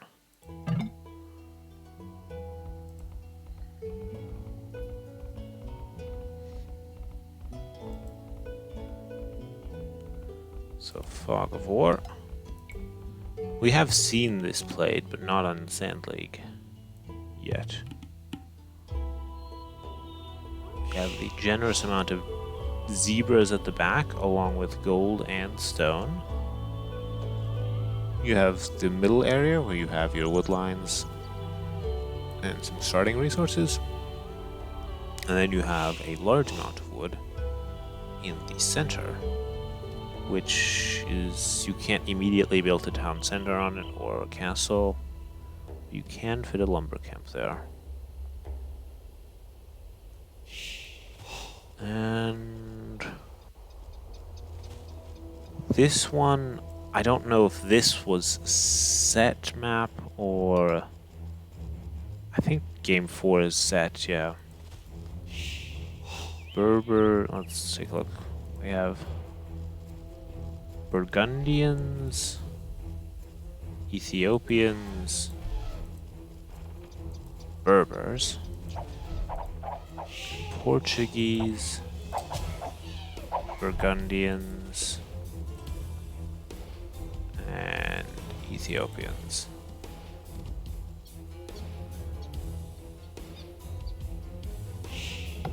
Who are we gonna watch while I fast forward through Dark Age? Here, this player looks like they're on top.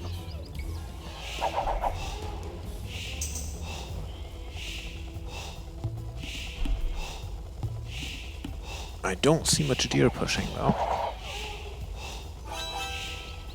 Alright, we have some pings. We have some walls going out. Wow. If you want a wall in this map, it's once again, like a lot of these maps, a fair amount of effort.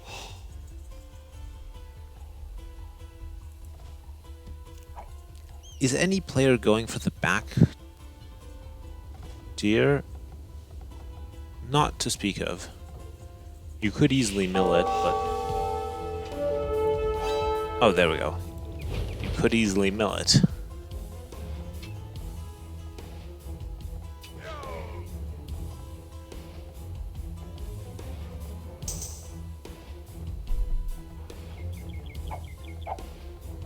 True, true. Until you reveal the map, it could almost be that.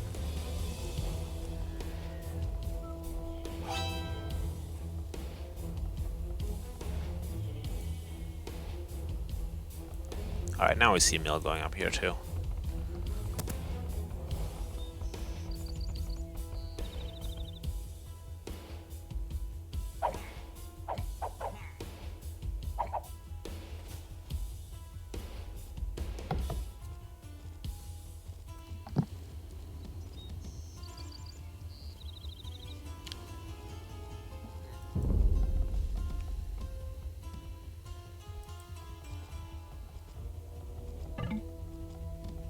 Alright, let's see.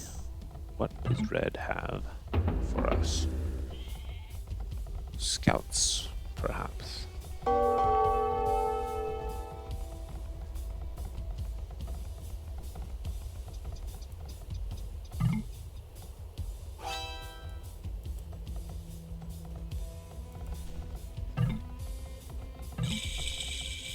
Alright, everyone goes up to feudal. Stable. Archerians. So we have 2 cavalry, 1 archer. There we have cavalry, archers, cavalry as well, but not in the corresponding positions. Interesting.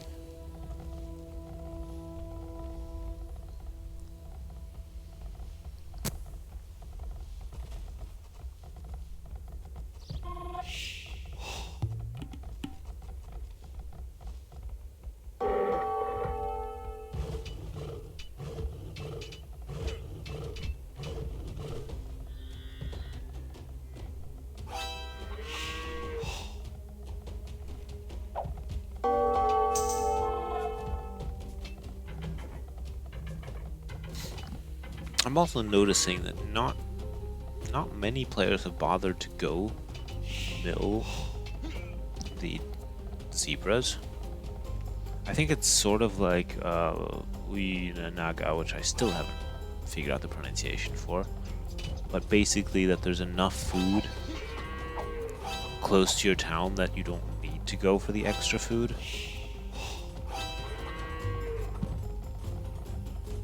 I mean, I guess it's thematically still nice.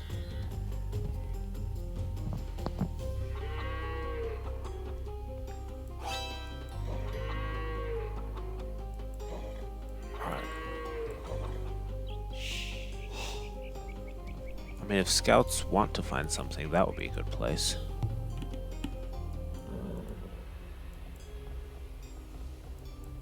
Alright, scouts are searching. They might find... Well, they might not find that. Pretty far away.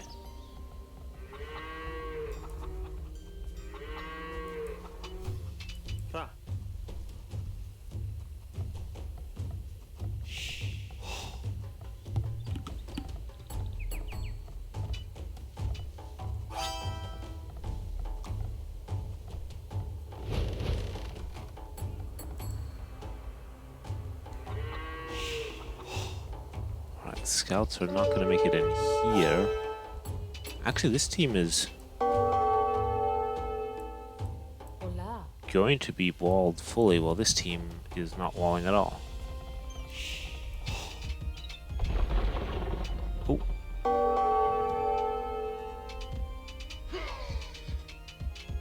That's a lot of scouts making it in.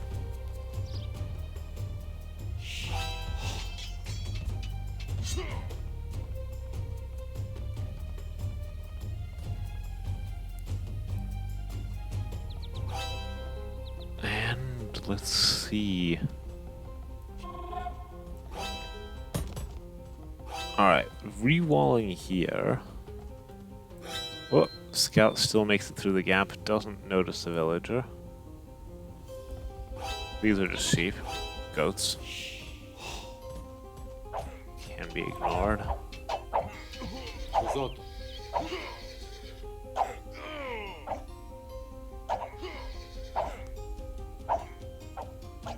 Interesting that we see so many scouts here, I guess because it is open and there's also the opportunity to pick off things that are far away.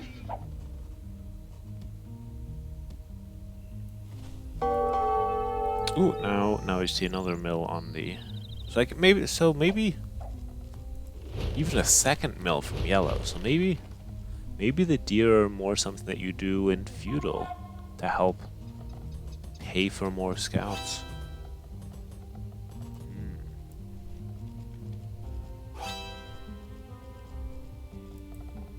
That is still just the goats.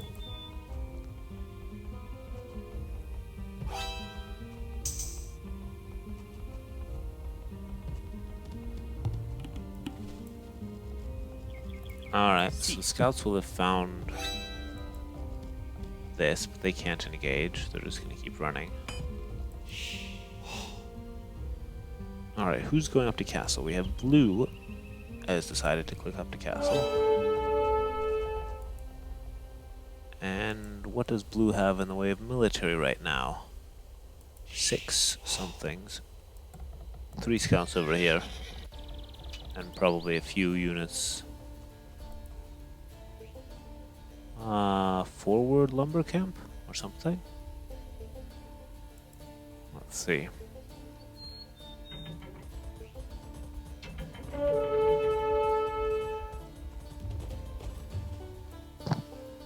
These scouts are still being chased all around the map.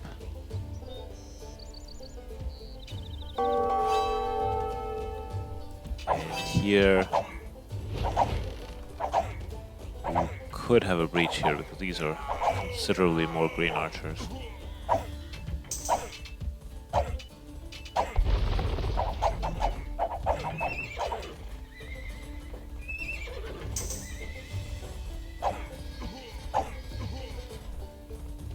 Yellow's walling behind here. How is blue doing? We're seeing stable, stable, stable. So, Burgundian Cavalier is coming up very soon, I would guess.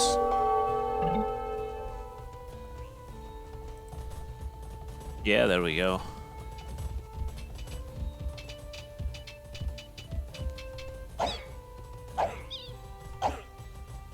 Who is languishing in feudal age? That is green. Davis. Making more archers. Let's see, so this is once again generally walled, although the lack of wood. These are just the reed trees. These bushes are not very big, so there will be a need to push out to the center. C. Davis. These are going to be cavaliers, which is crazy, but also not that crazy because the stats aren't that much better than the average Castle Age Knight.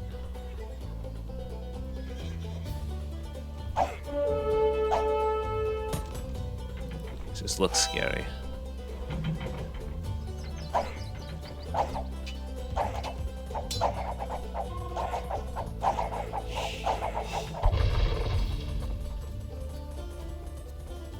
Pozor.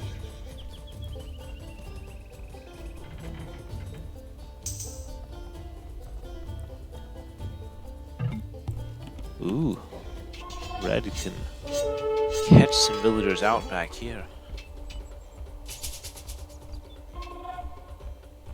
Actually, I mean this town center shouldn't go up right now.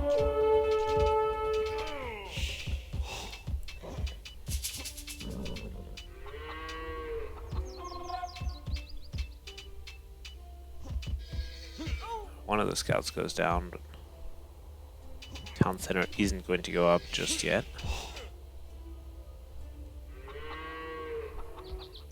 But trying some quick walls. Wait, there's only one scout left.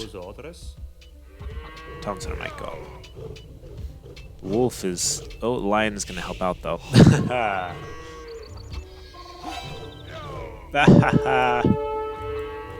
The Lion finishes off the job. C. No need for the spearmen. There are, in fact, no more scouts back there. Meanwhile, let's see... Alright, so red is also milled back here now. Yellow is looking for a new mill location, perhaps. It's just houses.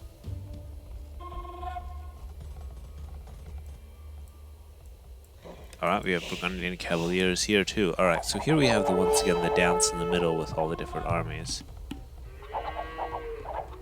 And I'm missing a red army. Red only has 13 military and it seems to be elsewhere. Which means its allies are caught out of position here. What does red have? Crossbows, but they're running away right now.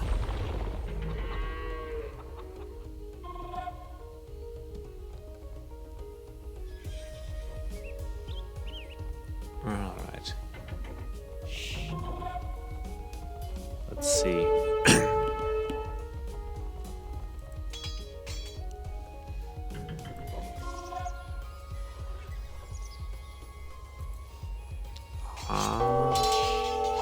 Yellow couldn't take that fight right there.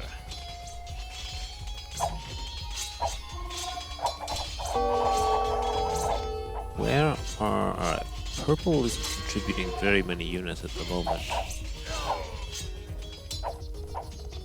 Red is over there patrolling.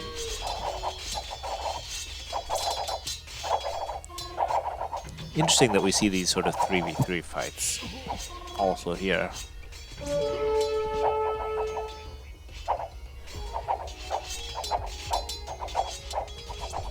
Purple, alright, trading more. Alright, so everyone's falling back. We're gonna see a big engagement here though that might decide things.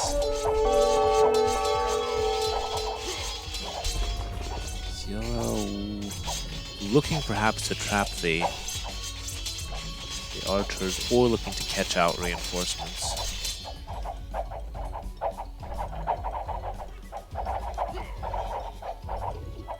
Yeah, it looks like that's what it is.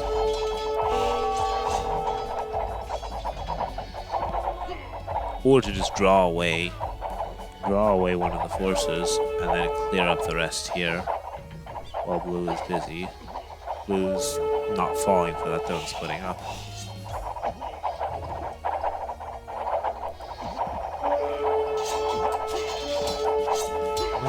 Just how many though? That's an appreciable number of crossbowmen.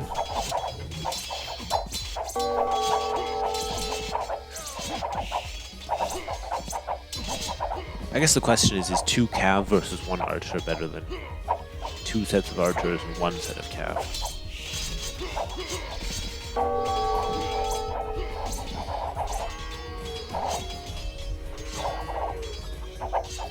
Does yellow have anything left? Yellow has no military. Ah, that is problematic.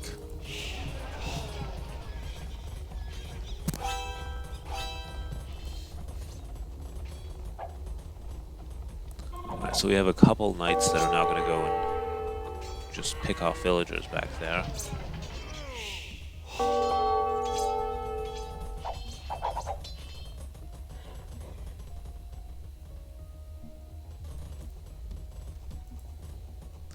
And let's see, if we look at the eco situation, yeah, yellow is a bit behind. Green is also not that great of shape.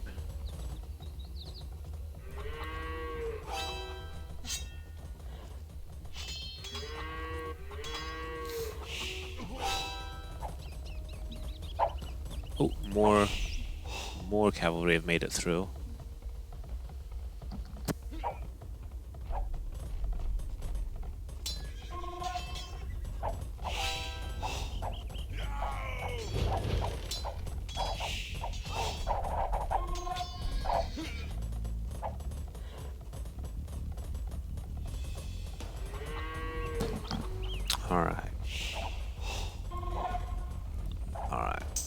That's how you avoid your town center being denied. You build it with very many villagers. And you build some quick walls.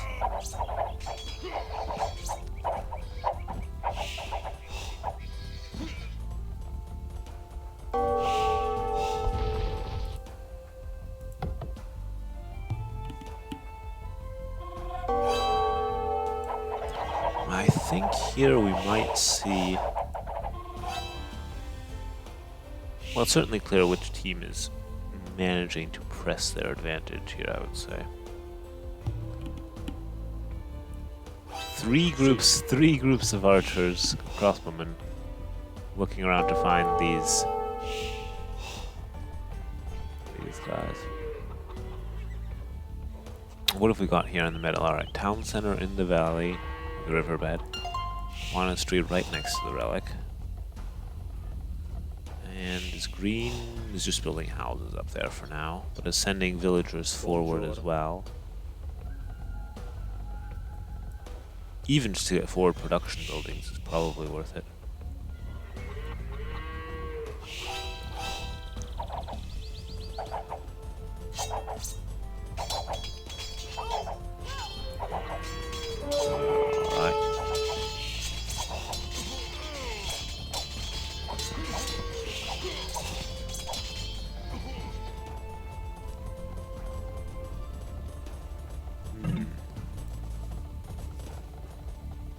Like red lost some villagers too. Right. Actually, yeah, let's take a look at Imp. So we've got Imp, green, and blue. And purple's gonna be going to Imp.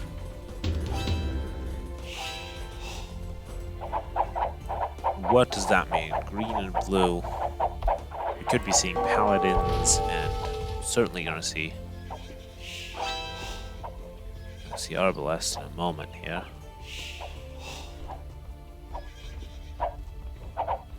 Alright, now everyone's researching Imperial Age. But here, this is a push to try and take advantage of the slightly faster Imp. Red is already abandoning all the farms preemptively. But Red is running out of wood lines. I mean, there are 2 more back there, and there are the reeds too, but not controlling the middle is going to start hurting. Also, the fact that there's a horde of arbalests and cavaliers is going to start hurting, especially when those become paladins. Well, there might not be many left when they become paladins.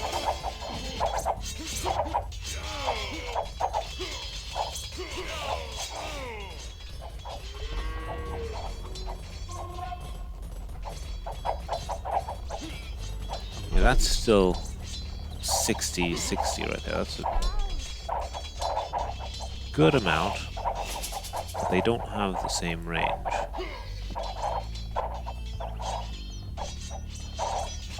And these are now paladins. Not many of them, but there are a bunch more queued up. And red is heavily idle right now.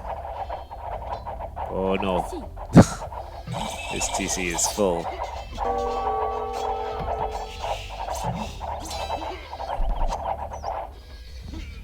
Let's quickly check over here. That's unimportant. Yeah, this is the main breakthrough through the enemy lines. Yep. The TC goes down. This TC is not going down yet because there are a bunch of crossbowmen to guard it. Just raiding paladins here. Red has just an eco that's now in shambles. These villagers are looking to build another castle somewhere, I would guess. Or a palisade wall? Well then.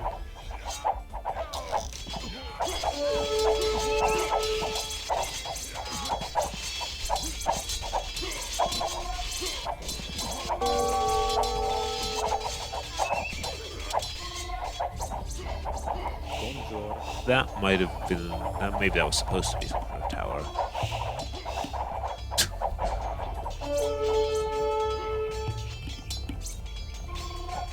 How's Red doing? Poorly.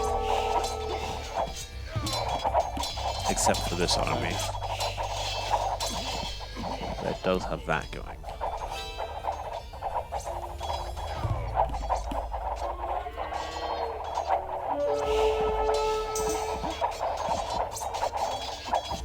This push is now accelerating. Cavaliers and a castle. It's all heavily house-walled, but a castle, this will be a breakthrough. While here, these numbers have still kept up here, actually. The overall archer numbers.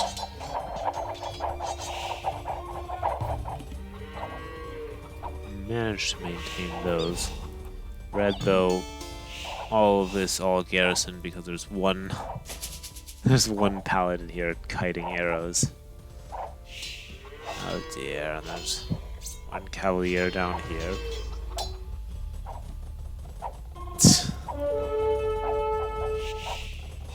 Yeah, Red is not in a happy place. Especially in terms of villager count. How is this? Alright, there's just one cavalier here. But this army is waiting to go through as soon as what's being trained in there? Trade cards. Trebuchets. I guess it makes sense to trade below the mountain because that's mostly clear. I think this is very much over. If Red needs to reboom. This is when you build Faetorias as Red. If you have the resources, which you probably don't, but right, as Portuguese and Imperial, when you're down 60 villagers, you build a couple of Faetorias.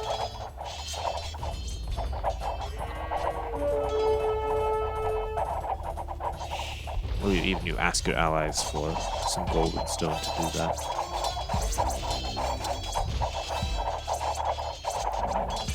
I mean, this is still a good archer number, Resort. crossbow numbers from both. 60 each. But how are we doing here? Ooh.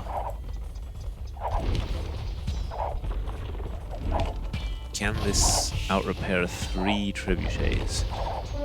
Not if you run out of stone. And we also have paladins. Oh, these are cavaliers still attempting to break through. Now we have a large mouth that will run through any gap, such as this one the rams created.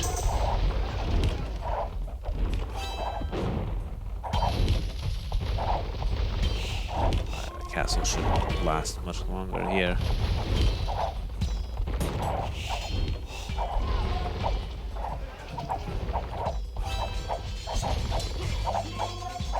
That castle goes down. Meanwhile, over here, paladins in the eco as well. Eco is not recovered. They are trying to set up trade, but Resort. there's this problem. Jarvis. Mixing siege rams here makes sense from the Ethiopian player, especially when he's up against twice as many archers. Just to somehow soak some damage. Here, though, this purple is now crumbling because purple's army was helping out over here. Actually, purple's army just died to something. Probably died to lack of reinforcements. So yeah, I mean, it was heading towards this for a while. Eventually, this team didn't ever manage to get the middle. So this was the outcome that was heading towards.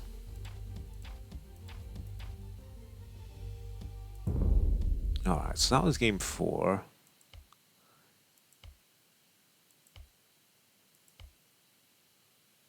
Alright, there's even a game 5.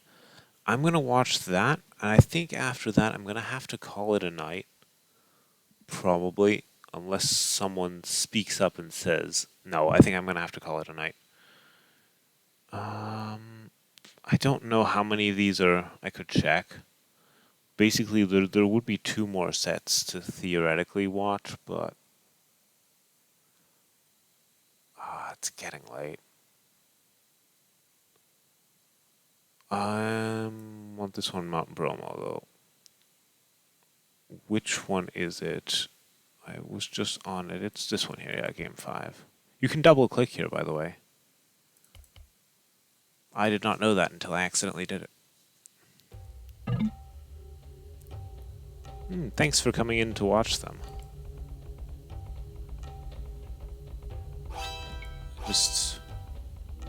I thought it would be nice for people to be able to see these as well, especially everyone who's playing in them. And I apologize for not being a great caster, but I think covering the important things. So I don't know if this is a set map. I think it might be as well, like game 5 is, but I'm not sure because a lot of the series that I watched didn't go to game 5. So I can't say for 100%. Though you'll notice here the gold is a lot more, as I said. In a 1v1 there isn't much here. 3v3 there's a lot of gold in the middle. 4 and 5 are both set maps, alright. Yeah, I thought that might be the case. It's just a lot of... Also in the main event, a lot of the sets didn't go to game 5, unfortunately. I think we'll see more of that in the later rounds as the better teams meet each other.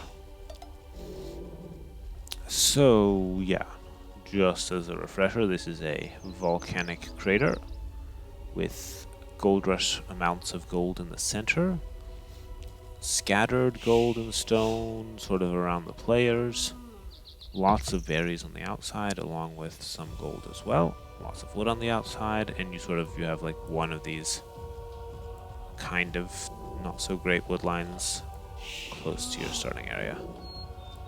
But players will generally build their lumber camps outside. All of them are doing that. Yeah, that makes sense.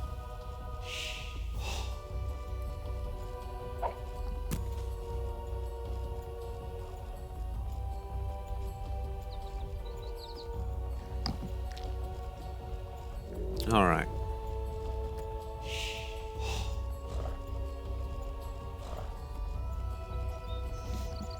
Seeing an early loom here from our Malay player. So yeah, so because this is a set map, you have certain civs that you need to choose from. So we have Malay, Teutons, Vietnamese, and Indians have all been chosen here from the pool that was available. I am going to fast forward slightly through the Dark Age.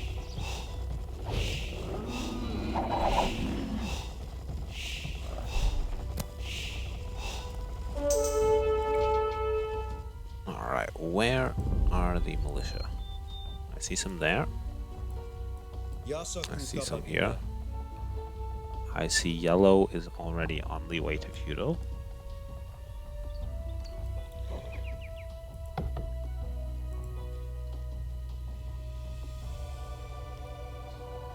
And here there's sort of a bigger gap between the players. We still have a drush coming in anyway. So it looks like both flanks went for the same drush.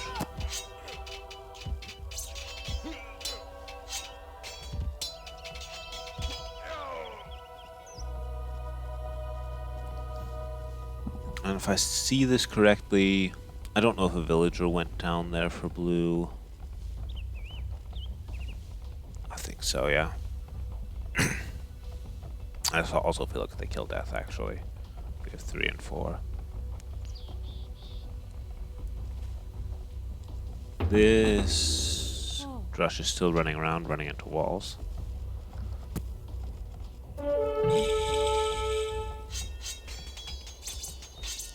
And yellow is up to feudal.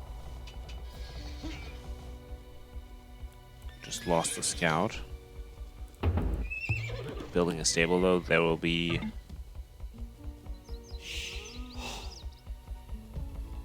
Well, I guess Indian scouts for now, but camels later. Alright. Players are trying to do their best to wall here, or some of them are. Some of them are. But mostly going for the small personal walls rather than a team wall.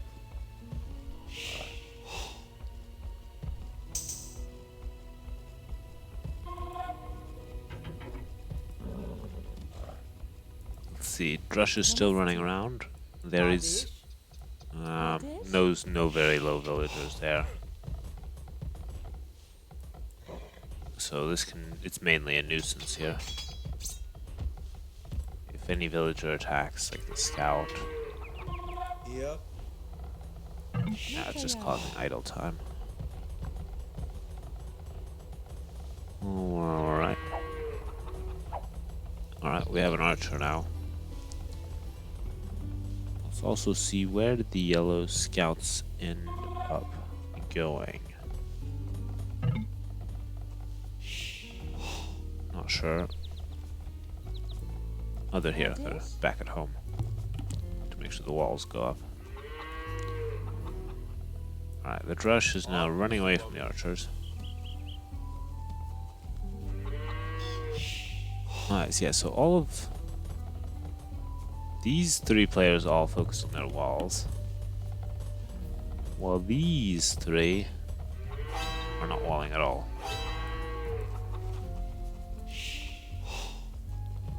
Castle, market here. Scouts chasing down the middle, so let's check what everyone's doing. We have double archery range here. We have single archery range here.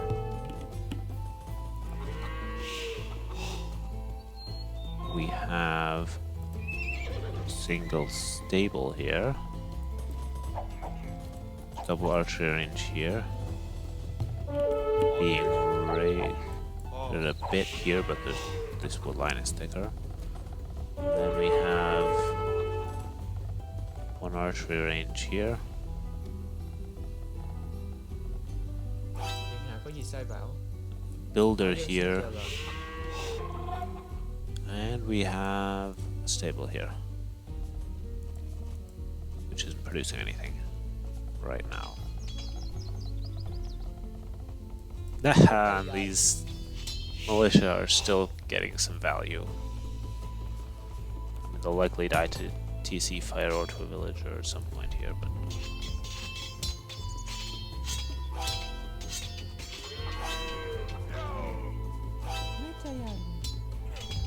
yeah, that goes down. And we see lots of pings here because we have just warning that there's an army of scouts here. Or I guess these scouts might be able to help pick off the archers from the back here. Eventually. Or they're gonna go inside. In case... Why are they going in? They should be over here, I think.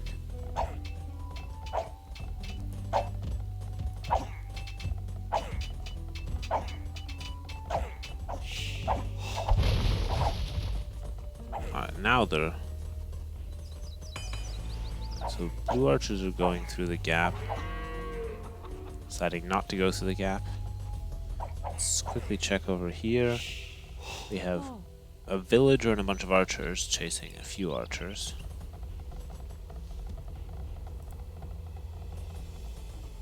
We should be seeing a couple players heading up to Castle Age. Yeah, green is leading up to that, yellow is queued it up, yeah.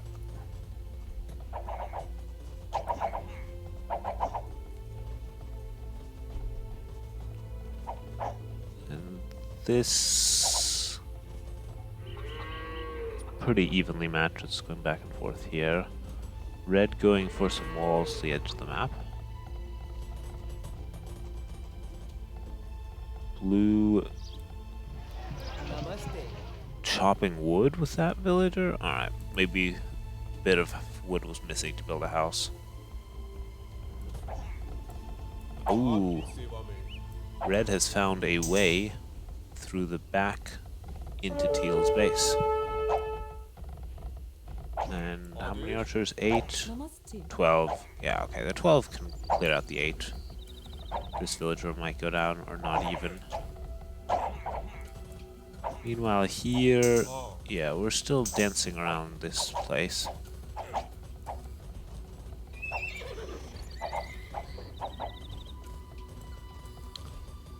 Considering a market wall, yeah. That does mean that blue can basically go through and sit up here, uphill, and fire down.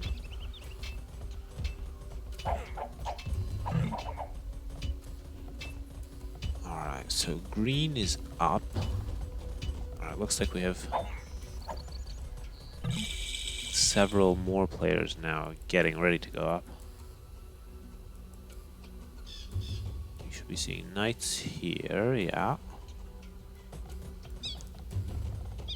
Right, is that blue villager has now walled this off? Good.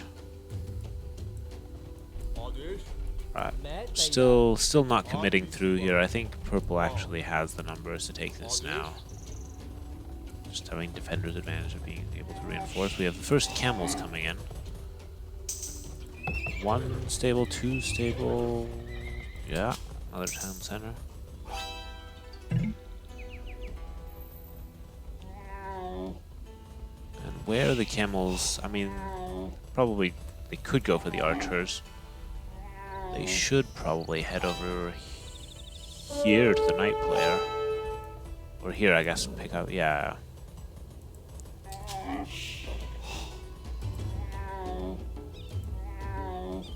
Or group up here with the archers, perhaps. That makes sense, too.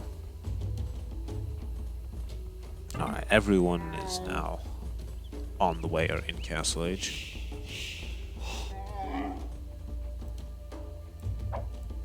Archers आपकी सेवा में here.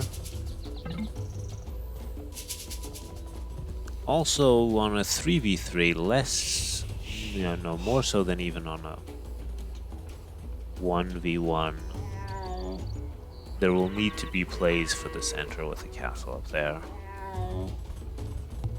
without delaying too long, because that is a fair amount of gold that you can't allow your opponents to just mine freely.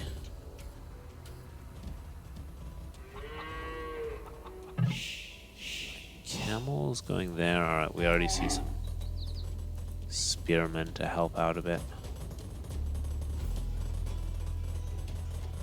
How are we looking? Eco-wise, everyone's roughly similar. Camels, head over here. Don't find anything. They might go for a stable and try to take it out.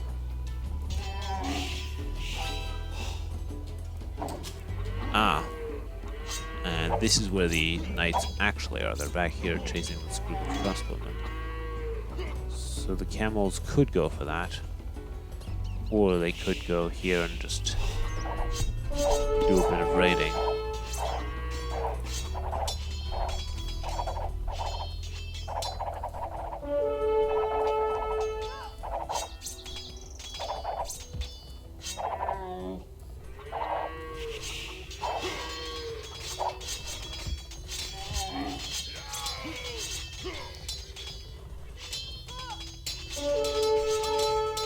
That's actually getting a fair amount of villager picks here.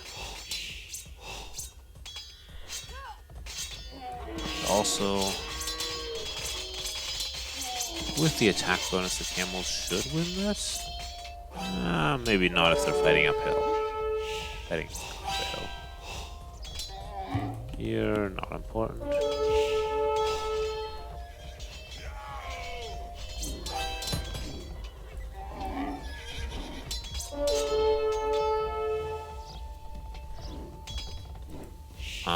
We have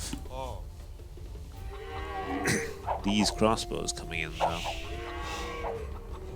So together with the camels, that should be strong, which means also that these crossbows are going to come in as well. What are teal and red? Red just defending.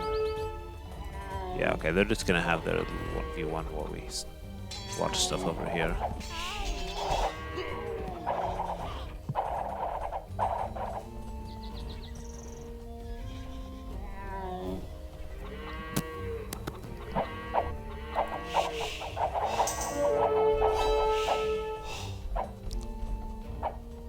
Alright, so that's 27. What have we got there? 14 of those. This is a hill here, actually, sort of a relic monastery hill.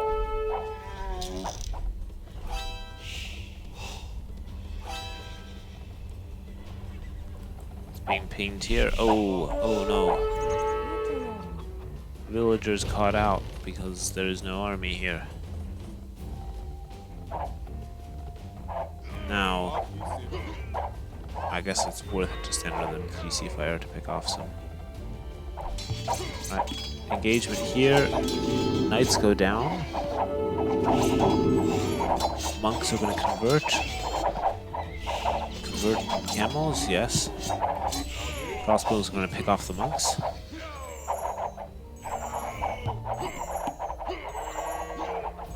And currently purple should win this.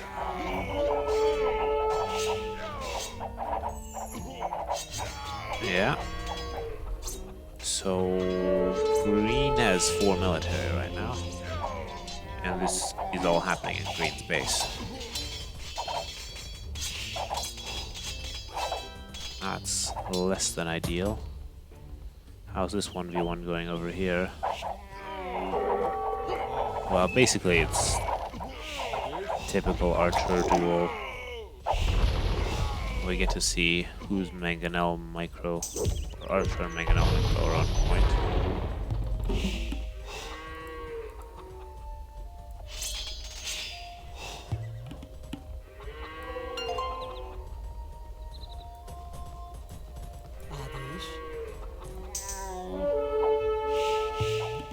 I guess there's a random crossbowman here just to try to snipe someone building in the center. Green has a problem, namely only this much military.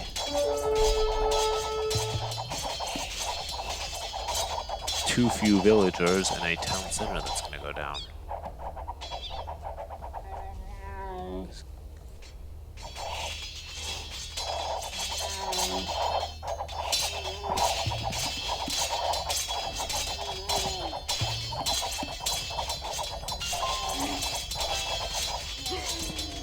Surprising even that, especially yellow is able to get camels across the field fast enough, but you can see them running across here.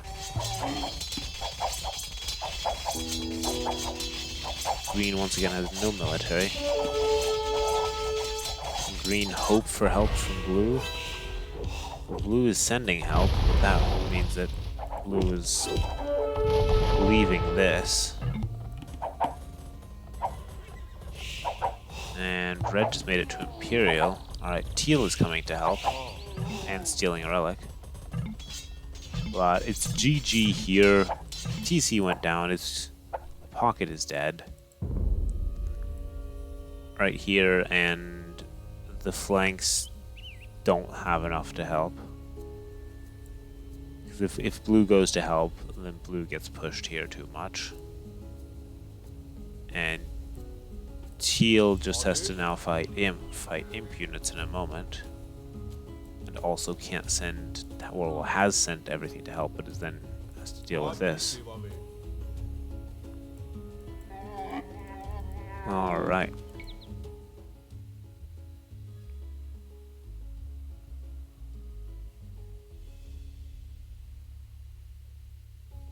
Hey, you managed to... Well, good that you managed to build it.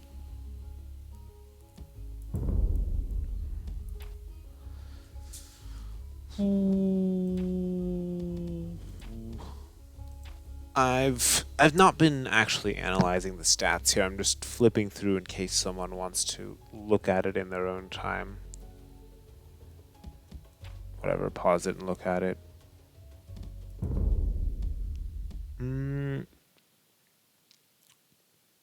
Alright, so that was the final, that was game 5 of USAF. Let me...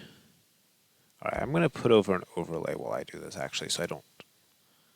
Because I know some people care about spoilers. I'm going to peek at the remaining sets and just see how many of these games are duplicate games. Because we have KGB game 1, game 4,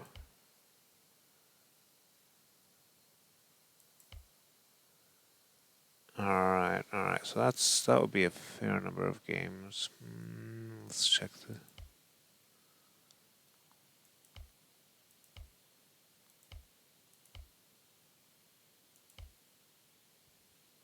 Yeah, we have 2 more sets to look at, but I think I'm going to save those for another night.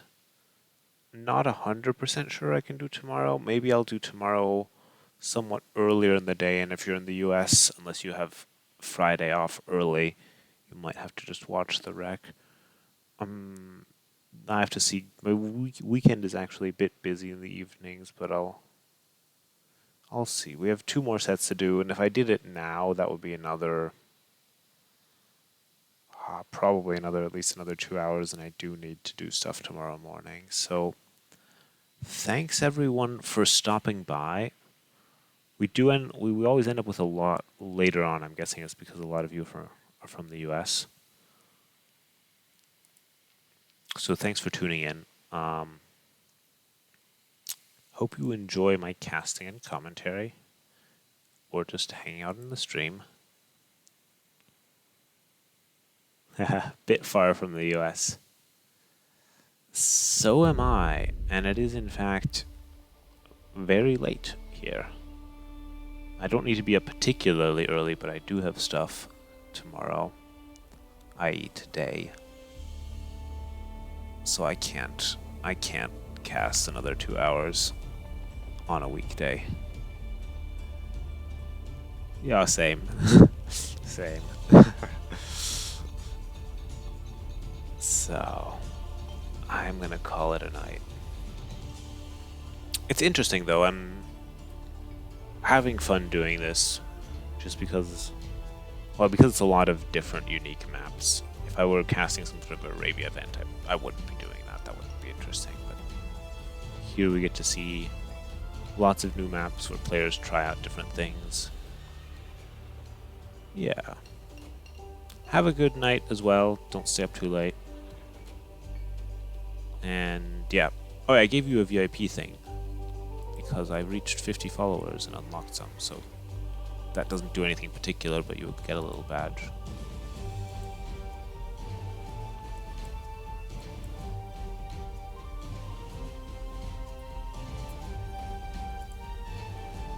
Alright.